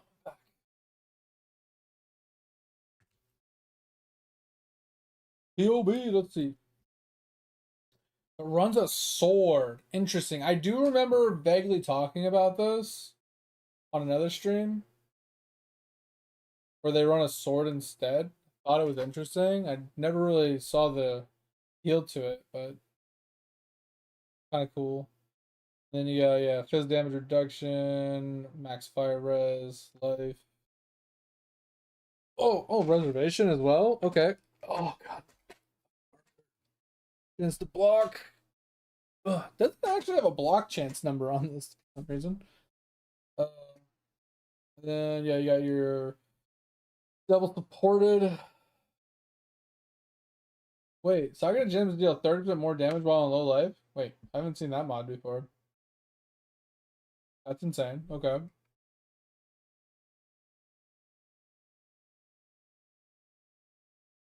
Yeah, it wouldn't be a mage blade for sure. Then obviously this makes sense for survivability, stun. What's this one do? Is this the one that allows you to spawn phantasms to explode?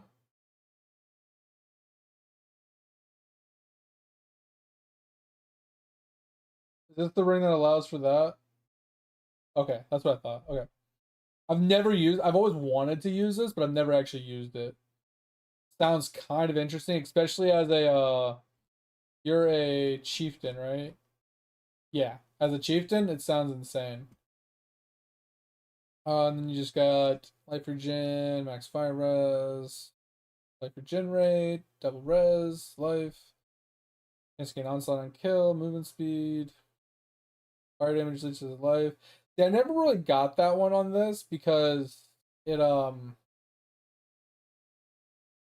I just felt like the only with the other build, the only thing that you actually do fire damage was with the explosion of fire trap. So all the other damage was damage over time, so you never actually leached any life from it.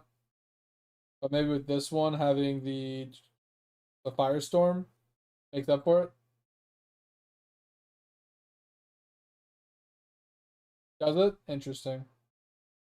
Damage while leeching. Yeah, so you take advantage of the damage while leeching. So even though you're not really leeching all that much, Since you are leeching, you're taking advantage of the damage modifier there.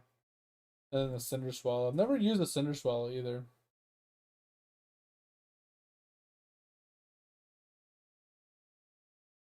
Do you use it just for the item rarity?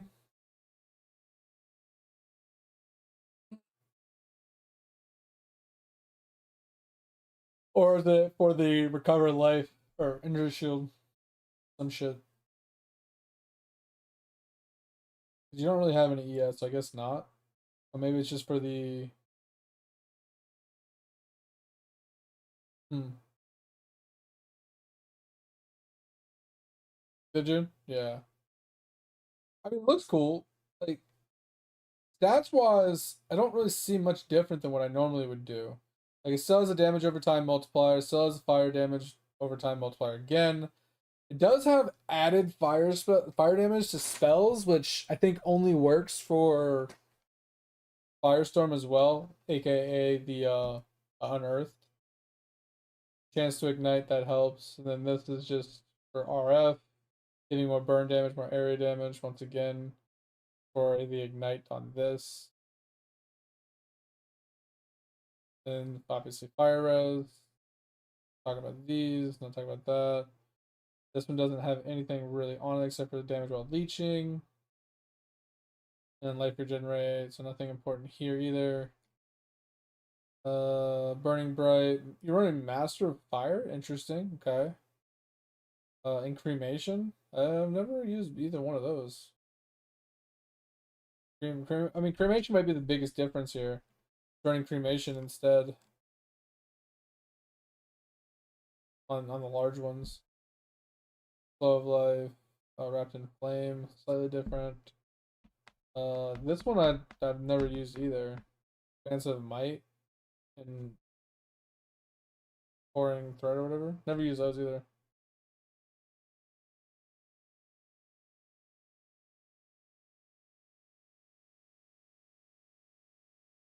Alien Life. Got it. Interesting. Oh yeah, so you're talking about Cremation goes in the back.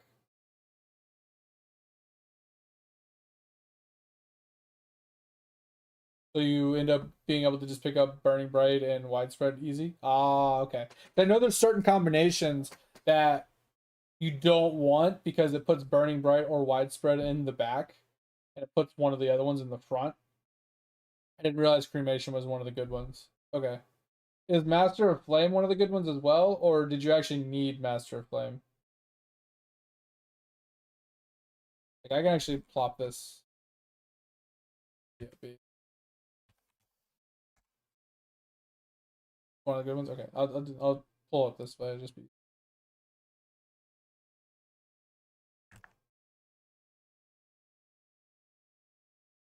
Yeah, so Cremation goes in the back. That's interesting. And then you get your Blood Notch, you get your Abominable Force for. So okay, I haven't run this yet, and I was kind of curious on it. The Abominable Force, does it matter what the percentage is of the stun and block recovery, or does any percent really work?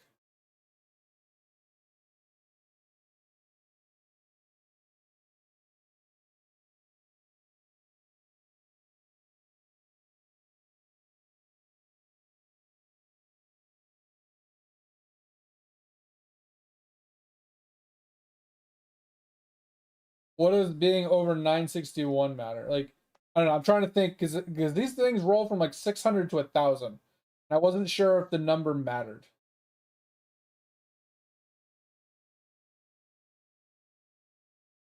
So what's the difference between when you hit 961 then? Oh, okay. So basically, if you can't get at least a 161, just get anything. Gotcha. And even a 161 is kind of just meh, right? Oh, he's doing so much tattoos, bro. I haven't used a tattoo in so long. But let's look at this really quick. So that's the same. That's the same.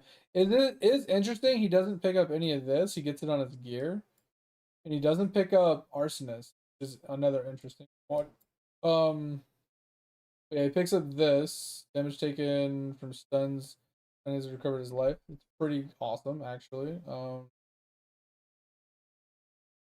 Oh, and you're crit immune too?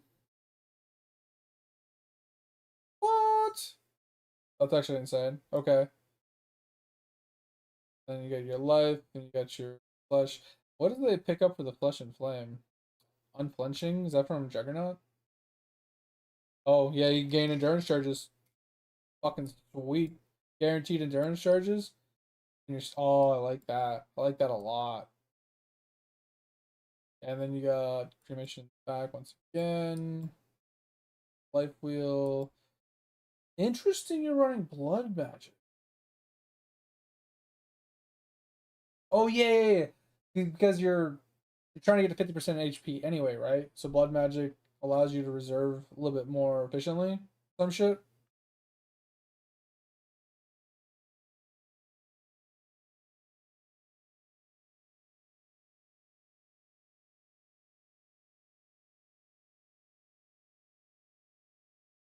Wait, 50 divines on what? Versus 20C?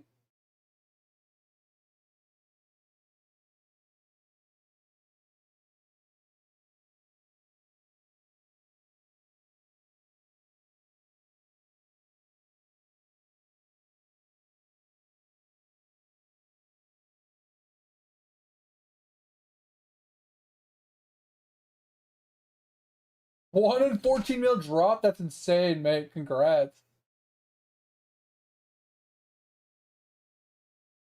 Oh, to get the endurance. Okay, okay, okay. Yeah, yeah, yeah. Sorry, I wasn't paying attention to that. So yeah, 50 divines to get this.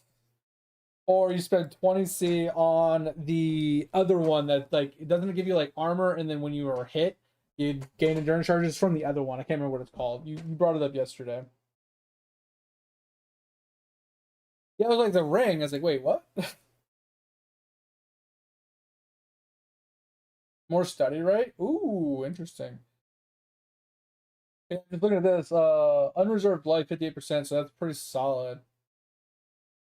Interesting. But yeah, then you get the armor here, you get the extra this, you get Jewel Saga, more fire res and life, and then you pick up the. Oh, okay. So this allows you. Okay, I like that because petrified blood, you can't go above low life, right? Or is it 55? Yeah, you can't go above 50% because it's low life is 50%, right? And this pushes it to 55, which is kind of nice. So you have a little bit extra HP. I like that. And then since yeah, you obviously run this because of Cloak of Flame, more life makes sense. I never understood this one. One, two, three, four. Okay, you are picking up six. Okay. So there was a build I was following the other day, and it actually has this modifier, but it only takes 3 life masteries. So I don't understand having this if you're only taking 3 life masteries. It doesn't work. It does nothing. I never understood why they had it. Okay. And then just that and that for area, life, damage recouped is life. I like that. Then more fire, and then you pick the flow of lives. Flow of life. Okay, so wrapped in flame. Okay, so this allows you to not have to worry. Dumb question. So if you can't be chilled, does that mean you can still be frozen?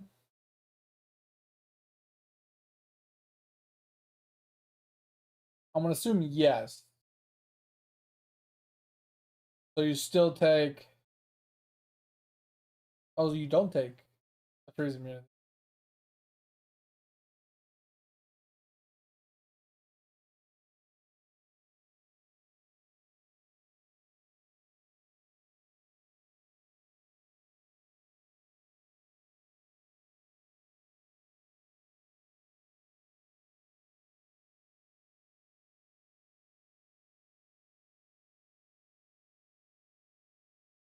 Wait, what do you mean you take that? You break. Wait, what?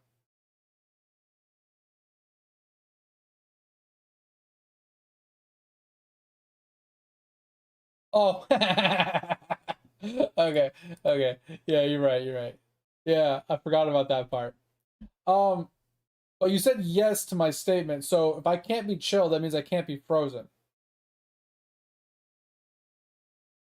So this fixes that freeze immunity, correct? And then you obviously he had a flask that was shock immune. You think you can? Okay, that's interesting.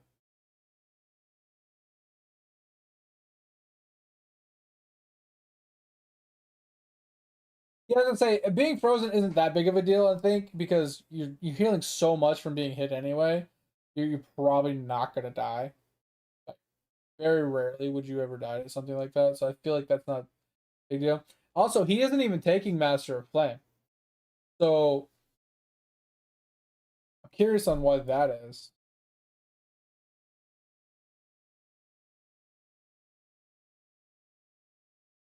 Huh. Interesting he's not taking it. But it's fine, I guess. I mean, I don't hate this build. I don't hate it at all. I don't know what this explosion that's happening is. What is this on-kill monster explosion? Source, Enker's Death Fury. Is that? Oh, it's this. Oh, okay, gotcha.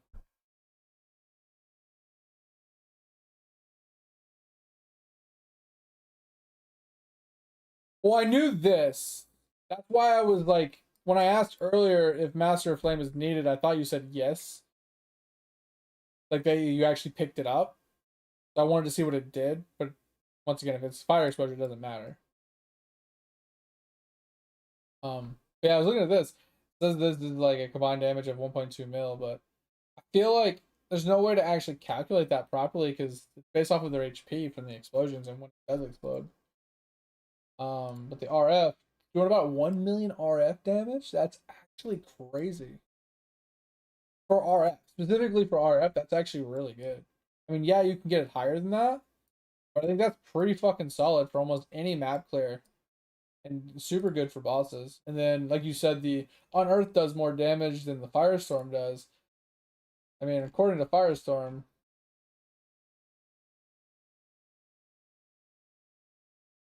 doesn't seem like it does all that much damage. What's the point of Firestorm? Oh, because it's Calling Strike? Actually, he's doing a bunch of things here. What the fuck? So he's doing Frost Bomb to reduce the regeneration rate, and then he's doing Pelting for Calling Strike.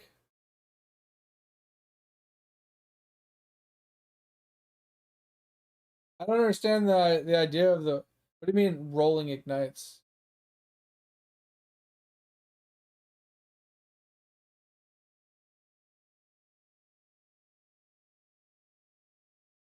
Interesting. Wait, can you explain how it refreshes the ignites? So I'm assuming you're relying upon. That's why they had the explosion selected, right? From the ignite here. How do you refresh this ignite with more ignite? Yeah, because you pop an ignite, you pop a mob, right? The ignite goes on them, and you kind of drag that mob to another like section, right? Like you were saying, and ignites you inflict spread. So then you can like reapply the ignite, and it applies to all the other mobs, right? Kind of thing. But I thought when you reapplied an ignite, if it was less than the ignite that was already on there, it didn't do anything, kind of thing. Yeah, I forgot how ignites work. It's been a long time since I've actually used an ignite.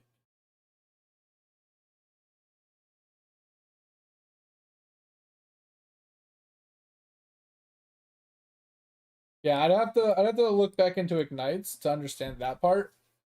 But even without using the firestorm part of it, because this feels kind of just whatever. I don't really give a shit. If I'm being honest. Uh, just doing 1 million damage with RF sounds nice. With the survivability and everything from Blood Notch, and having decent regen, like 1,000 net regen plus the Blood Notch. Like this looks defensively speaking nice.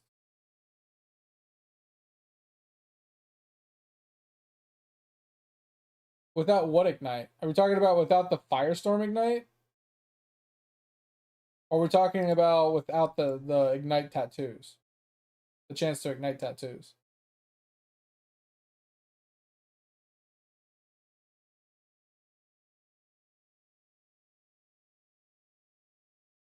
I just, like I said, I don't understand this part specifically. Like the frostbomb, blade fall, firestorm. You say it's to reapply ignites or whatever. I don't understand how.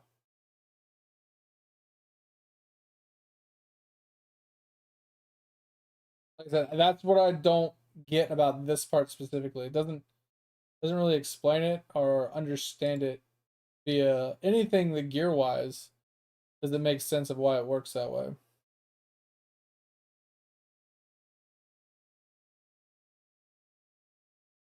Like why that is required, more or less.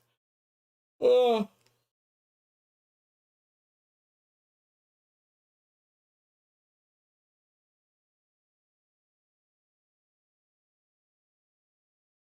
'Cause I agree that you want the 100% chance to ignite. 1000% I agree with that.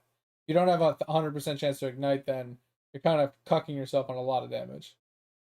Mainly from the explosions. I just don't get the firestorm part. Like how that like equates into it.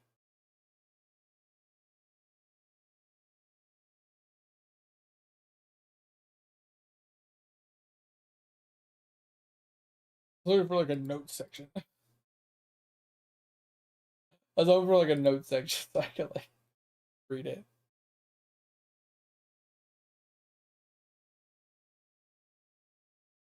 Yeah, but I mean I get that because the glove mod where it, ignites you inflict spread. But would that actually, let's say you had a big ignite from one mob that exploded and you were dragging it to another mod, right? How would Firestorm hitting and causing a small ignite on that mob spread the big ignite? That's what I don't get. Because the ignite that's being applied is small. You know what I'm saying? That's what I don't get. Like that's what's eluding me mechanic wise.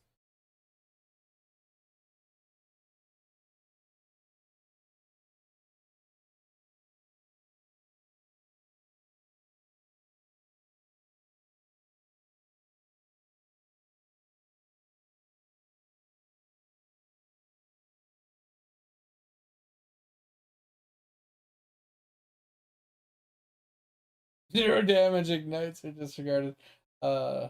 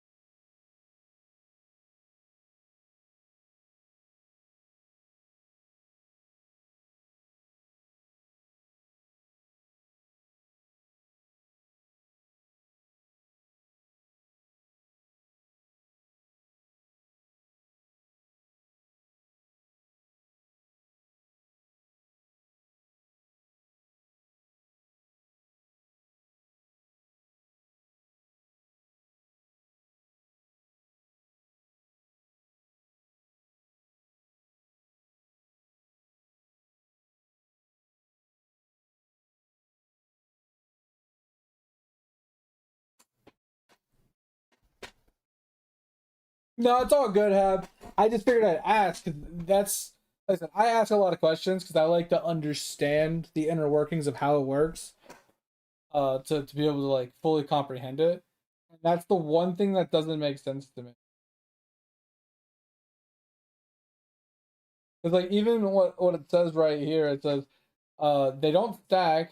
Multiple ignite buffs can exist on the same target, each with their own independent durations. Blah blah blah. The higher damage one will be dealing the damage at any given moment, right? So, for example, if you inflict 100 DPS ignite and then a 50 DPS ignite 2 seconds later, since the default duration is like 4 seconds or whatever, that means it will do whatever damage from the first one for 4 seconds, and then since that one was done 2 seconds later, it had 2 seconds left on it to do a little bit more damage. So if you hit him with the big explosion ignite, and then you're hitting him with like stupid ass little fireballs, it doesn't extend the big one at all. The big one still only lasts for a certain amount of time. I just don't understand. Like, I understand the whole ignite per relief that you're talking about.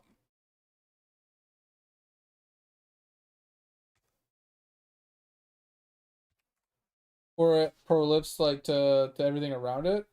I just don't understand how, like, how or if it spreads the big ignite via hitting it with a small ignite. You know what I'm saying? That's where I'm confused.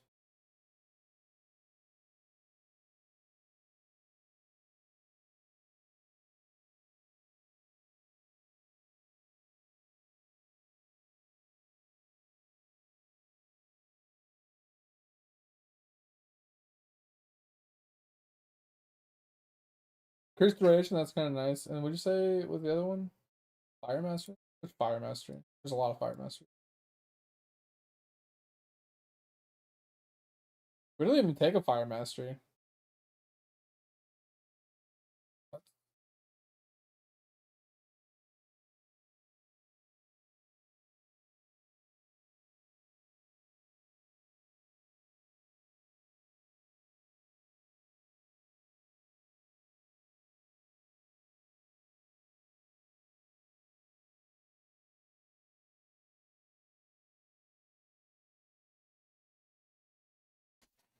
Yeah, you're saying like the Cloak of Flame, you're not wrong. 60% increased duration. So instead of a 4 second, it's like a 5.5 second.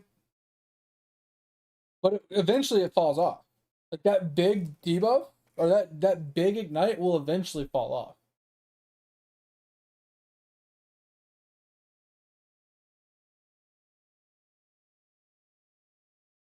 No, bro, Path to Exiles does require a fucking PhD to understand what the fuck's going on. Like that's the funny thing about PoE is like I'll be talking with people about it and they're like, oh my god, the game's so complicated. I can never play it. I'm like, oh yeah, you need a PhD to understand it. Like, even people that have been playing for thousands and thousands and thousands, like tens of thousands of hours, still like struggle to explain things or to understand certain concepts in the game. It's just crazy how complicated the game fucking is. And it changes every league. They're always changing things. Which makes it even harder to like keep up with all the changes and stuff.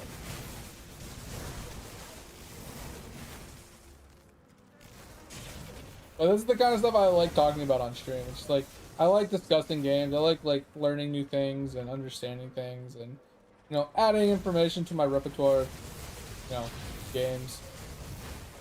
And PoE is one of those games that I really like. I'm okay at the builds that I typically play, but I'm just lazy and I refuse to put effort into the game to actually juice the build out and to learn like crafting and other things like that. I just refuse to do it. So I'm usually like kind of pleb status, but I usually help people grow and understand the game and push them in the direction of doing the right things. So I help other people get way past where I normally would get because I just get too bored and don't care enough.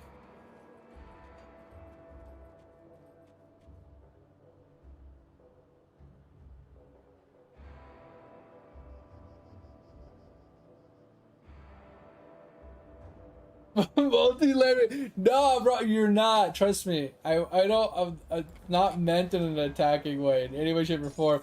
It's just purely I'm asking. If you don't know, you don't know. I'm not gonna hit you with it. Yeah, I think the only reason why it sounds like I'm attacking you is because I asked and then you don't know the answer, and I'm like trying to articulate like why I'm asking the question or why, like, you know what I mean, like what I'm looking for as an answer. And with that, oh my god, there's so much stuff. With all of that in mind, like, I ask all these questions, right? And then I'm reiterating, and then you're like trying to defend what I'm saying, like, no, you need to do this, because there's a reason for it, blah, blah, blah, right? And I'm like, yeah, well, why? Right? Like, it feels like I'm attacking you because I'm asking a question, but don't take it that way. It's purely I'm curious. And if you don't know, you don't know. Like there's not much we could do about it. If you don't know, you don't know. It's something I would like to learn. It's something I would like to figure out and understand why it needs to be that way and why it's there. Because just reading like the core just information from the wiki itself, it's not apparent of why it's required. Right? A lot of times you can read the information and you can articulate from like what you're reading and like the mechanics, the way it works, of like why it would be useful or why you need it or whatever. But sometimes it kind of is it's just like little small little tidbit, one line, one word little phrase that you're missing that makes everything click into place. And I'm not saying it. Because I've never known the game to have infinite ignite. Right? I've always known ignites to actually have a set duration that can be extended, yes, but not indefinitely. Like, yeah, you can perma ignite something, but the ignite damage is always going to be different from second to second because like certain ignites will fall off and other ignites will take over. So that's why, like I said, that's why I brought up the question because I was kind of curious. Because the way you're making it sound is you have the one big boom explosion that applies like the big like mega ignite, and then you never let that one ignite fall off. You constantly spread that one big million damage ignite from mob to mob to mob throughout the entire map. And I don't see how it's possible. I've never known the game to be able to do it. And then once again, that piques my interest, which is what's fueling the question. That sounds awesome. I would love to do that. That would be fucking dope as fuck. Because I do know that like the Chieftain explosions are broken. That's one of the reasons why I like Chieftain. Like, when he pops, everything dies. And even if they don't instantly die, if you have a 100% chance to ignite and that shit ignites, they burn to death. There is no and ifs buts about it. They die. Never known a boss to get hit by a big explosion, start taking the ignite damage and not die. So if there's a way to continuously like drag that along with you from mob to mob if you're fast enough, because I could see it falling off here and there just because like you wouldn't be able to drag the mob would die so fast from the ignite that it wouldn't be able to make it to the next mob to spread it. I can see that. I'll reach out in just a second. So I could see it like falling off eventually in certain situations, but in most big situations you should be able to drag it like pretty far if you're fast enough. I was gonna read it and I ran out of time.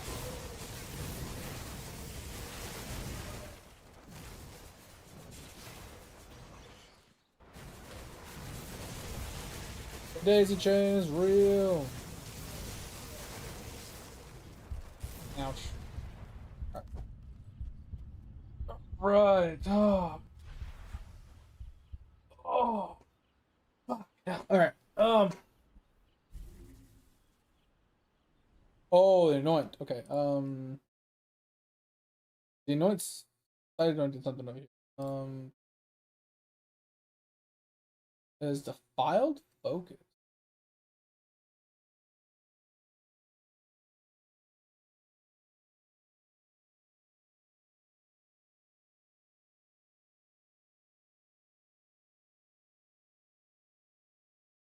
I'm kind of blind, I guess.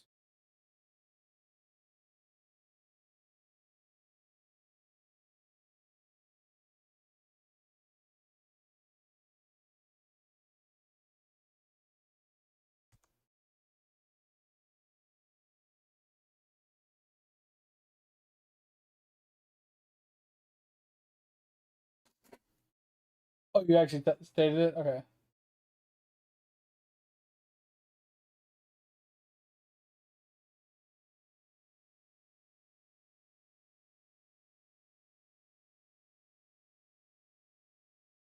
Oh, yeah. Okay. I didn't read that message. My bad.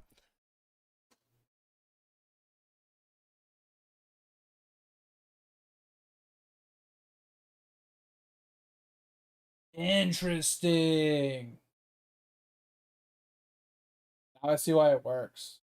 See? So I'm saying it's always something small that you just don't see. That's crazy. Is that actually on there? I didn't see that one. I saw Blade Flurry and Frostbomb. I didn't see the curse. But he has it on. Oh, okay. I didn't check the other weapons. I only checked the damage ones. Okay. Okay.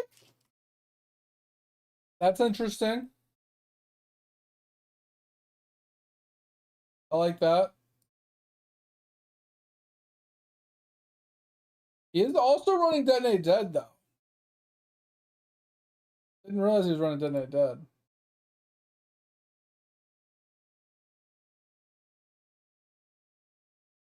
It's like 700k. 600k Detonate Dead. Pretty good.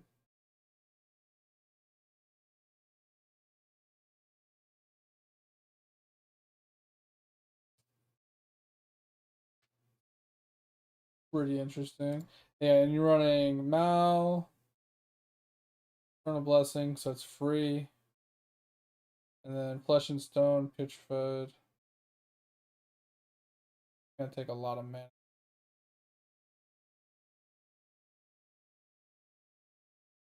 I'm curious. What is taking up his reservation? Because I only saw Flesh and Stone and Petrified. Oh. Yeah, it's corpse removal. That makes sense. I mean, it does decent damage too, though. What is being reserved? That is the question. Oh, Petrified Blood takes him as well. Okay. That makes sense then. I forgot Petrified Blood reserves. Well, okay. Yeah, then your Eternal Blessing, Malevolence. Yeah, okay, I got it. Okay, I don't hate this build. I actually kind of like it. Like low-key. Like you said, there is the alternative version for Dead Dead, right? Instead of this one. You run the other one or whatever. But you is the other one like chain reaction or something that you run instead of scavenging?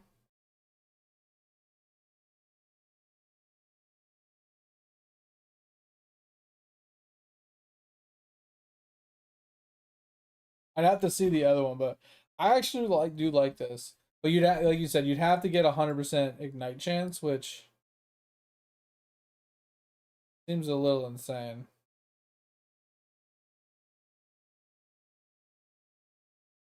Because you'd have to have a bunch of tattoos to actually get that, I feel.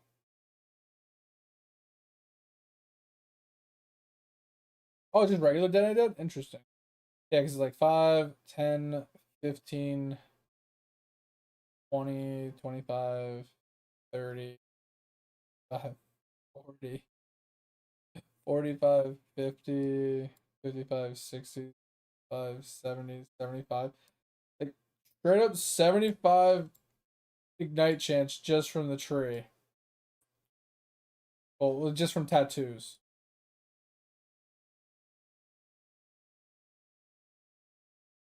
And then the sword has another 19. Where is the ignite chance on here? 99% ignite chance. He's missing 1%. That's fucked. Did I miscount one?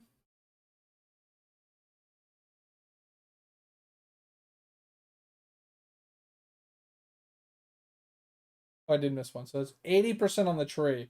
And it's got a 19, which if it rolled 20, it would have been perfect, but bro.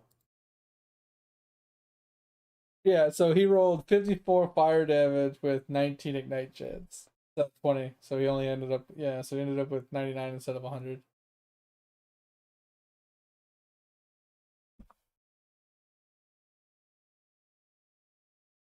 Oh shit, I didn't even see the thing on the weapon.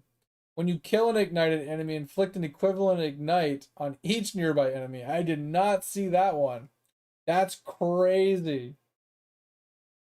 I don't think I could take full effect of this build. Because you'd obviously walk in, you'd kill something, it would explode, it would cause an ignite. But if that mob died too fast, you wouldn't be able to drag it to the next mob.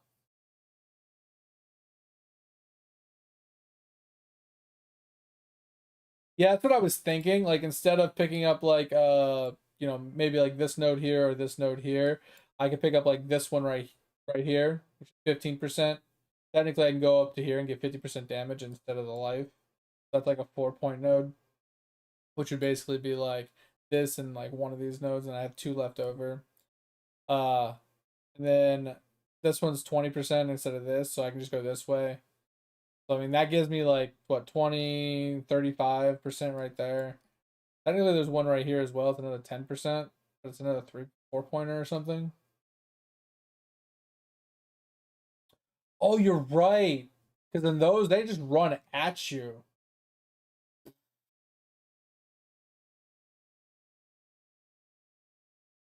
You're right. You be right. Oh yeah. This is the what is this? Oh, this is the detonate dead with no RF.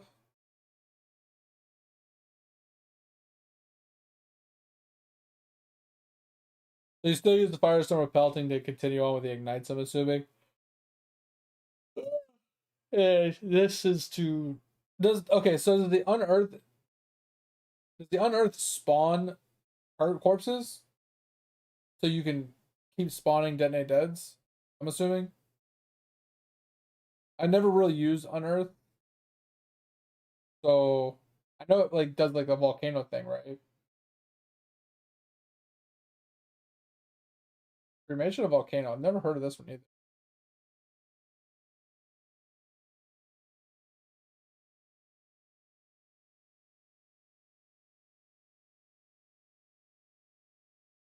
Oh, got you. I did not realize it spawned corpses. I thought it just did volcanoes. Maybe that's this. Cremation of volcanoes. Maybe that's the one I was thinking. I didn't realize on Earth spawned corpses. That's crazy. Okay. That's why you want to empower it so that's a higher tier. So it spawns higher tier. That could be nuts. Okay. But basically runs somewhat the same similar gear. Like obviously this is different for gym level, right? Gym level for on Earth. So it's even higher. So the higher tier, higher level, higher mobs. Still a stun, still this, still that. This is pretty much the same. Does enhance increases the levels as well? I've never looked at the skills, so I wasn't sure. Plus to all level of spells. So that once again goes up even further. Pretty nuts. Um Obviously this. Is there a reason why we actually run these on this build for maximum endurance charges? Are we removing the ability to generate them with the flesh and flame like we were before? Yeah, I don't see it on this one. Okay, that makes sense. So you take that, so you don't have to worry about generating them. Oh, got you. Got you. So the life also helps because when you're detonating them based off their life, and then the HP increases based off their level as well. It makes sense. Okay.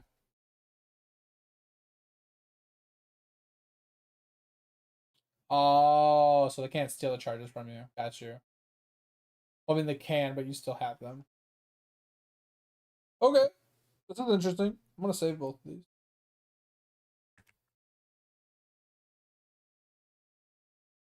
Uh,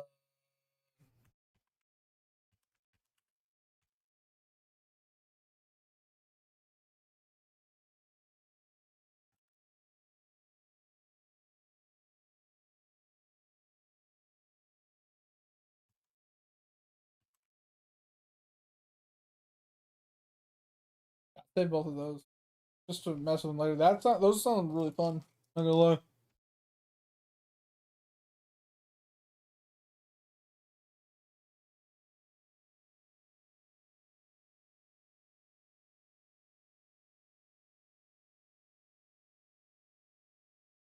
Wait, are you talking about the ultimatums? You said you can't choose the rewards. Are we talking about the where you buy the fully one, like the full one, and then you run it? Yeah, they're expensive. They're gonna be stupid expensive. I know that. But I'm just thinking, like, if I'm already playing an RF build, right, like a chieftain RF, and I play it like I normally play it, standard, simple, whatever, and I lean into the blood notch just for survivability purposes while still playing a traditional RF, I at least have a way to work into something more, right? I have a direction to go where I can actually farm currency and put it into it to try, try and juice it a little bit more.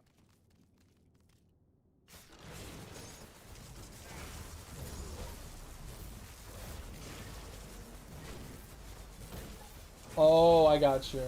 So, yeah, so, okay, since you can't choose which negative effect you're running into, you gotta make sure you're not gonna just die and give yourself to something. I see what you're saying.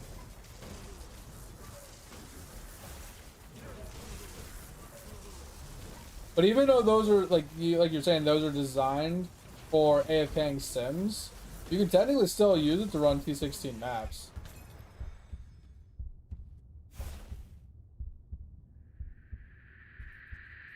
Is that what it's called?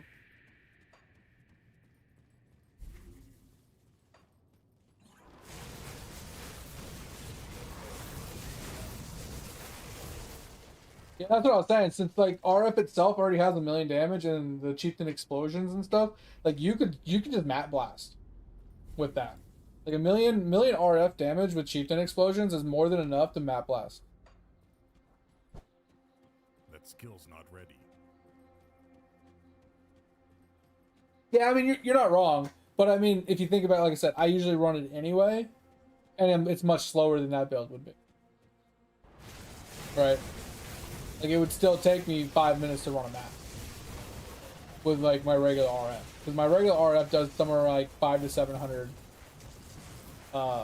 DPS with RF, with nothing else really like adding to it, right? And then obviously, I throw fire traps to single target a little bit, which is another like 300 to 500k. So I'm like, the RF itself is already doing more than what both of those combined are on a normal build. I am curious though, do you think I have to run a sword for the first build? Because he ran a sword, and not that I'm opposed to running a sword. I've just never actually found a good sword. Actually run one. Okay, he just happened to find a good sword, and that's why I use a sword. Yeah, because one of the stats on the sword that I don't know how I was feeling was the added fire damage to spells. And I'm assuming that so every attack has a chance to ignite. Since it's 100% or 99% chance to ignite, Blade Fall, Frost Bomb, everything can ignite that's hitting. So it can always extend the ignite chance.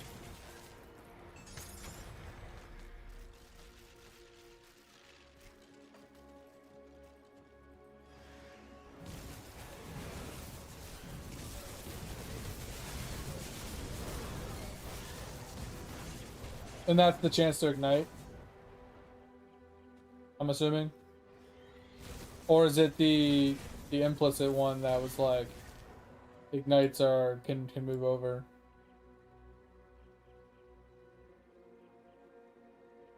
Okay, yeah. So getting that 100% ignite, gotcha.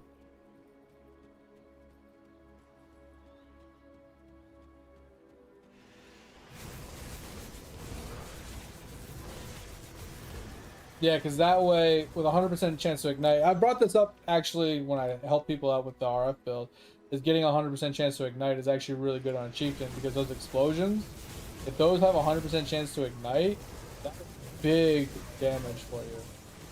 I just never realized that you could refresh it with smaller ignite.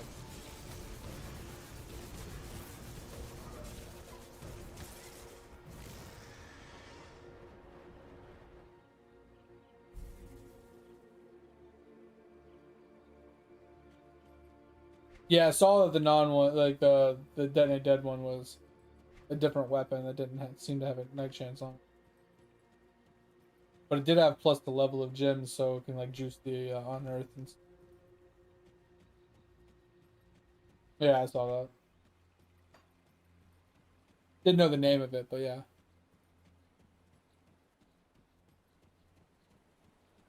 Oh man, Chew, are you hanging out with this conversation? Are you just like chilling? I know I haven't really been talking all that much directly to you or anybody. I've just been talking PoE stuff, but hope it's not too bad.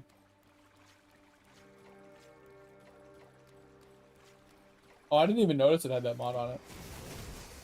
So at like level 90, you'd have like 180 ES and 180 life. And the ES doesn't really matter all that much because it's still so low that you still basically guarantee the stun.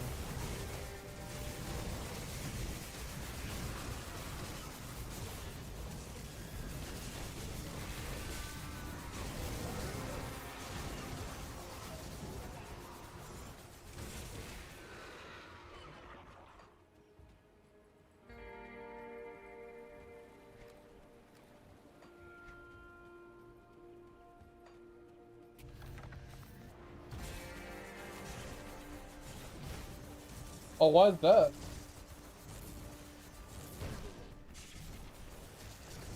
Did you end up with too much ES or something?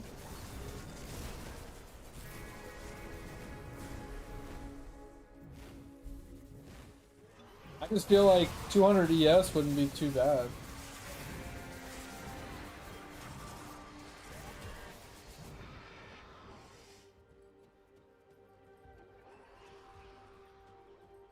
I know you don't want ES, but I also feel like if you have a small amount of it, it's not a big deal because, you know, stuns are based off of the total amount of damage you take versus how much you have. And if it's based off of your ES, like if you're getting hit by a regular mob that hits for like 500 and you only have like 100 ES, that should stun you.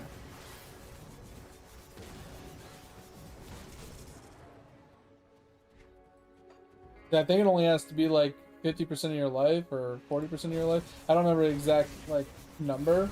I thought it just had to be like a percentage of your total HP in one hit that like basically stuns you.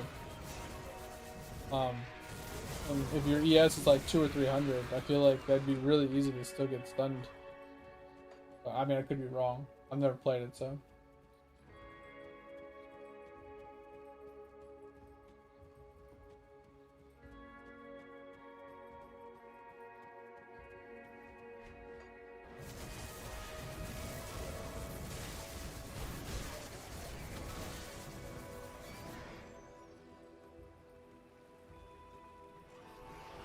But yes, the less ES you have, the better, for sure. I understand that. I was just trying to think. Like, I feel like 2 to 250 wouldn't be a bad like number still.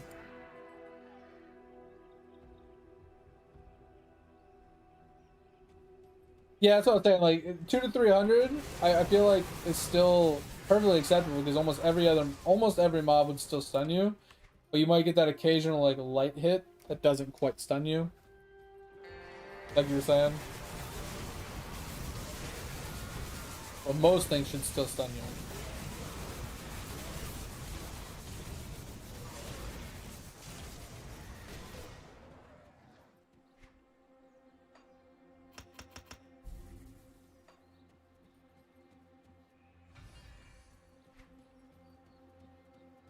I don't know. Interesting. I do like the idea though. Sounds pretty cool.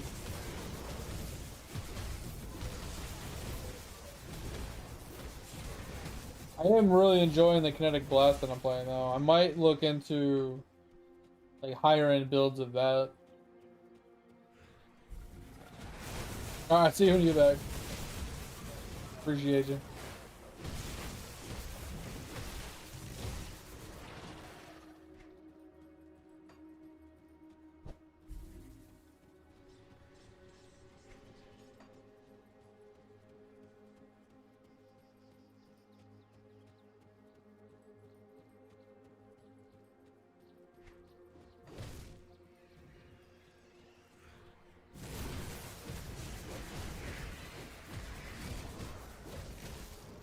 Yeah, I saw he was running Kinetic Blast. That's why I want to kind of like look at his stuff too, if I can. That was the first thing I noticed. Like, oh, what builds he running? Oh, he's running Kinetic Blast. Hell yeah. I was gonna watch that video more after stream. I don't want to watch it on stream. Like, if I was just streaming to Twitch, it'd be fine. But I'm more worried about like, offending YouTube. Even though it is YouTube content that I'm looking at, it's somebody else's YouTube content. And I don't have really the right to take content from theirs, make my own content. It can technically call it reaction content, but it just feels scummy. So I don't like to use it as my own kind of thing. Yeah, I am, mate. I am still struggling to figure out one aspect of it. I can't Google it. Can't figure it out Google-wise. So I'm gonna see if I can message just like a few of the streamers that I do watch, that I do talk to see if maybe they know how to like fix it. So.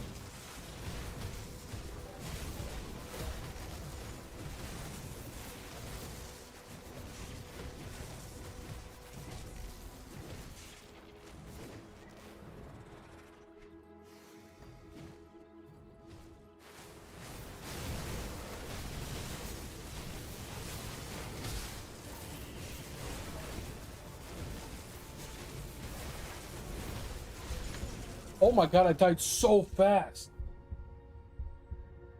I could not react fast enough to that one. That one came out of nowhere. Crazy.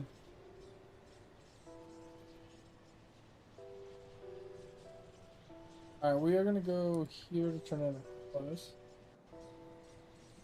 Pretty sure I got the 3 bloods.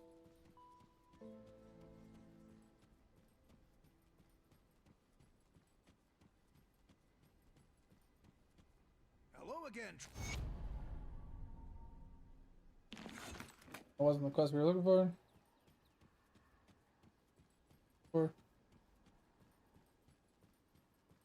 Were you Yeah. What I must few mortals ever.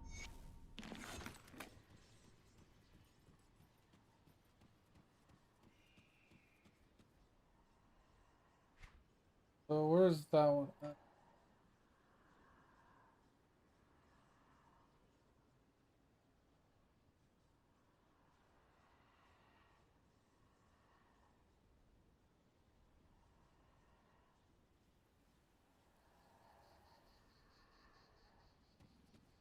Is it the green portal? That's the veiled den. Is that what we're looking for? Look, it spawned this thing there, so we'll go in and for sure. Assuming this is where they want us to go, if that's where that spawned for.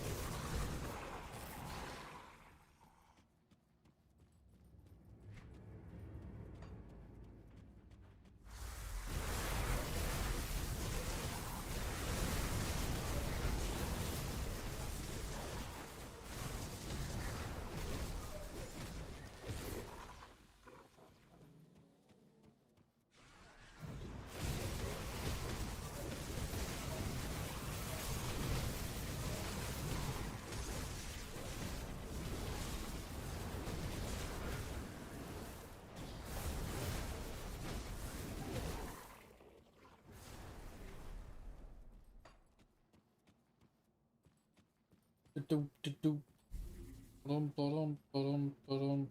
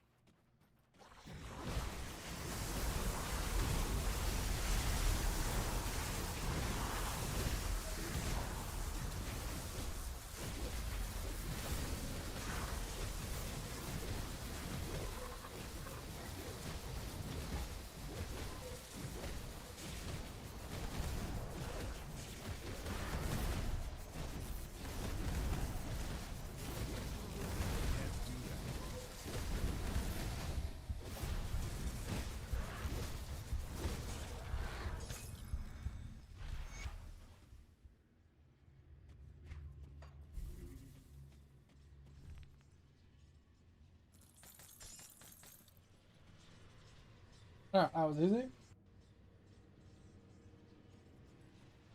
And next. Well, do you the elder? Oh!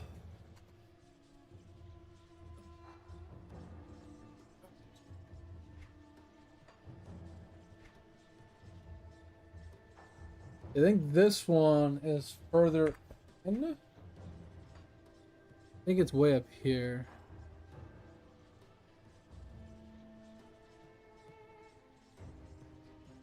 Not 100% though.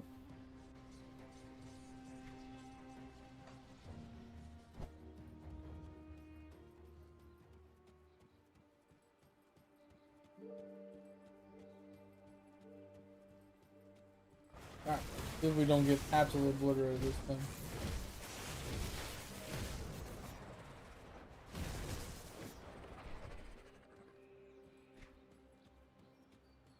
Oh.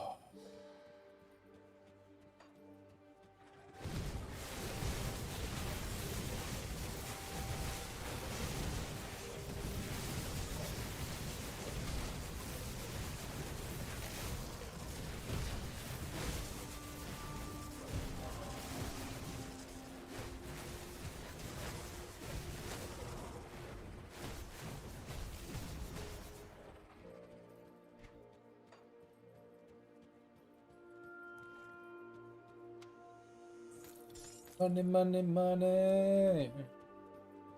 I think we were looking for a dude. Oh, we already did it. Never mind.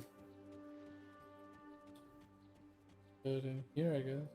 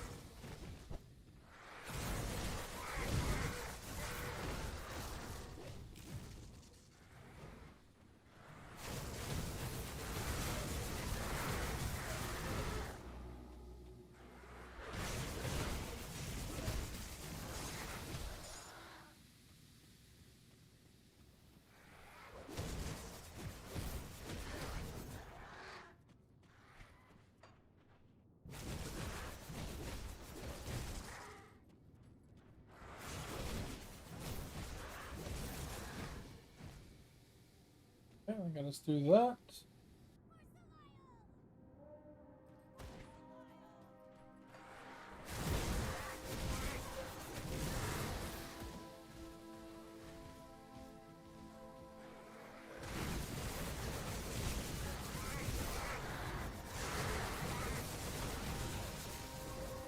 Oh man.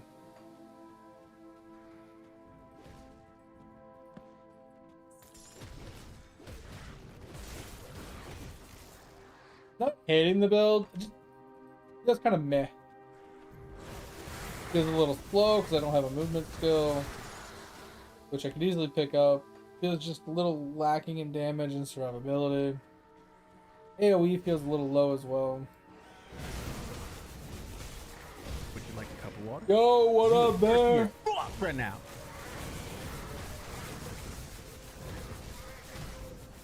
Oh, I'm officially out of water. I don't want to go upstairs. My legs hurt. Someone, not naming any names, told me I should do legs yesterday. My legs officially hurt.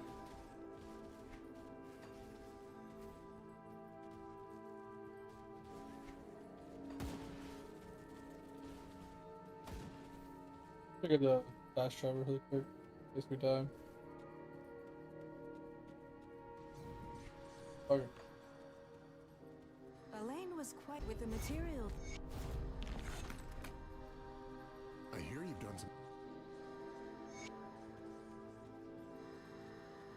have a look?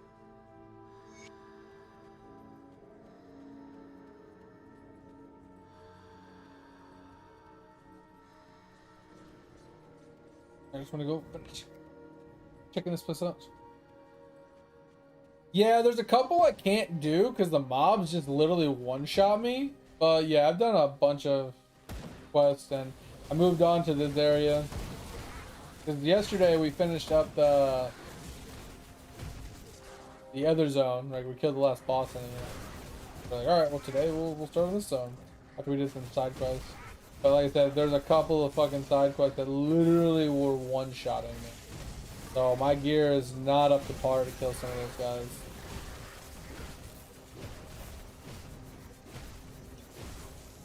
Like I even went as far to make a consumable like resistance potion, and they still one-shot me.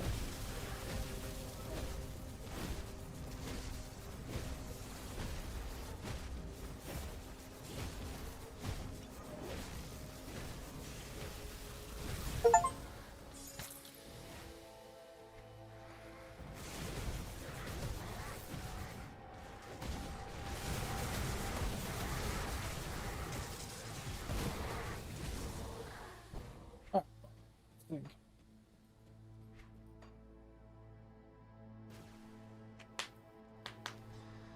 Yeah, a little lazy. Didn't feel like running.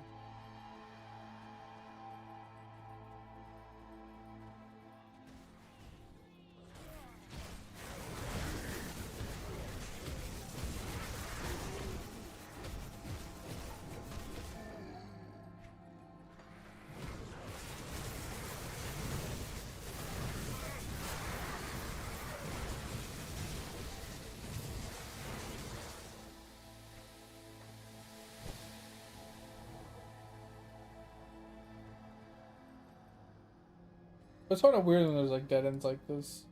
Be like some sort of thing to go with it, you know what I mean?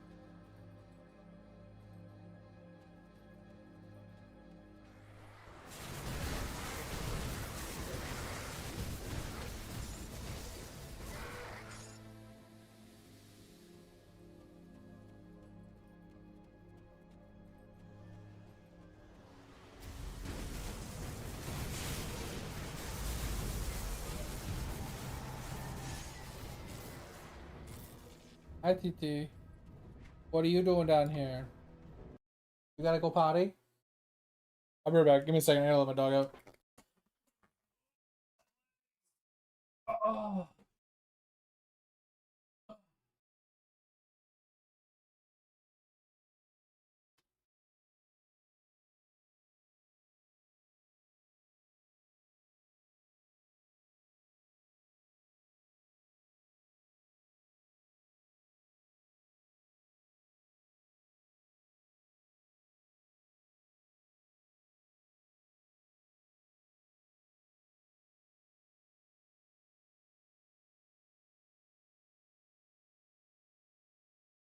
Put one dog out. I'm gonna go get some water while he goes does the thing, and then hopefully I can let the second dog out, and then we'll be back to grinding.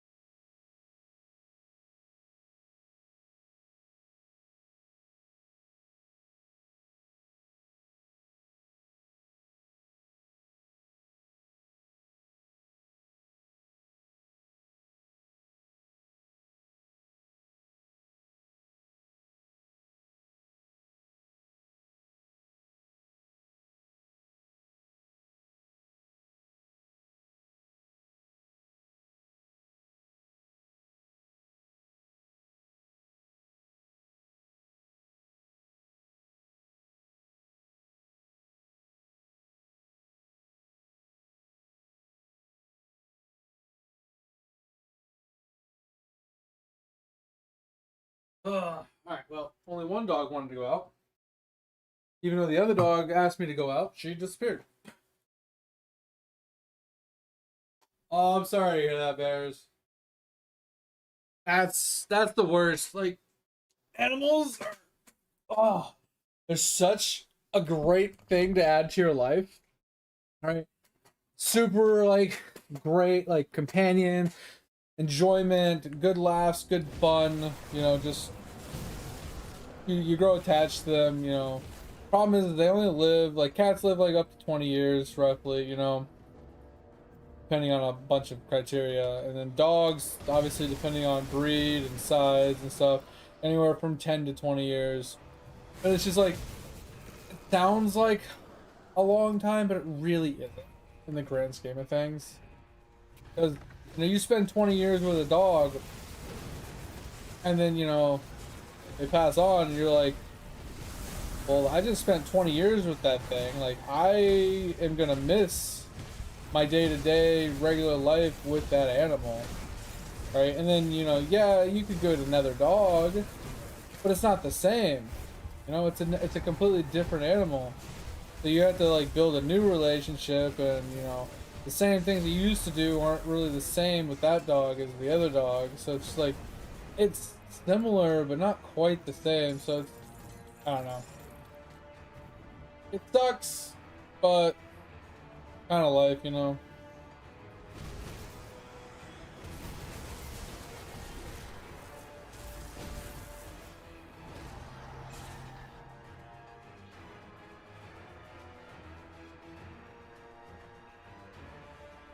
Jeez. Yeah, like I said, some dogs they last for like 20 years, man. Like so typically the smaller the dog and the better like, you know, health-wise you take care of them, the longer they live. Big dogs typically don't last that long. They last anywhere from 10 to 15 years. Small dogs usually last anywhere from like 12 to 20 years on average, right? From my understanding at least. Like I like big dogs because little dogs like they're okay. They're like pocket little protectors kind of thing. Um, I like to be able to like lay on my dog and like you know cuddle with them and play with them and roughhouse a little bit, you know, and like be a little rough with it sometimes, you know, like little dogs. I feel like I'm just gonna hurt them.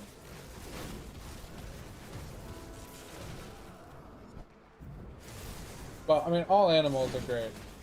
Like I don't dislike small dogs. I just if I'm owning a dog, I'm gonna get a bigger dog, medium to large size dog.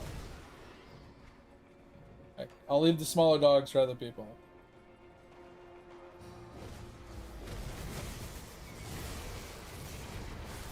I will say though, I saw one of the cutest dogs at the dog park one day.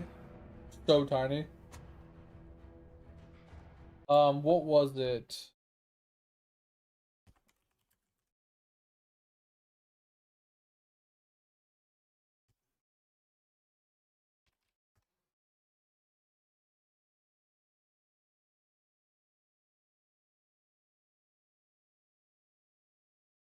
It wasn't a, what was it?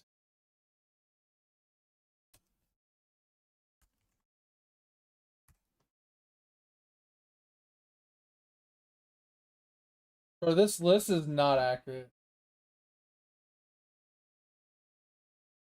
So I googled smallest dog breeds, and it's saying the Chihuahua is the smallest dog breed, which is not true. Because there's things like toy Eskimos, these things,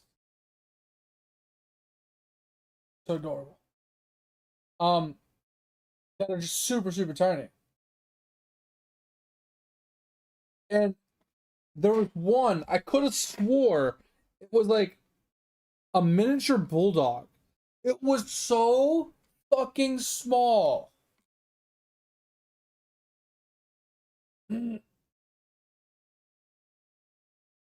It was so damn small. I was looking to see if I could see like a picture of like one that looked similar to him.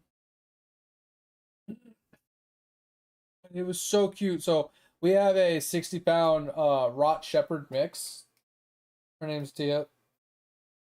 and she was playing with this little tiny puppy at the dog park. It literally, like, it was smaller than the dude's hand. It was so small, and our dog would just like it was like this size. It was so fucking small, bro. I don't think you understand how small the dog was. And our dog was literally just laying on the ground, like letting it jump on her and bite her in the face and pull on her and stuff. She was being so cute with the dog. But it was so damn small. Sorry, I have a mosquito on my wall trying to kill it, but it's like all the way at the top of my wall. Killed it. Ugh. But yeah, that shit was hilarious. It was the most adorable thing I'd ever seen. But I've never seen a dog that small before. I'm not kidding you. The guy picked it up in his hand, and it was the size of the palm of his hand. It was such a small dog. It was crazy. And I'm pretty sure he said it was a bulldog puppy. And bulldogs aren't big dogs by any means, you know, organically. Just just just by themselves. But it was a puppy. So it hadn't even grown up yet. It was so small and cute. Oh, it was adorable. But anyway, yeah.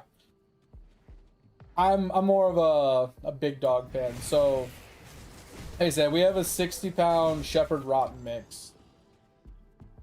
Uh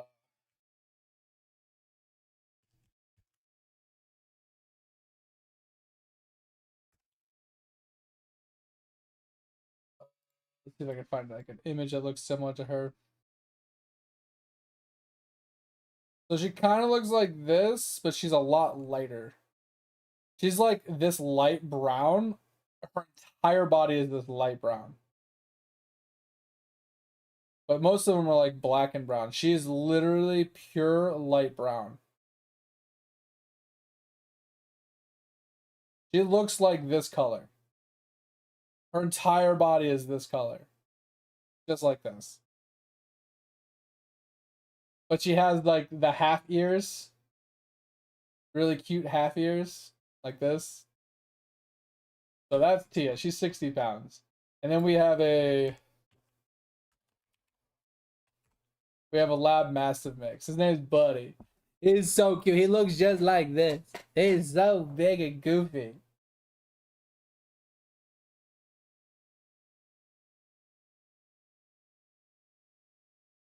He only raised yellow dogs? Really? Interesting. But yeah, this look like, I'm not kidding you. If I showed a picture of my dog and I put it next to this one, you wouldn't be able to tell the difference in the two dogs. That's how close this dog looks to my dog. It is so cute. They got such a big tongue though. It's crazy. And they drool a lot. Super goofy dog. I absolutely love that dog. Such a lover. And it's hilarious. He hates being yelled at.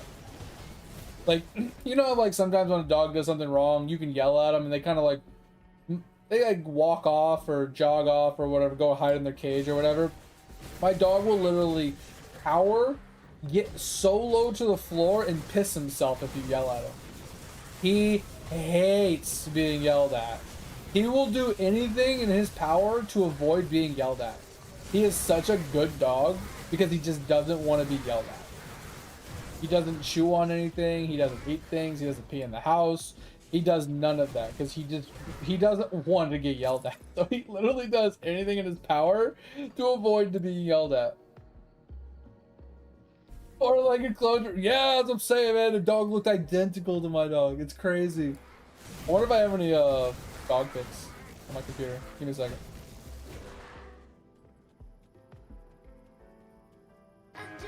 Two and a half to 4.5 pounds. Crazy.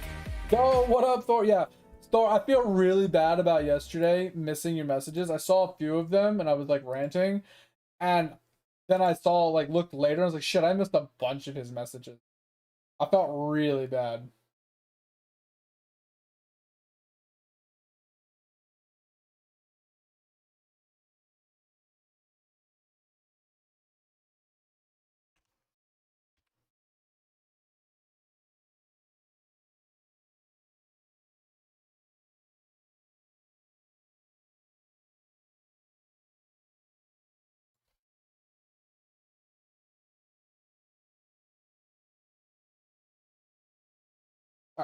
I have a lot of images. uh,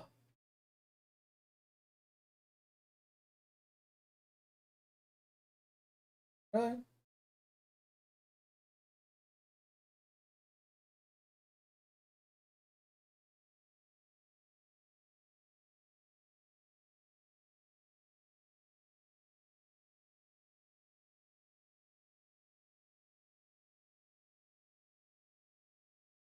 That's a cat. That's another cat.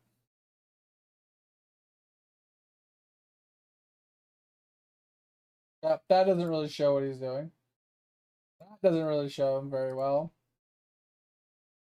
That's two buddy pictures, but he's like curled up in a. I mean, that kind of gives you an idea.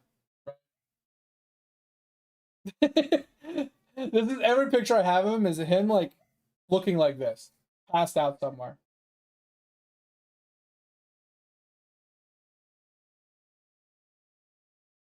Yeah, I was gonna say birds don't really weigh a lot.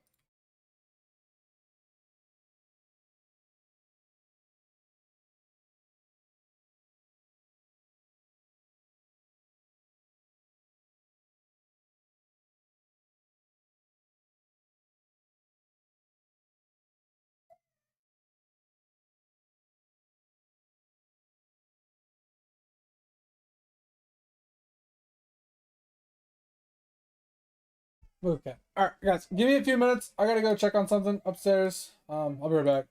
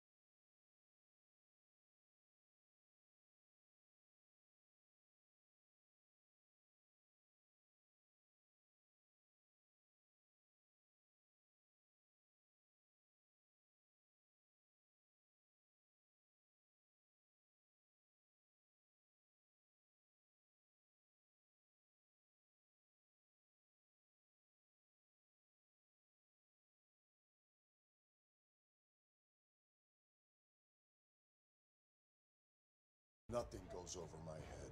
My reflexes are too fast. I would catch it. I'm gonna die surrounded by the biggest idiots in the galaxy.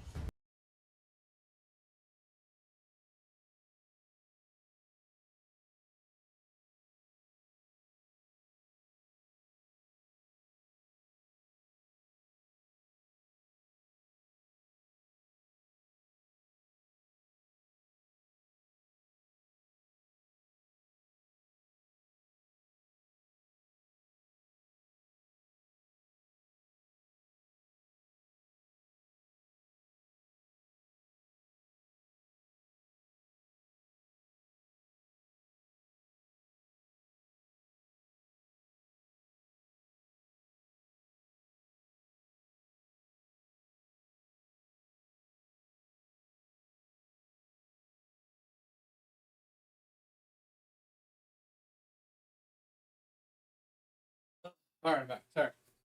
I go take care of something. Oh god, my legs. Yeah, birds. Hey, yeah, like I said earlier, mate. Yeah, birds do be pretty light. You definitely right about that. All right, sorry about that. We're back. Back to the grind. Would you like a cup of water? Thanks, the You hydrate. look thirsty as fuck right now.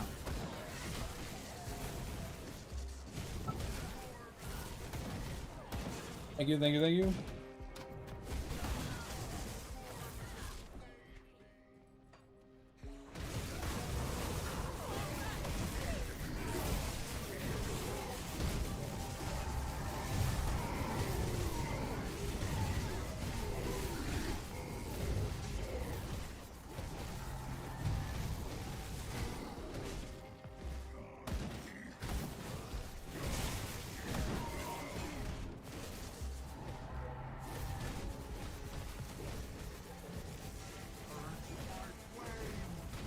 It's going, Dig. How you doing, man? Appreciate you stopping by. It's working. Slow and steady. There's a couple side quests I wasn't able to complete because the mobs just literally are one-hitting me because I don't have enough resist or whatever. So I had to skip a couple of the side quests so far.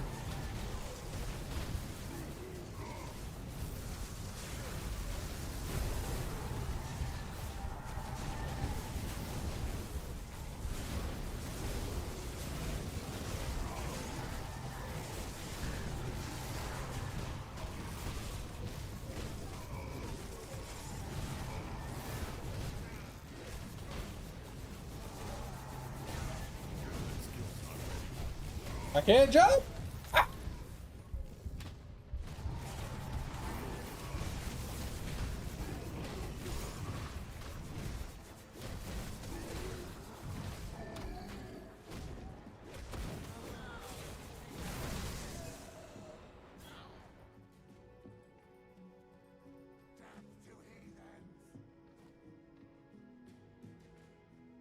$16 hours? That's crazy. I didn't know that Destiny 2 had that kind of content. Like the raid race kind of stuff where guilds would group together to try and like complete it faster than other ones. It's pretty cool.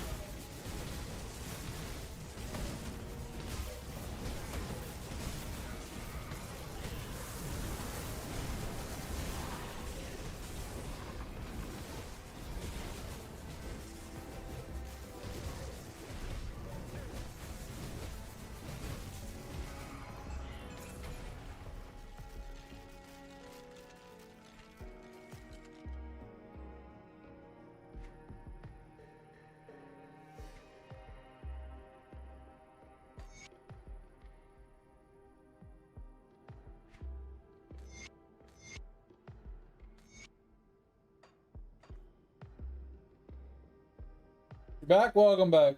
What up, Cap?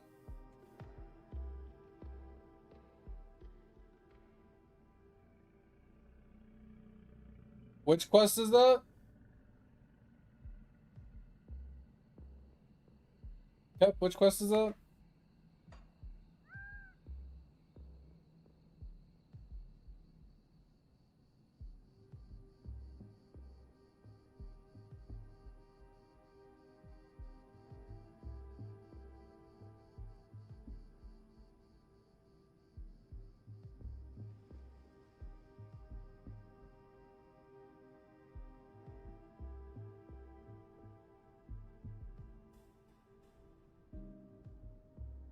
Oh. I tried to do some of these, and the bosses one-shot me, so I just stopped. I just left. No point in me even trying it if I'm just gonna get one-shot.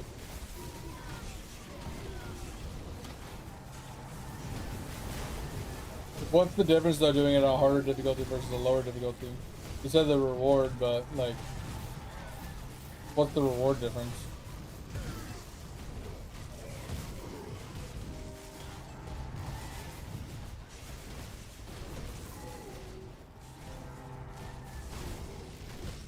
These stuns are annoying. Bro, that heal! Seriously! So obnoxious. Between the stuns and the fucking heal, bro, you suck it.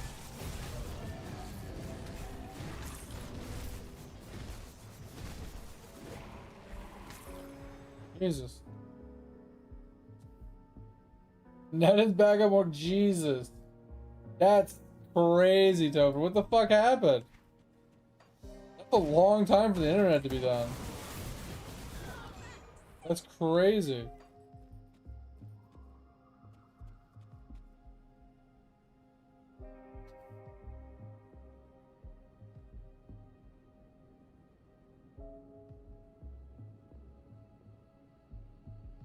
Yeah, but so Cap, what exactly are like? What is the reasoning behind doing them at a higher difficulty though? Like, do they just give more XP?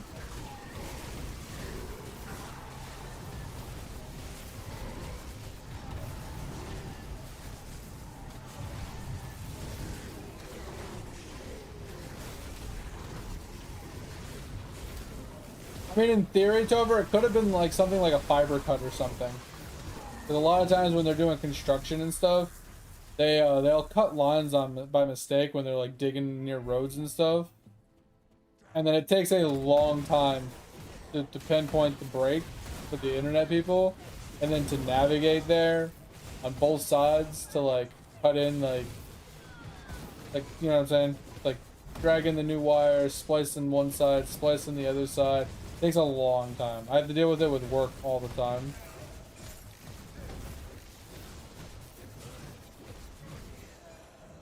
Like, it happens at work all the fucking time. It's so annoying.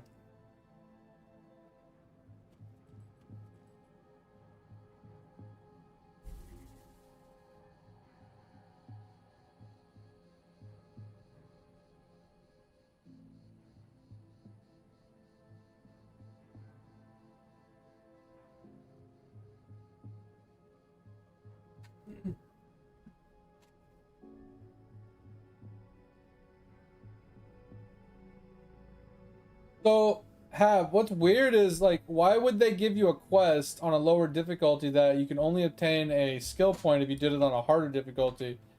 Can you get it? Can you get the quest again on harder difficulty to redo it for the skill point? Or are you just completely and utterly fucked out of that skill point because you didn't do it on harder difficulty? Because if that's the case, that's fucking stupid.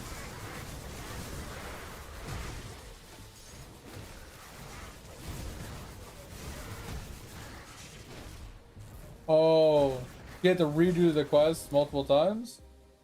Or are you saying if I do it on the hardest difficulty to begin with, I don't have to do it 3 times?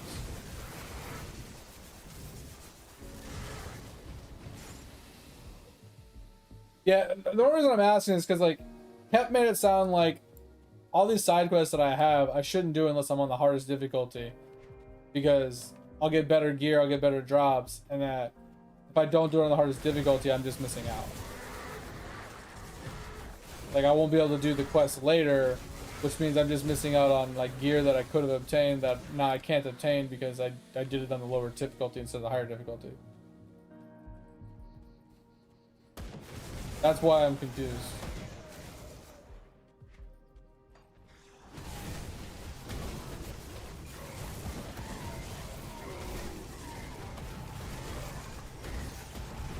Oh my god, I just got fucking maxed. Okay, those are some big dudes. I was trying to whittle down some mobs before I went in there, but I wanted to kill the archers.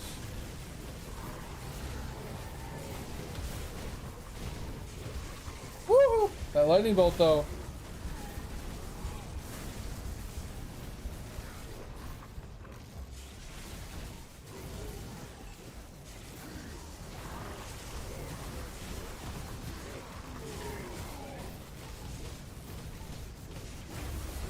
Don't come in while I'm itching my arm.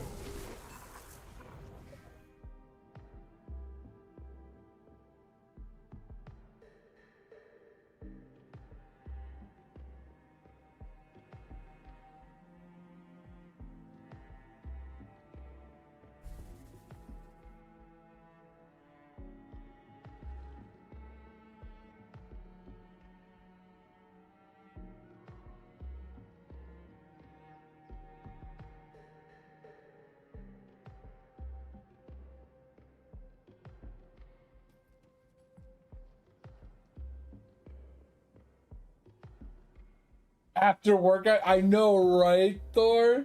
Never fucking fails. Yeah, that just sounds like a stupid idea. Hey guys, I'm gonna give you a bunch of quests while you're leveling. And, oh yeah, don't turn any of them in until you're max level. Like, what? That sounds like a really stupid fucking design.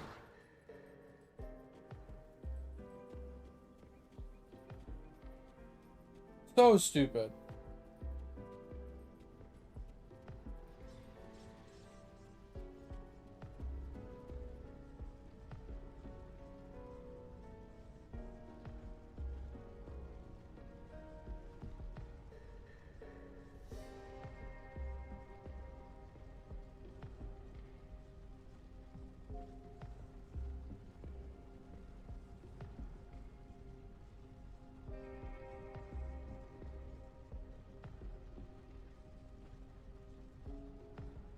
Oh, well, I'm not even on Ultimate yet, so does it matter?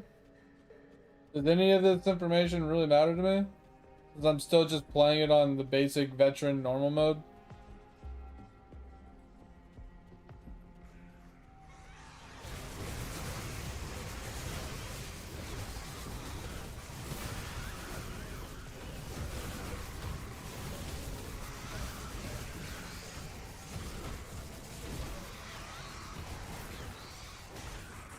The guy would be like, hey, in Path of Exiles, you're going to run through the entire campaign, but don't do any of the side quests until you hit level 100, so you can make sure you get a high item level gear when you turn it in. Are you fucking kidding me?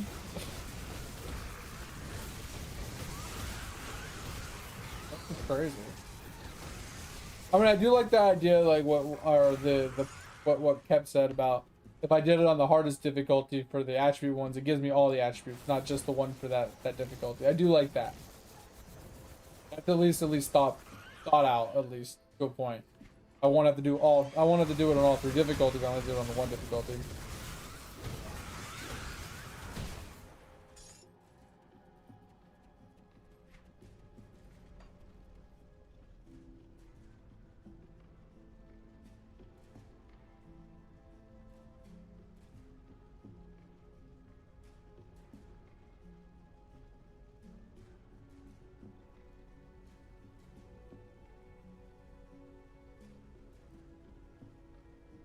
Are you fucking kidding me, Bear? Bro, this game's making me want to quit more and more. Bro,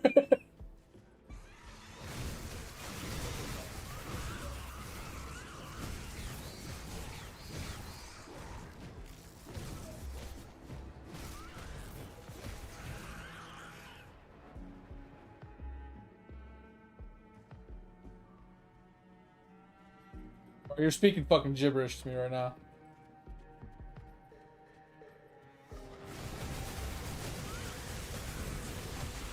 You're moving to Greenland.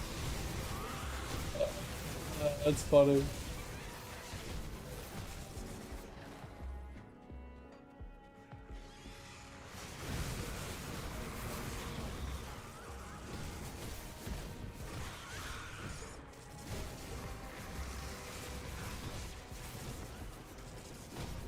Yeah, that's what I'm saying, Diggs. Like, I'm just playing to play. I'm just like kind of figuring it out as I'm going along. I haven't looked really up. I mean, I've looked up a couple things, more or less. Like, I looked up some other people that played Cyclone just to kind of see like if I was doing it right or wrong. And I saw some things that I definitely overlooked. But other than that, like, I haven't really looked anything up per se. Like, I haven't looked up specific builds or devotions or, you know, any specific items or where to farm anything or anything like that or any quests. I had Topher tell me where a quest was because I couldn't fucking find it. But other than that, like, I haven't looked anything up, and I've been really enjoying the game in its nutshell. But like talking to like the veteran players that have been playing for a long time and like min-max the shit out of the game, like it's hurting my soul. They're like, just hearing him say, "Oh yeah, well, you definitely want to do this, and make sure you do this before you do this, and then, you know, if you're gonna do that, do this, this, and this in this order, and then backtrack to do this and this." And I'm just, bro, the game should not be that difficult. I'm gonna sleep outside. Wait, what? Oh, did I miss something? Thanks.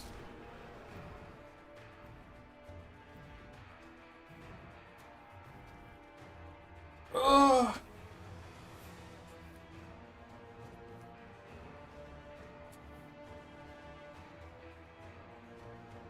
October. Thor lives on the other side of the country or world from us.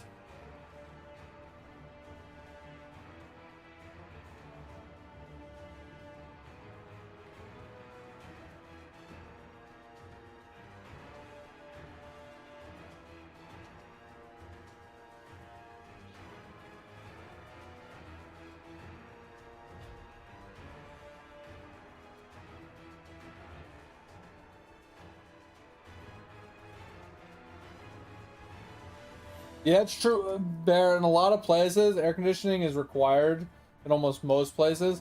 But there's a lot of places over in Europe and like over there in general that don't have air conditioners, period.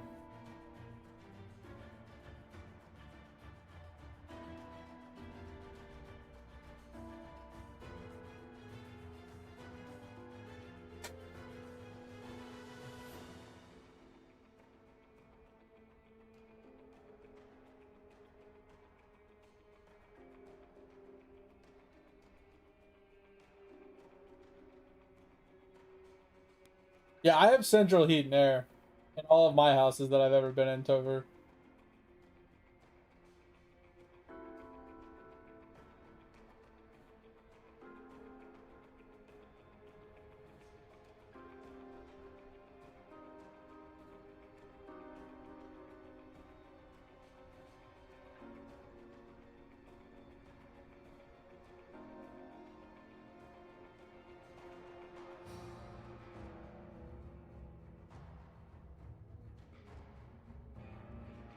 You going to bed, Dig? All right, man. I appreciate you. Take it easy.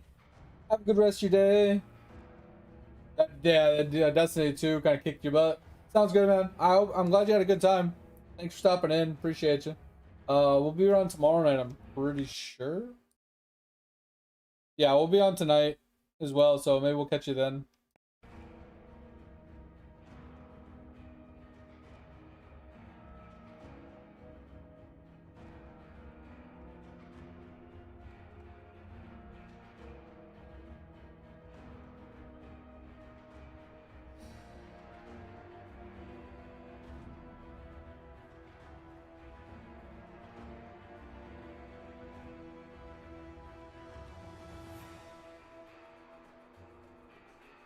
Yeah, sounds good, Dig. I'll see you then, man. See you. Sleep well.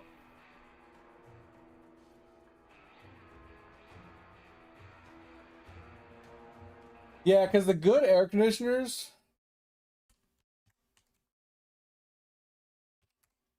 like in my opinion, good ACs are like these things. These things are insane. They're really good. The ones that are using like Japan and other, you know, Europe countries and stuff like that. They started using them more in the States not that long ago. Becoming more like common. Because this is like the wall the window unit Tover's talking about. It goes in the window or in a wall and it like sticks outside, and this is like what's inside. These ones literally mount on the wall inside. And some of them have like a tube that runs outside for the compressor. So you can literally just mount it above the window, run the tube down to like, you know, the window or whatever, or you can run it to a bathtub or anywhere you want to fucking run it to, just to let it drain wherever it needs to drain. There's a lot of versatility with these ones.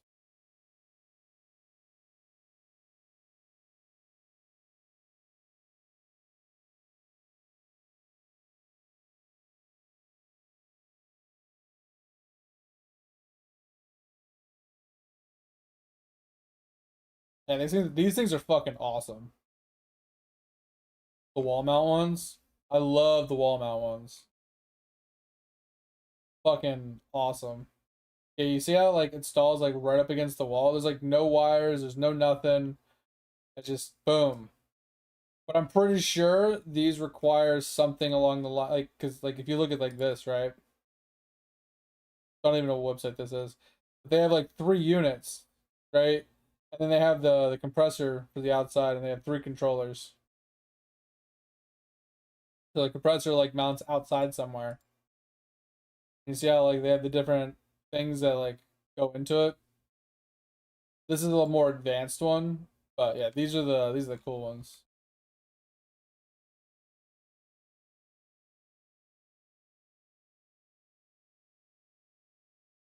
Bro, another fucking mosquito. Where the fuck did this thing go? Oh, show your bitch ass. Show your bitch ass, mosquito. I hate mosquitoes so much. I hate them so much. Show yourself, piece of shit. Get out of the window. Get out of here so I can kill you.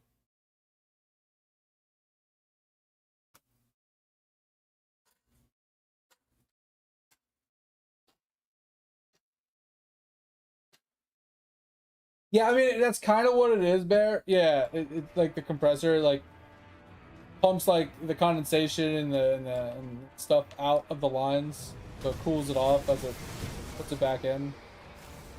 But yeah,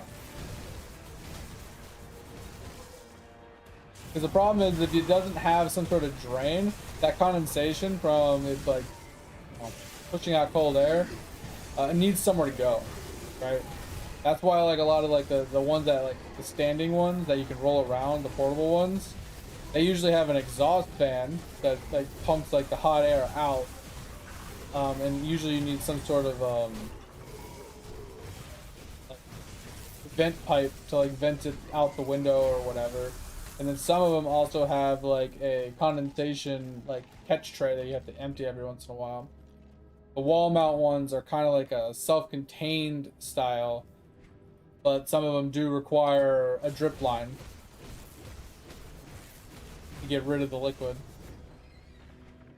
You'd have to like look into it more, but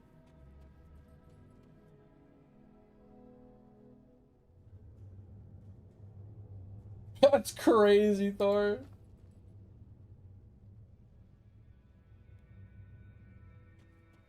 That's crazy. It's required to have someone install. And don't get me wrong, I don't have a problem with having somebody install like an AC unit or something for me, right? Because sometimes it requires you to run like power, or it requires you to like put in a plug, or you know, stuff like that. Sometimes it requires some sort of like cutting of like wall or window to make it fit, blah blah blah. So some construction work. And if you do it incorrectly, it can make things very unsafe, right? For everybody involved. So I don't disagree with having somebody install them in most situations. But yeah, it can be really expensive to have somebody install something, like you were saying.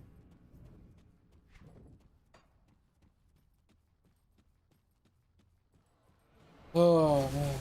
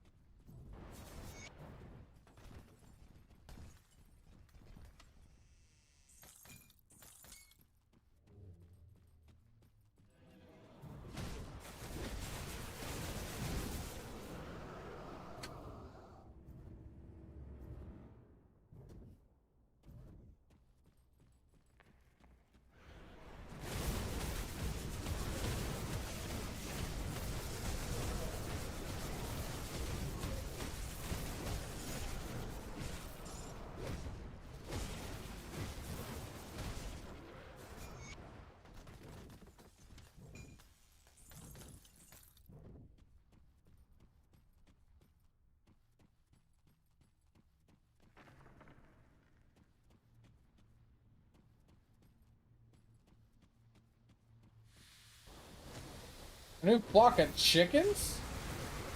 Interesting.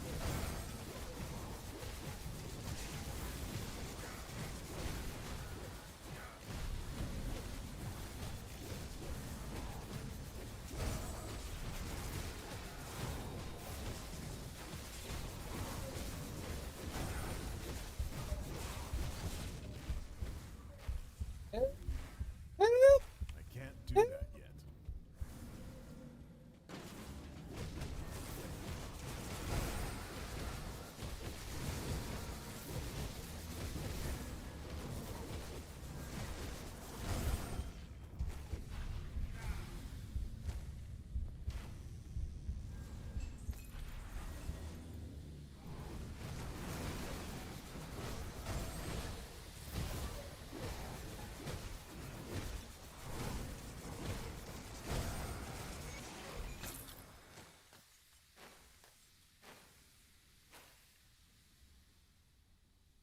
Wait, they all disappeared after a few hours? What the fuck?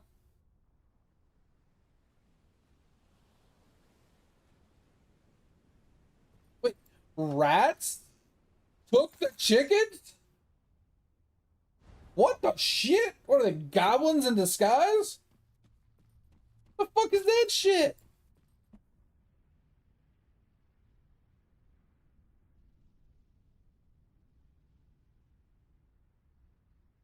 Wait, what do you mean it would make the mana worse? Uh,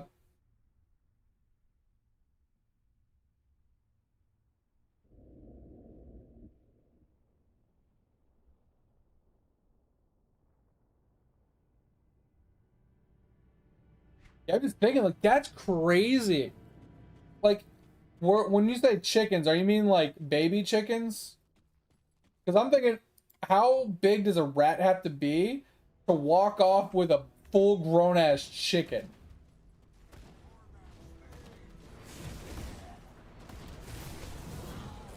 Okay. I'm thinking like, that's a big fucking rat, bro.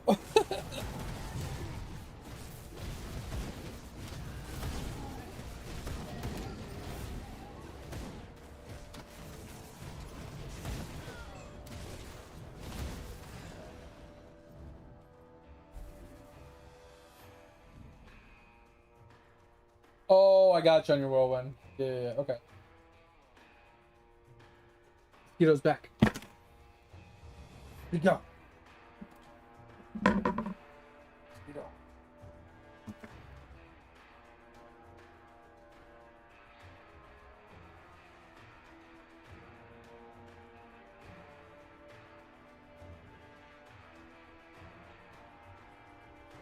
Big lizard? Talking like an iguana, or we're talking like a gecko?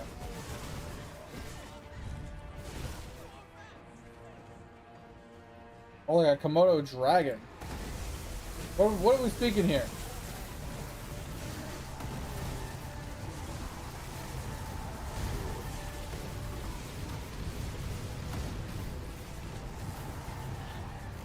Also, we talking about whirlwind in PoE, or are we talking Grim Dawn? Oh shit!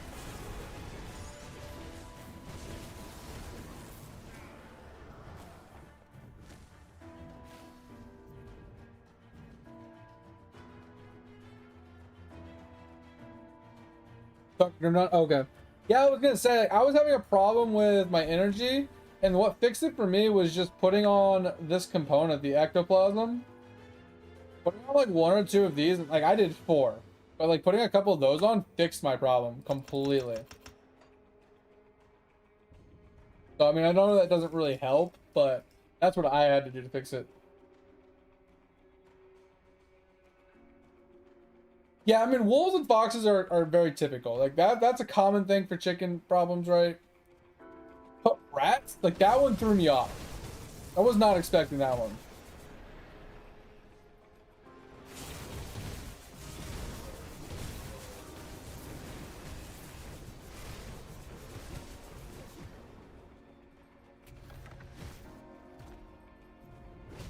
Oh yeah, I killed a boss the other day and I died to his effect at the same time.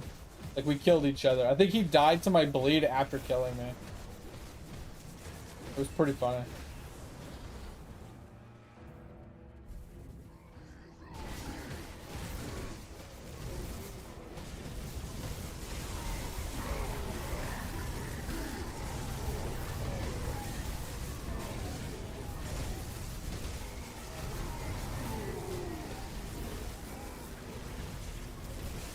I need to work on my damage really bad.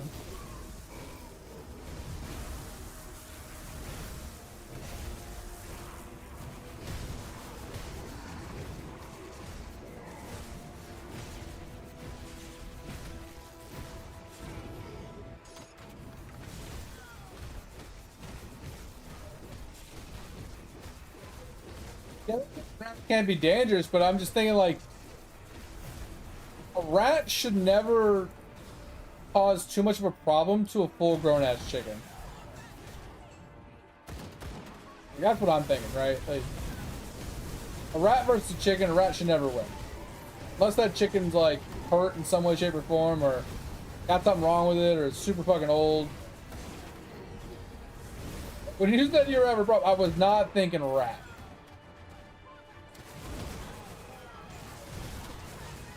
I mean, but even like 15, 20 rats, like a chicken is so big and can move, the rat should never be able to like compete with a chicken. Because a chicken can jump, chicken has, you know, fucking feet with sharp ass claws, it can fly. Like, it should be able to get away from a chicken if needed. Like, if it's overwhelmed and it can't like one-on-one a chicken or whatever, or fight the chickens, it should just be able to get away. Like, even if it's in its coop, it should be able to get out of its coop to get away from the rats. Unless they're locked in there with the rats, and that can be a problem, obviously, but I don't know, I just, if you put up those like tier lists of like who eats who or who beats who in a fight, I would never put rat above a chicken.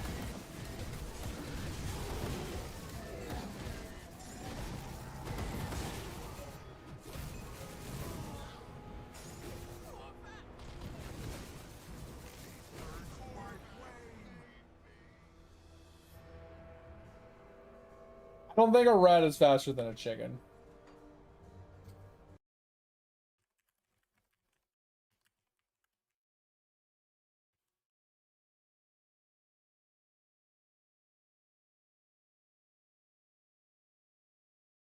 According to Google AI, because you know how reliable that is, chicken is generally faster than a rat.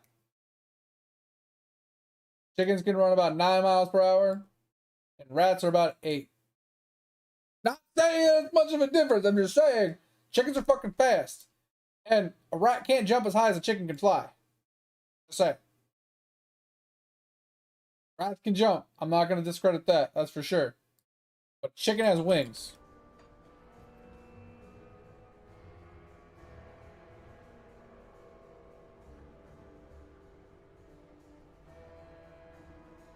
No, I know that, but that's what I'm saying. When he first brought it up, I didn't realize they were chicken, like, chicks. I thought they were full-blown chickens. And I'm like, wait, how did a full-blown chicken lose to a rat? Right? Like, that was what I was thinking. I was confused. But knowing that they're baby chickens, it makes a lot of sense. Like, I was like, oh, okay, I get that. Because like you said, they don't really know what to be scared of, and they just kind of like look at it like, oh, what are you gonna do? Oh, you grabbed me. Oh God, why'd you grab me? Oh God, oh, I'm dead. You know, like they don't know what to do.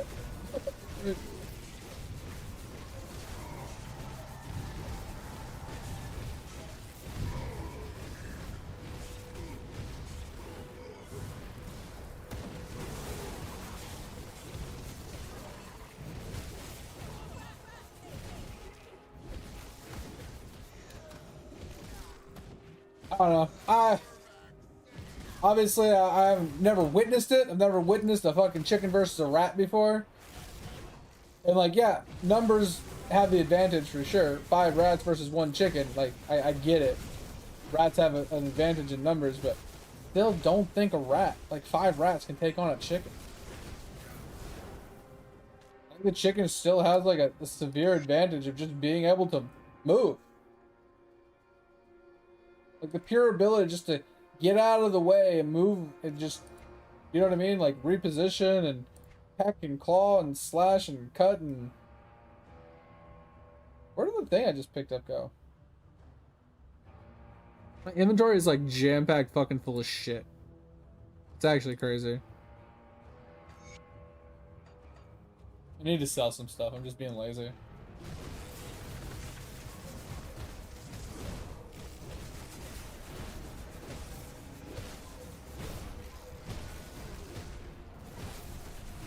Or you must have like fucking crazy ass fucking rats, man.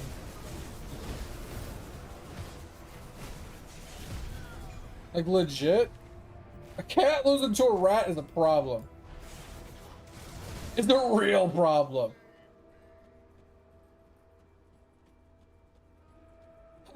Fucking horrendous problem.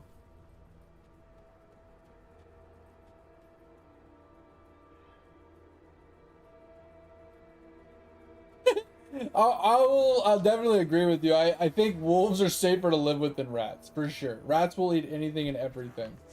They are fucking awful. And they can chew through just about anything.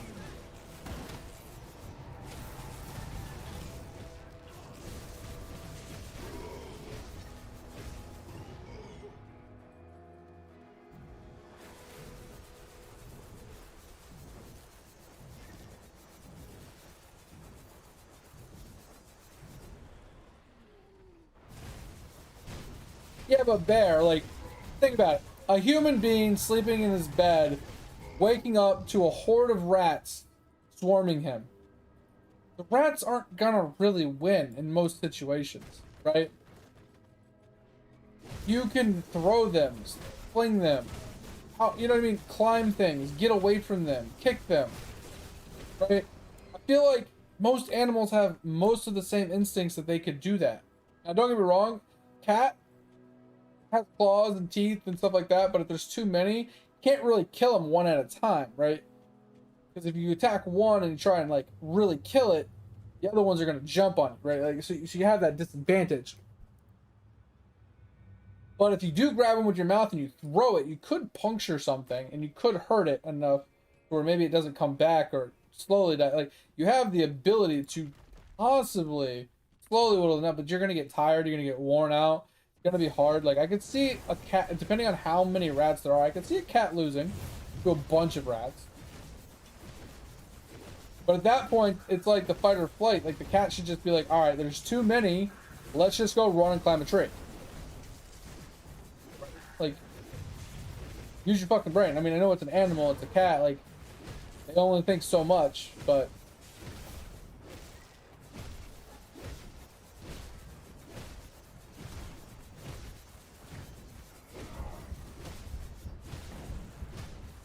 Your insolence must be purged. Oh my god, he stabbed me and that shit hurt.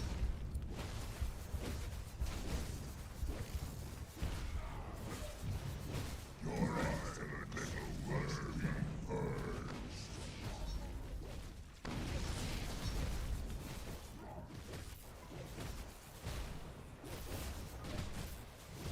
Your insolence must be purged. Wretched human.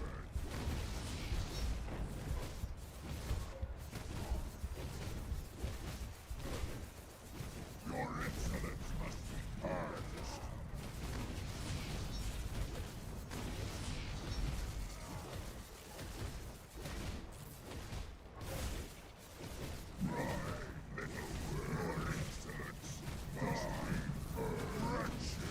human. You cannot stop me. Second purple, let's go! I think that's my first actual purple drop. Yeah, that's true. They do bring like, but that's not an instant kill either, Cap. Like getting a disease doesn't mean like, oh, I lost to a rat right then and there at the fight, you know.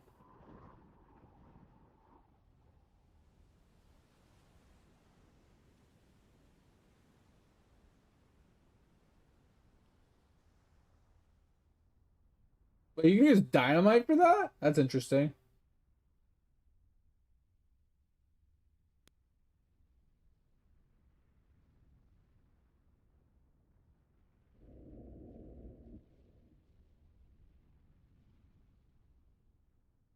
The PvP was the 1300s. Yeah, that's true.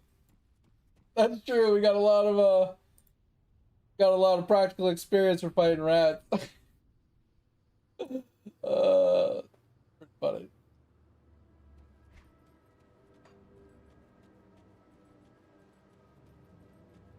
I really need to empty my inventory because I like this entire almost 6 hours stream so far. I have not emptied my inventory once.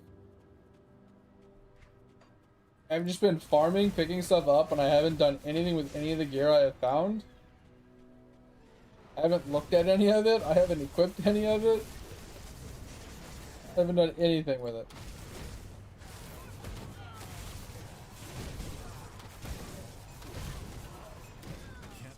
Yep, there it goes. Now I'm finally full. Knew it was coming. But some of my inventory is definitely unoptimized, so I can move some stuff around to get that one item in. Yeah, cause like we got this, right?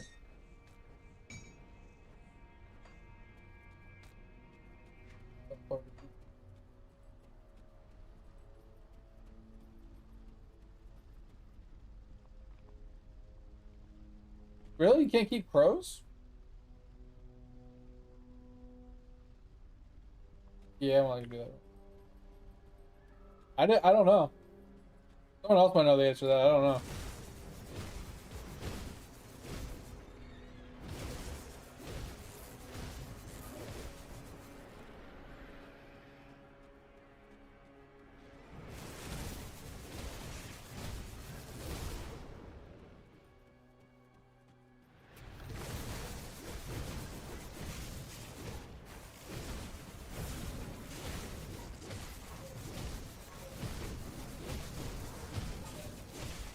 I'm kind of curious how big rats can get.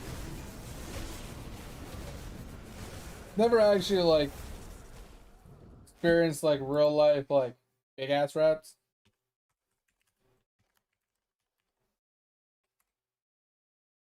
According to Google, they can reach up to 3 feet long, weighing up to 3 pounds.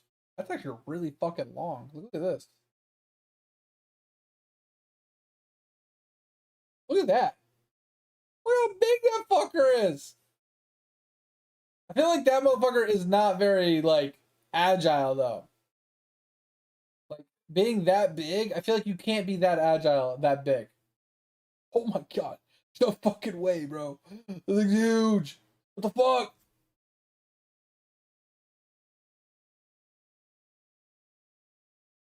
The fuck, bro? That thing's huge. Like, when you think rat, you think something like this, right? Not whatever the fuck that is. Like, what is that? Is that a kangaroo? Bro, is that a kangaroo? That has to be fake.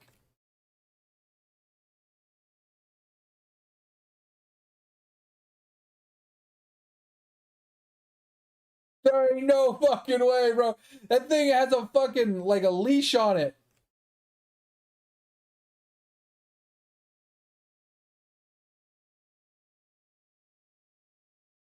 Centimeters?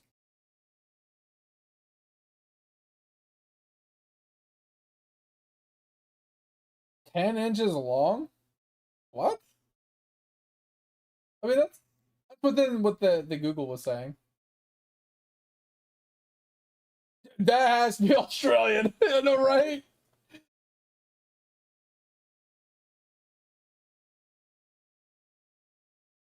"32 inches in length." That's what I'm saying. Like that has to be one of those. There's no fucking way. That thing is fucking huge. That's crazy. Like what in the fuck is? What is that thing? It looks like a mole. That looks like a mole, not a rat.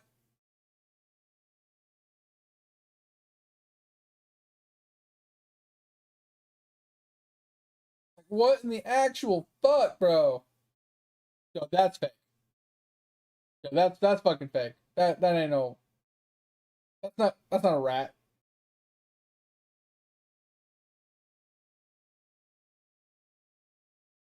Crazy. That's crazy. That's fucking crazy.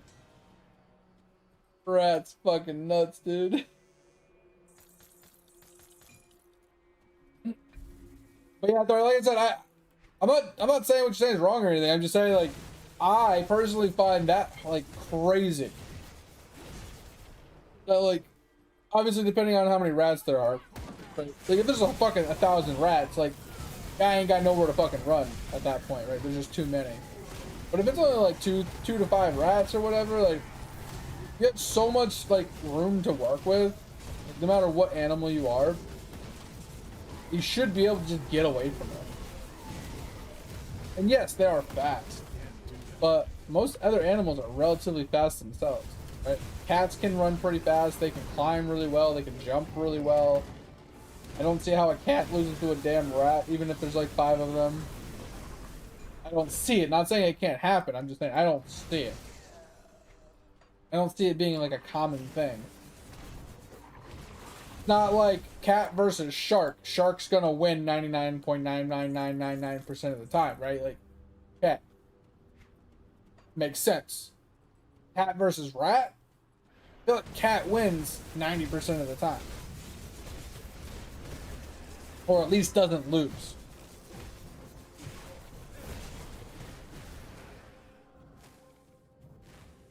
Might not win, but I don't think it loses. You know what I mean?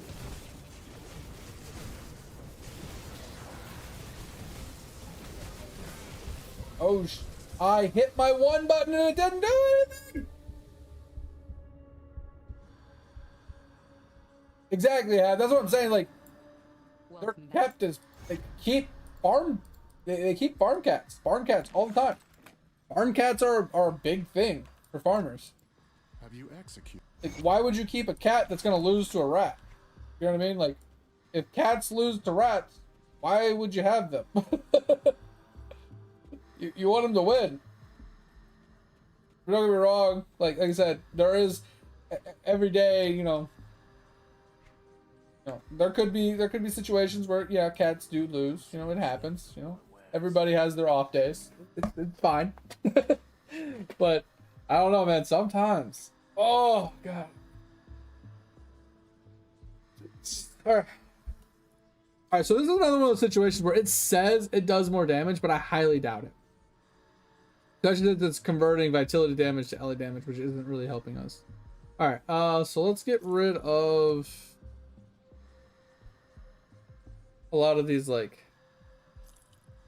guns, right? We're not going to use guns, for sure. We're not going to use ranged weapons.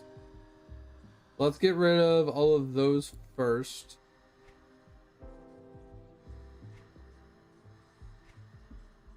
Not very many. Okay. Move this over. Okay. Start at the back. So this is lightning damage. I mean, technically lightning damage isn't a bad thing, because we are working with lightning damage, but that's fizz to lightning. Doesn't give us any like pluses. The problem is this axe is so fucking hard to beat. It's crazy. All right, so this is bleed. We're gonna ignore bleed. Hold and lightning. If it was fire lightning, I could understand it. Fire burn. We'll hold on to that for now. Lightning, ethereal, physical, ability. Physical and lightning. Fizz converted to lightning. I don't hate this idea.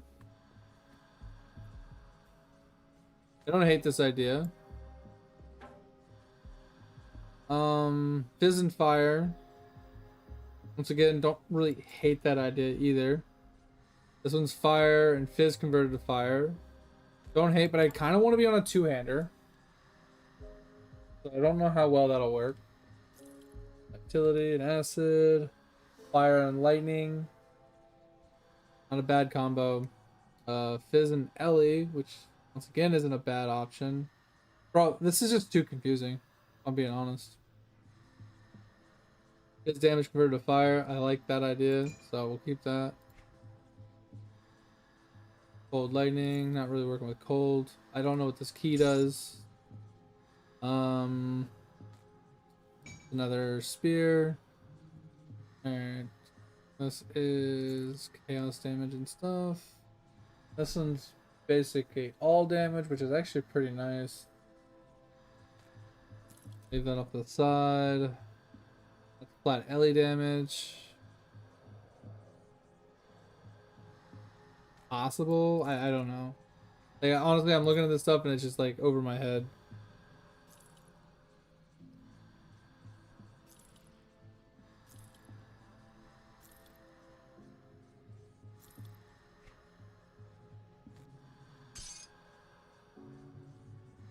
Ugh.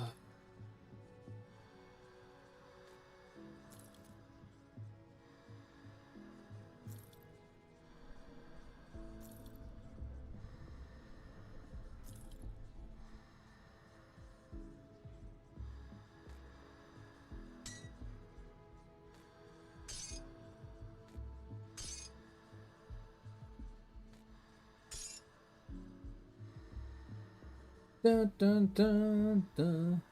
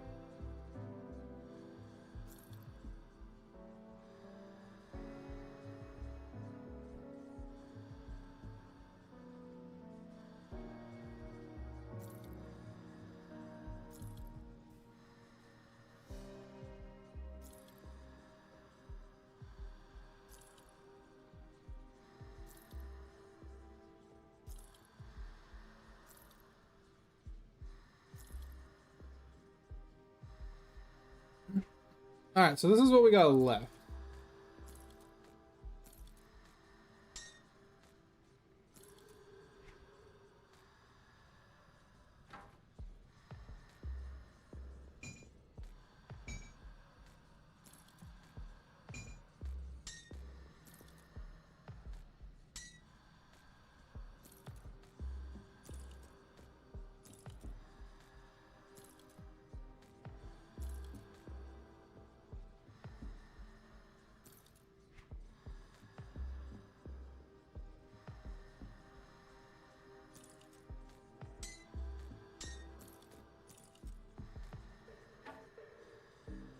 Alright, so this is everything we got left from what we just dug through.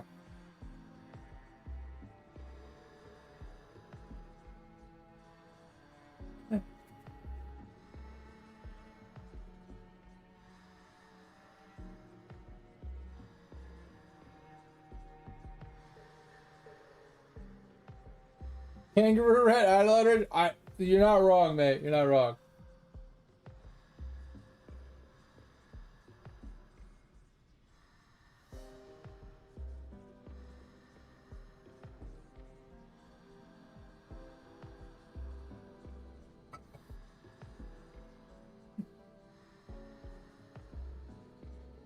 Yeah, so that's the problem I have is these four down here are a problem. This one's not great, but the rest of them are doing okay. I just need to figure out because I'm trying to make a conversion from fizz to fire, right? I have almost 700% fizz modifiers. I'm trying to make the conversion over to fire so I can scale the fire damage of this, but if I can get Ellie damage to also scale the lightning damage of this, I'd be happy.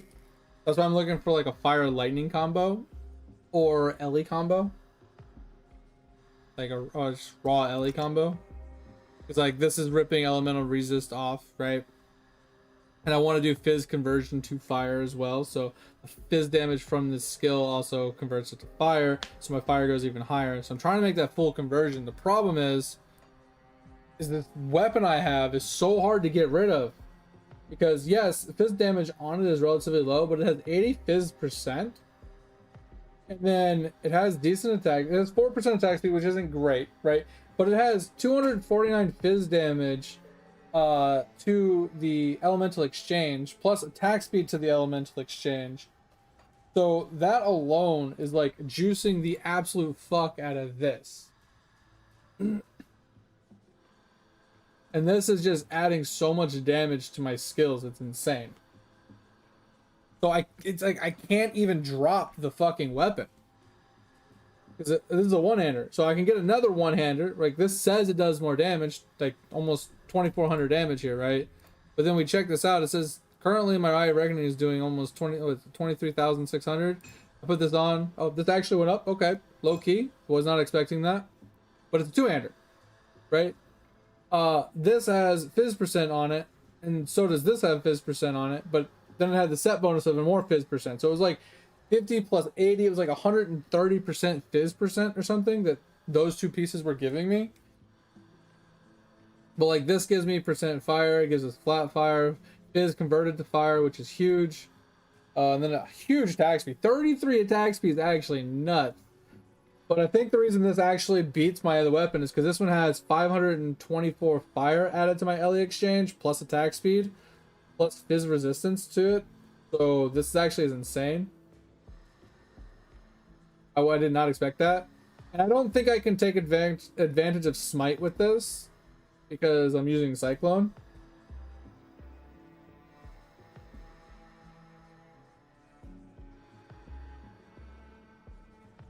Yeah, I probably could get a better one of this. But like I said, I do want to make that swap to fire. So I would, and also I think I want to run a two-hander over a one-hander anyway, unless I want to run block, which block doesn't sound like a bad idea to me. But I might be able to craft better. Like I've had this armor on for so long, like requires level 15, right? I crafted this forever and a day ago. Requires level 24. I haven't switched out my gear in so long, but I don't remember where this even dropped from. If I'm being honest, I'd have to look it up. I don't know where it even dropped from. But getting a new weapon is actually insane. You know, obviously I don't need this one if I have that one. I don't think this one will make us any better. Yeah, it's a little less, so.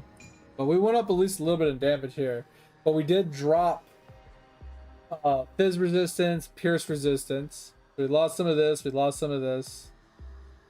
And we lost even more pierce resistance with this. We have to make up for it somewhere. So we're not even going to be able to use the shield to make it work. So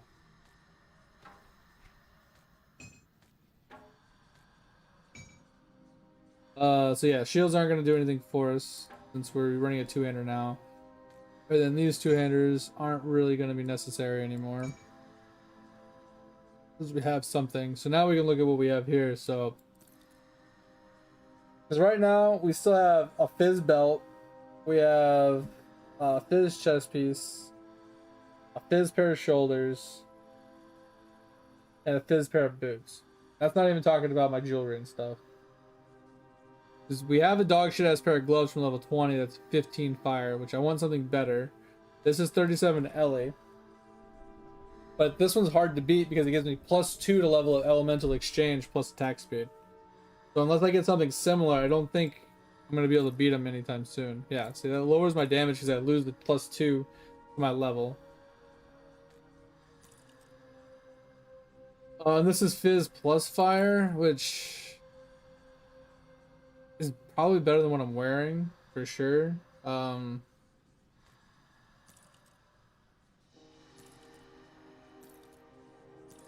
maxes out my pierce, gives me more poison, but I lose a few points of whatchamacallit. And also my damage did go up. Okay, so that's something.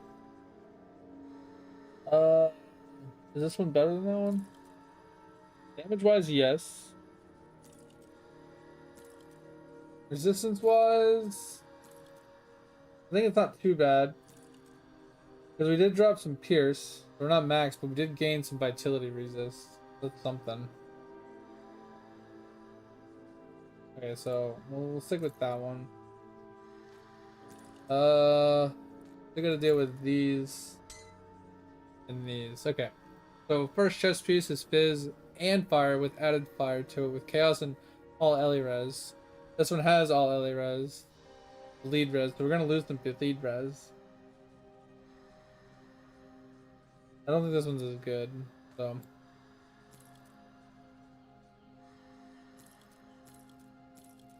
Alright, so we lose a little bleed res, but we do get some chaos res. And then we compare it to this one. I think that one's just better.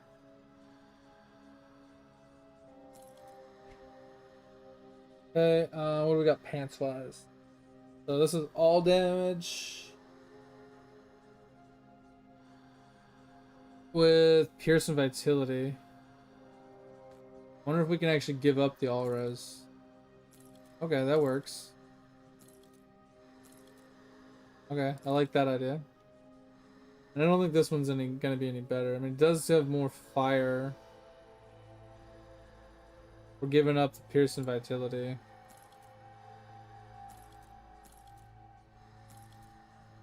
I think we like that one more. Okay.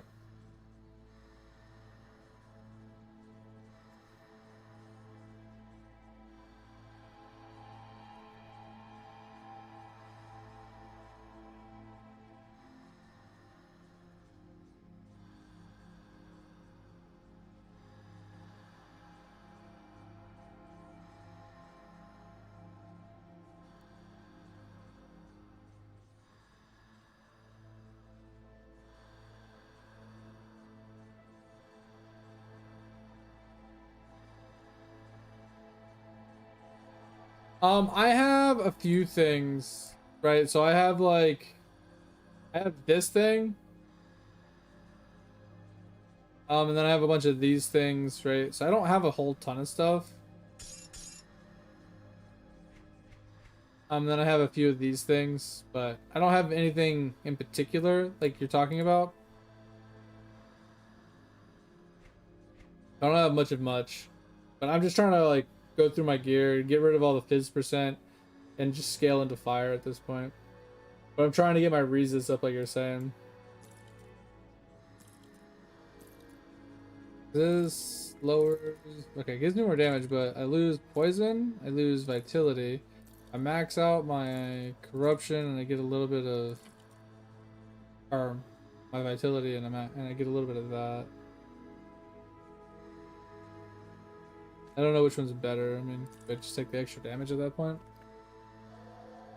So this one is all Ellie with attack speed, Ellie res. This one is a little bit of fire with Ellie. I like that as a combo with vitality and chaos. So I wonder if putting both of these on is just overall better.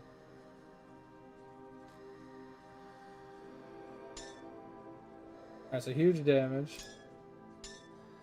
They lose a lot of vitality on that though. This doesn't have any, it just has Ellie res on it. So we could probably lose some Ellie res somewhere. And then once again we lost poison.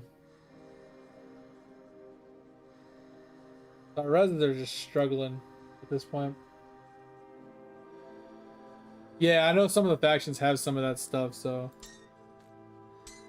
Problem is if I don't have the energy regen from having these on, I don't think I can maintain cycling. Like I can still maintain it okay, but as you can tell, I'm like degenerating quite fast now that I only have these two pieces.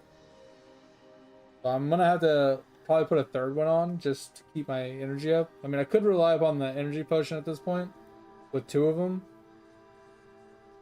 Alright, so this helmet has Fizz and Ellie, 28 Ellie. Just gives me Ascension, which I'm not really using. This one's pet bonus. It doesn't give me anything. This is 28 fire. This is 65 fire.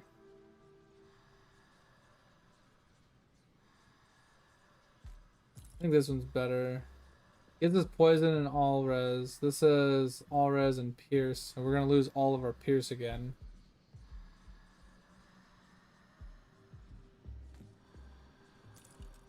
But it does equalize out both of these at 40 instead of one being 70 and one being like nothing. That's something. And then like I said, I still lose more energy. So now I'm like really chunking to my. I could probably make do with this actually. This might actually be enough for regen. With just one of them. So let's just go sell all this stuff. I'll give you a good price for what I've got left. And hopefully work out.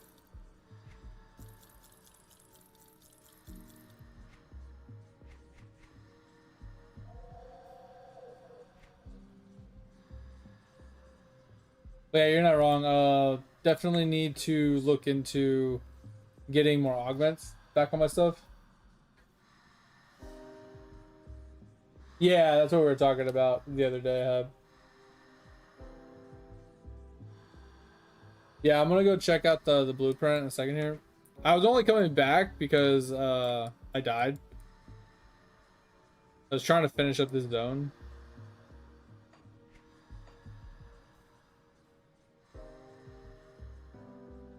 'Cause I'm like right at the end. Before I worried about like dealing with all my gear. I was just trying to finish this place up.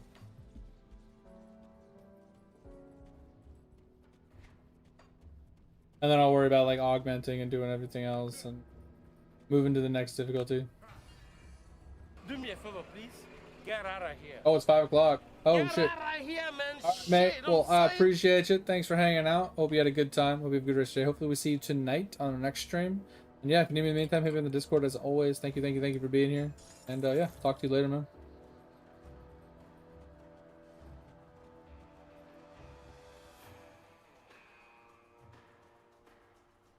I picked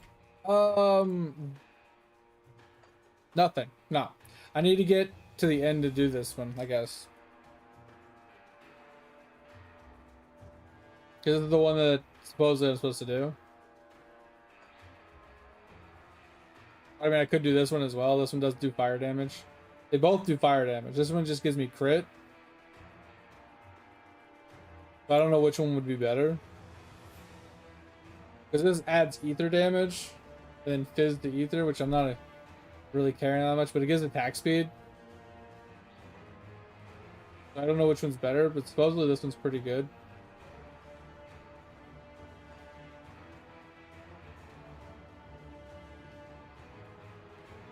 That's not great, really. I'm also thinking about just doing this one. And just calling it a day.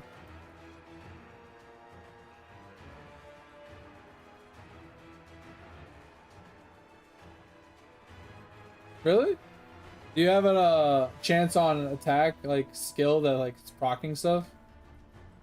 Because I think I just got one that's like 10% chance on a hit to like cast a lightning bolt or something.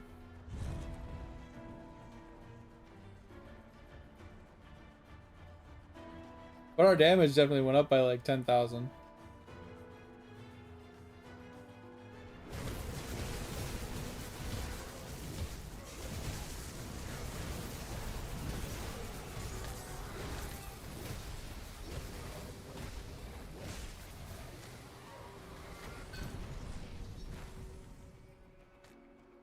Okay, got another purple.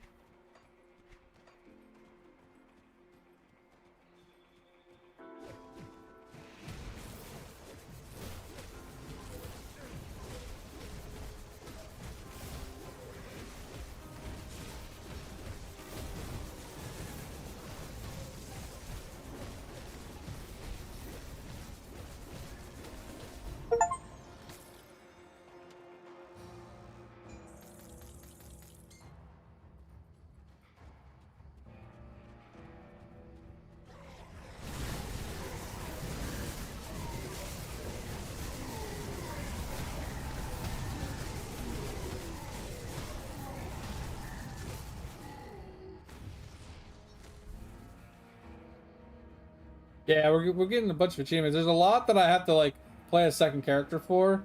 It's like, resolve this situation peacefully without fighting so-and-so, or vice versa, or whatever. So there's a handful of them I'll have to specifically go through and do the correct way in order to unlock it properly.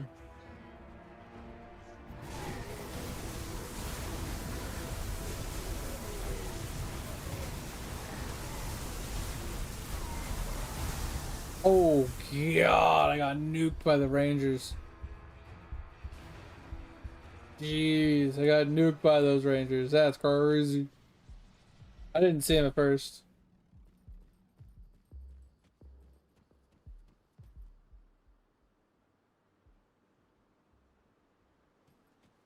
Yeah, for Frogaball, yeah.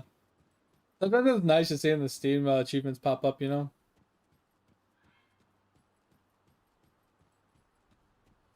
Makes you feel like you're accomplishing something.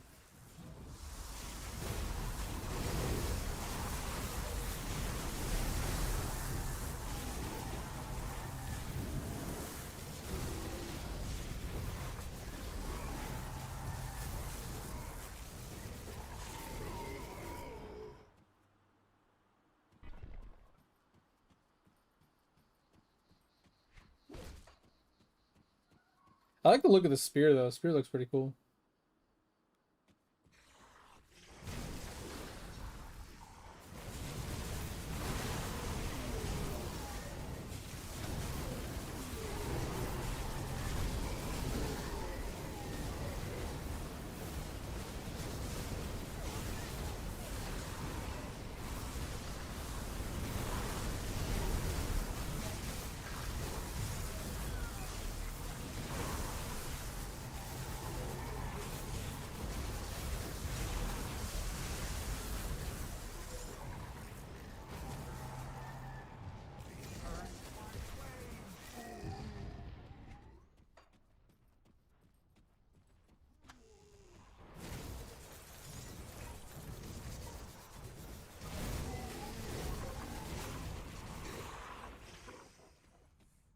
For fun, what skill?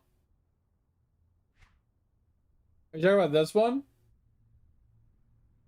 I mean, I'm keeping this just because it has like healing effect increase and it has 20% health as well. No reason why I left this one.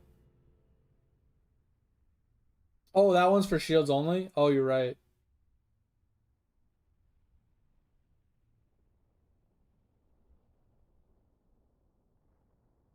Yeah, you're right. Because this only increases damage while holding a shield, right?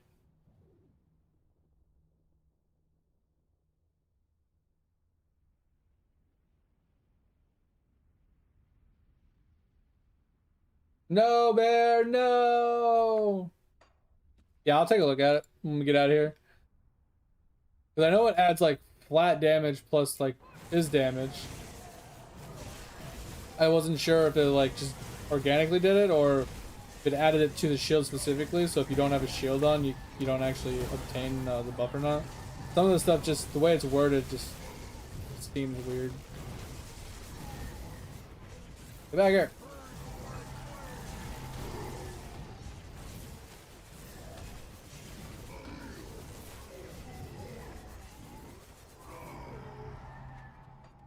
They want to try and get some armor absorption built into the build though.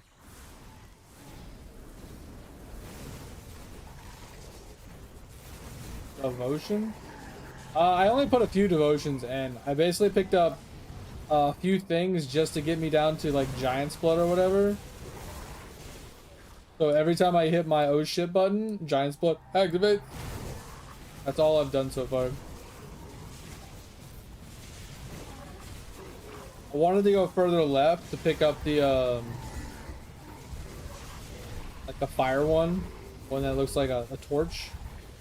I wanted to go further left to pick that up. But yeah, I haven't done much with my devotion, so I have 13 more points. But basically, we picked up this one because we needed the points, you know, the blue and the yellow. So we can get over to here. This one required 4 blue, 4 green, 3 pink. So we picked this one up. you know, because it gave us fire damage and some other stuff, and then we picked this up to go with it. Oh, my cyclone right now, and then we picked up the jackal, so it's like regen, total speed, and then all damage. Those that was mostly for the 3 points in pink, right? And then since this one completed, it gave us 2 more pink. So technically, we could refund probably this, because it only requires us to have 3, and we can keep the pink here. We can technically get rid of this one now. And then we just picked up this one, basically.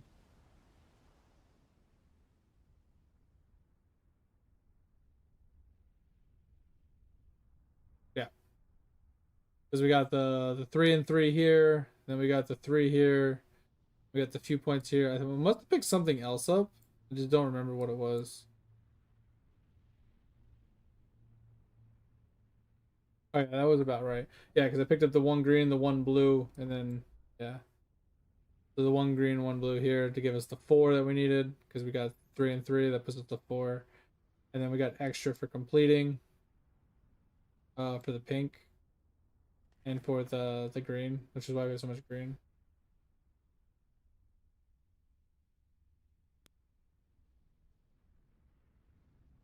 The ghoul.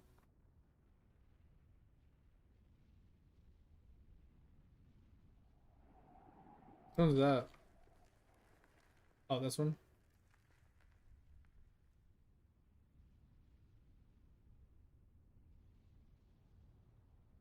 Oh, survivability, basically.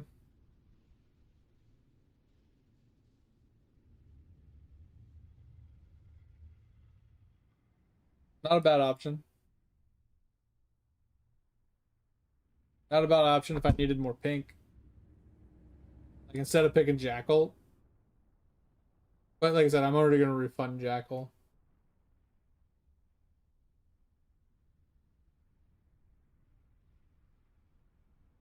Can increase the highest star. What? What are you talking about? Please, more elaboration. I'm completely lost. Actually, we do need more pink though. But we could pick up Ghoul and Jackal to give us to the 8 points for this. Because we can still then refund the 1 pink here, and that'll keep us at 8. Just to get us here. The Jackal, yeah, it kind of looks like a... Yeah. But that gives us the 8, so we can get the pink out of the way, but we still need a ton of green. I need to get a bunch of green to be able to get over there, and I don't know what to pick up green-wise to be able to get to this. Because this one gives huge fire damage, and then movement speed, and it gives more fire damage, more burn damage, more burn damage, and then this 30% chance on attack, meteor shower to do even more damage. So this is what I want to get to. I just need to figure out what greens to pick up to push me over there. I haven't picked up very many greens. So that's what I need to work on now. Like I said, this is definitely a good one though.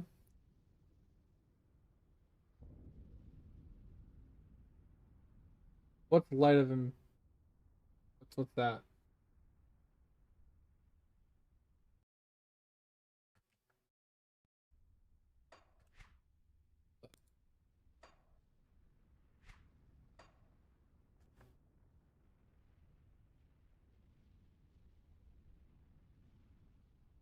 This thing?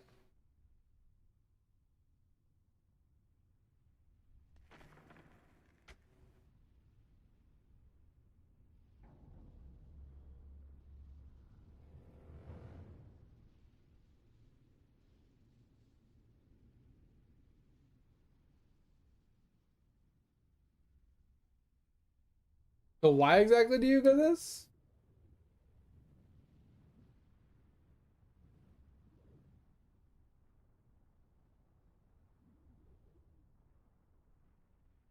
Because like I see like you get 80 fire, right? And then this is useless if I'm doing conversion, right? Then this doesn't give it the survivability. And this is another 100, so that's like 180 fire. Like I said, we're ignoring the fizz because we're trying to get 100% conversion, right? And then this is just more resist. And then we get added fire, and then max resist. And then this just, the divine light banishes the darkness, blah, blah, blah. So it's just like a beam of light, I'm assuming, that just does fire damage. I mean, I do like the knockdown. Knockdown's pretty nice. And then 50% damage to undead and other people. That's pretty good when that triggers. But like, what's the difference between that and running 80% fire? This gives us and then we got another 100, so we have 180 plus the flat fire. And then we get burned because we're also applying burn and get more burn damage, more burn duration, plus more burn damage, plus more burn flat damage. And then we get this, which is also fire damage. I don't understand the difference. Yeah, it's more fizz and fire builds, like combo. Like if I wasn't converting, it makes sense. But the goal is complete conversion, right? So right now I'm not at a full conversion. I have 50% conversion from just this weapon. I would like to do a full conversion. I don't know how to finish the conversion, but I'm trying to get a full conversion to fire. That's the goal. So getting percentage to fire and stuff isn't gonna help me. Or getting percentages to fizz isn't gonna really do much for us. So that's why, like, I'm not opposed to going that one. It's got a cool little usable effect, and it does give me fire. I mean, maybe there's better things that branching that way I would run into. Like, instead of like going to the left, like getting mediocre, smaller signs to unlock the bigger sign. Maybe going the other way, there'd be better ones. I don't know.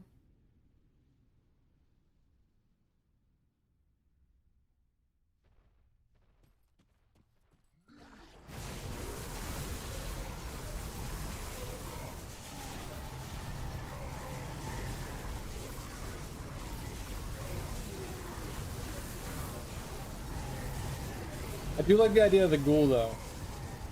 Because I think if I put my points into ghoul now, it would give me a lot of life leech or regen for survivability. That might keep us from dying so much. Oh, that was close. So maybe we'll do that really quick. Like if we have to refund it all, we have to refund it all. I'm not that worried about it. This is trial and error anyway.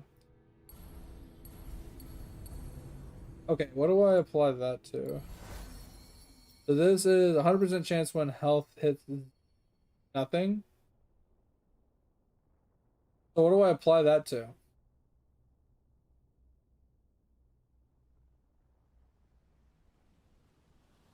Do I just apply it to the elemental exchange? Maybe?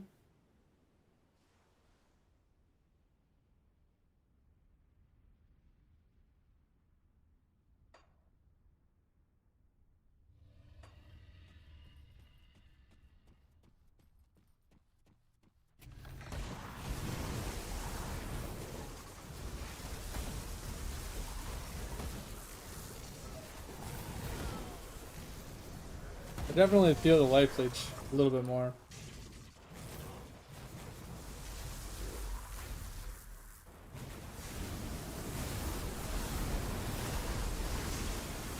Oh, look how fast I just healed up. Like, holy hell, that was crazy.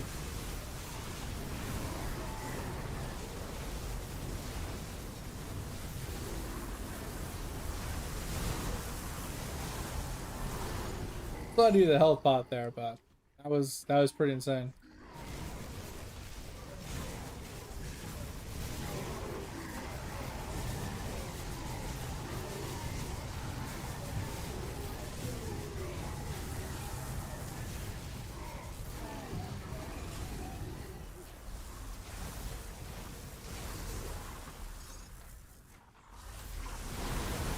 Woohoo! These guys hit. I don't know what damage that is, but that shit hurts.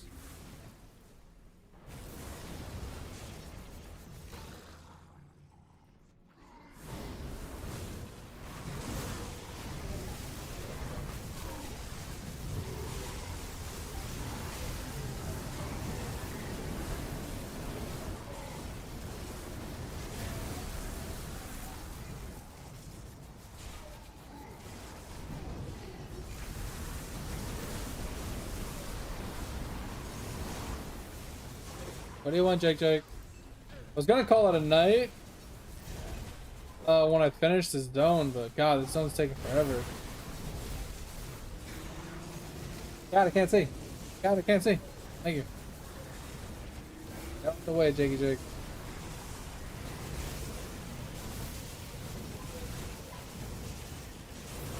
Not on the keyboard.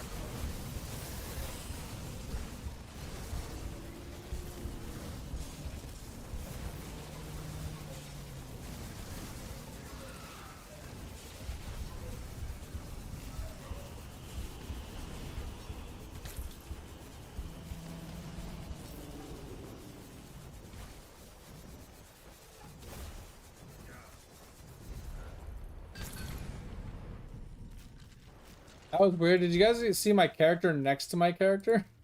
It was so weird.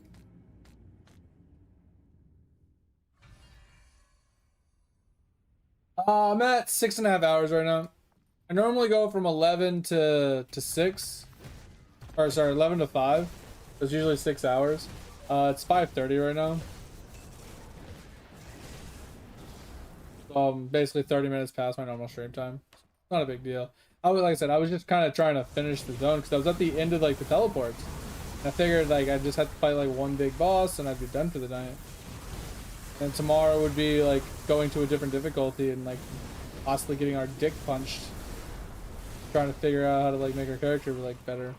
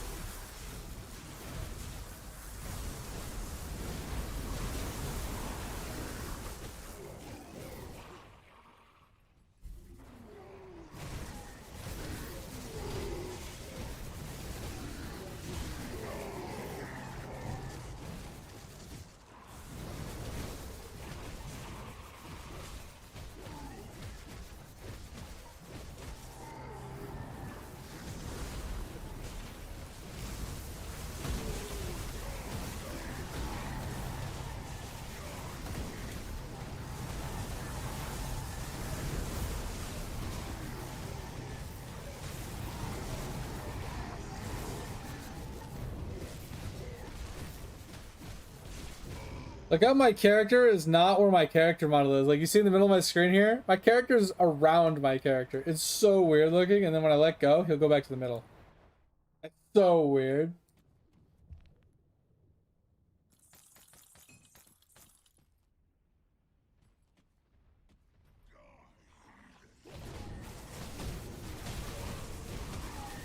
But I'm trying to read chat. I'm on a level what?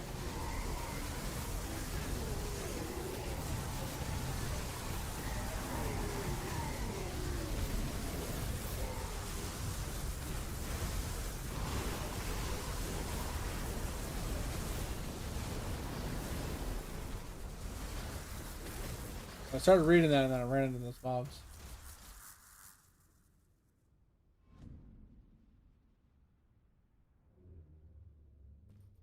What does that mean? Able to wear level 60 relics.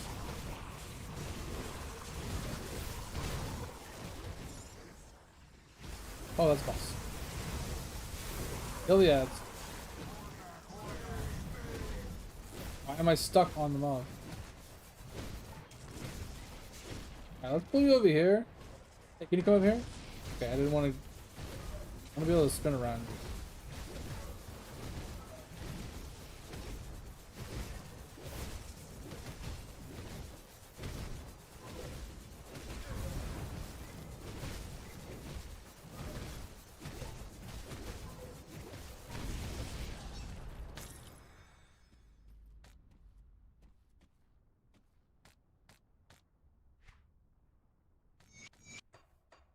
All right.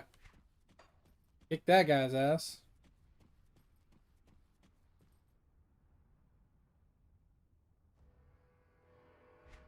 All right, just because you guys really like watching meatspin.com doesn't mean that I'm spinning slow, okay?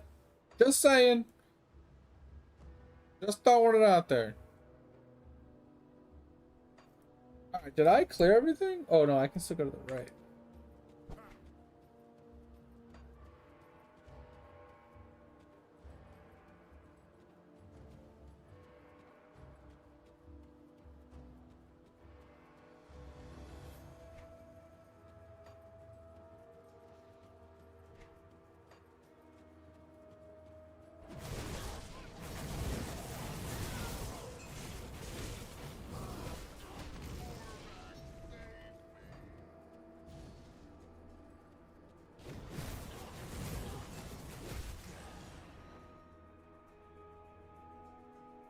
Yeah, I know that's a relic slot, but what do you mean by level 60? Like the way you wrote it made where level 60 relic? Like, are you saying I should go and make a new relic? Like a higher tier relic or something? Because it says you are on a level that able to wear level 6. So I'm assuming now that I'm level 60, you're saying that I can now wear a level 60 relic, so I should go make a new one?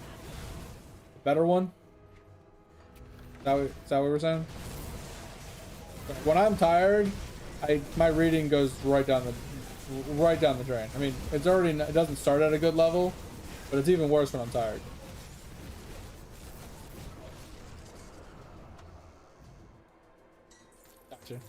Gotcha. Yeah, I'll definitely do that. I need to figure out which relic I need though, because like obviously the relic will be determined based off of like what other gear I have and like filling in slots. Sometimes I feel like I can do one for damage for sure, but if I need one for like resist or something, like, or a specific resist or a specific something else, I'd rather use it for a filler slot since I can craft it. Oh, and you can do one at 90? Interesting. Yeah, I did like the lowest level one I could. I haven't crafted one in a very long time. Oh, spin me right round, baby, right round. Why can't I go in here?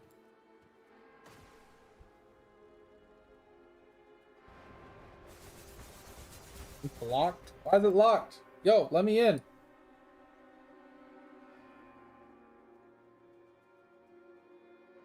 Who do I talk to? Talk to this guy?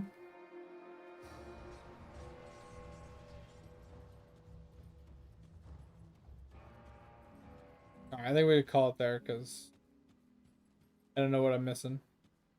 I'll figure it out tomorrow. And I think tomorrow I'll be figuring out a couple of these quests and then switching over to the harder difficulty, I guess. Yeah, I have no idea. Yeah, I don't know what the previous quest is though. Is it this one? Eliminate the guardians at the temple of something, or activate the temple, like the altar, like, is that what I'm trying to do? That's what I'm saying, like, I thought I killed everybody leading up to that. So I must have missed something somewhere.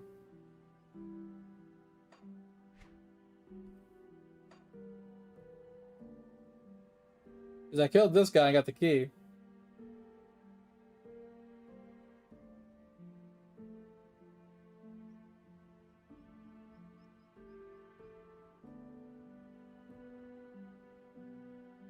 Runes of Abidi. Where's that at?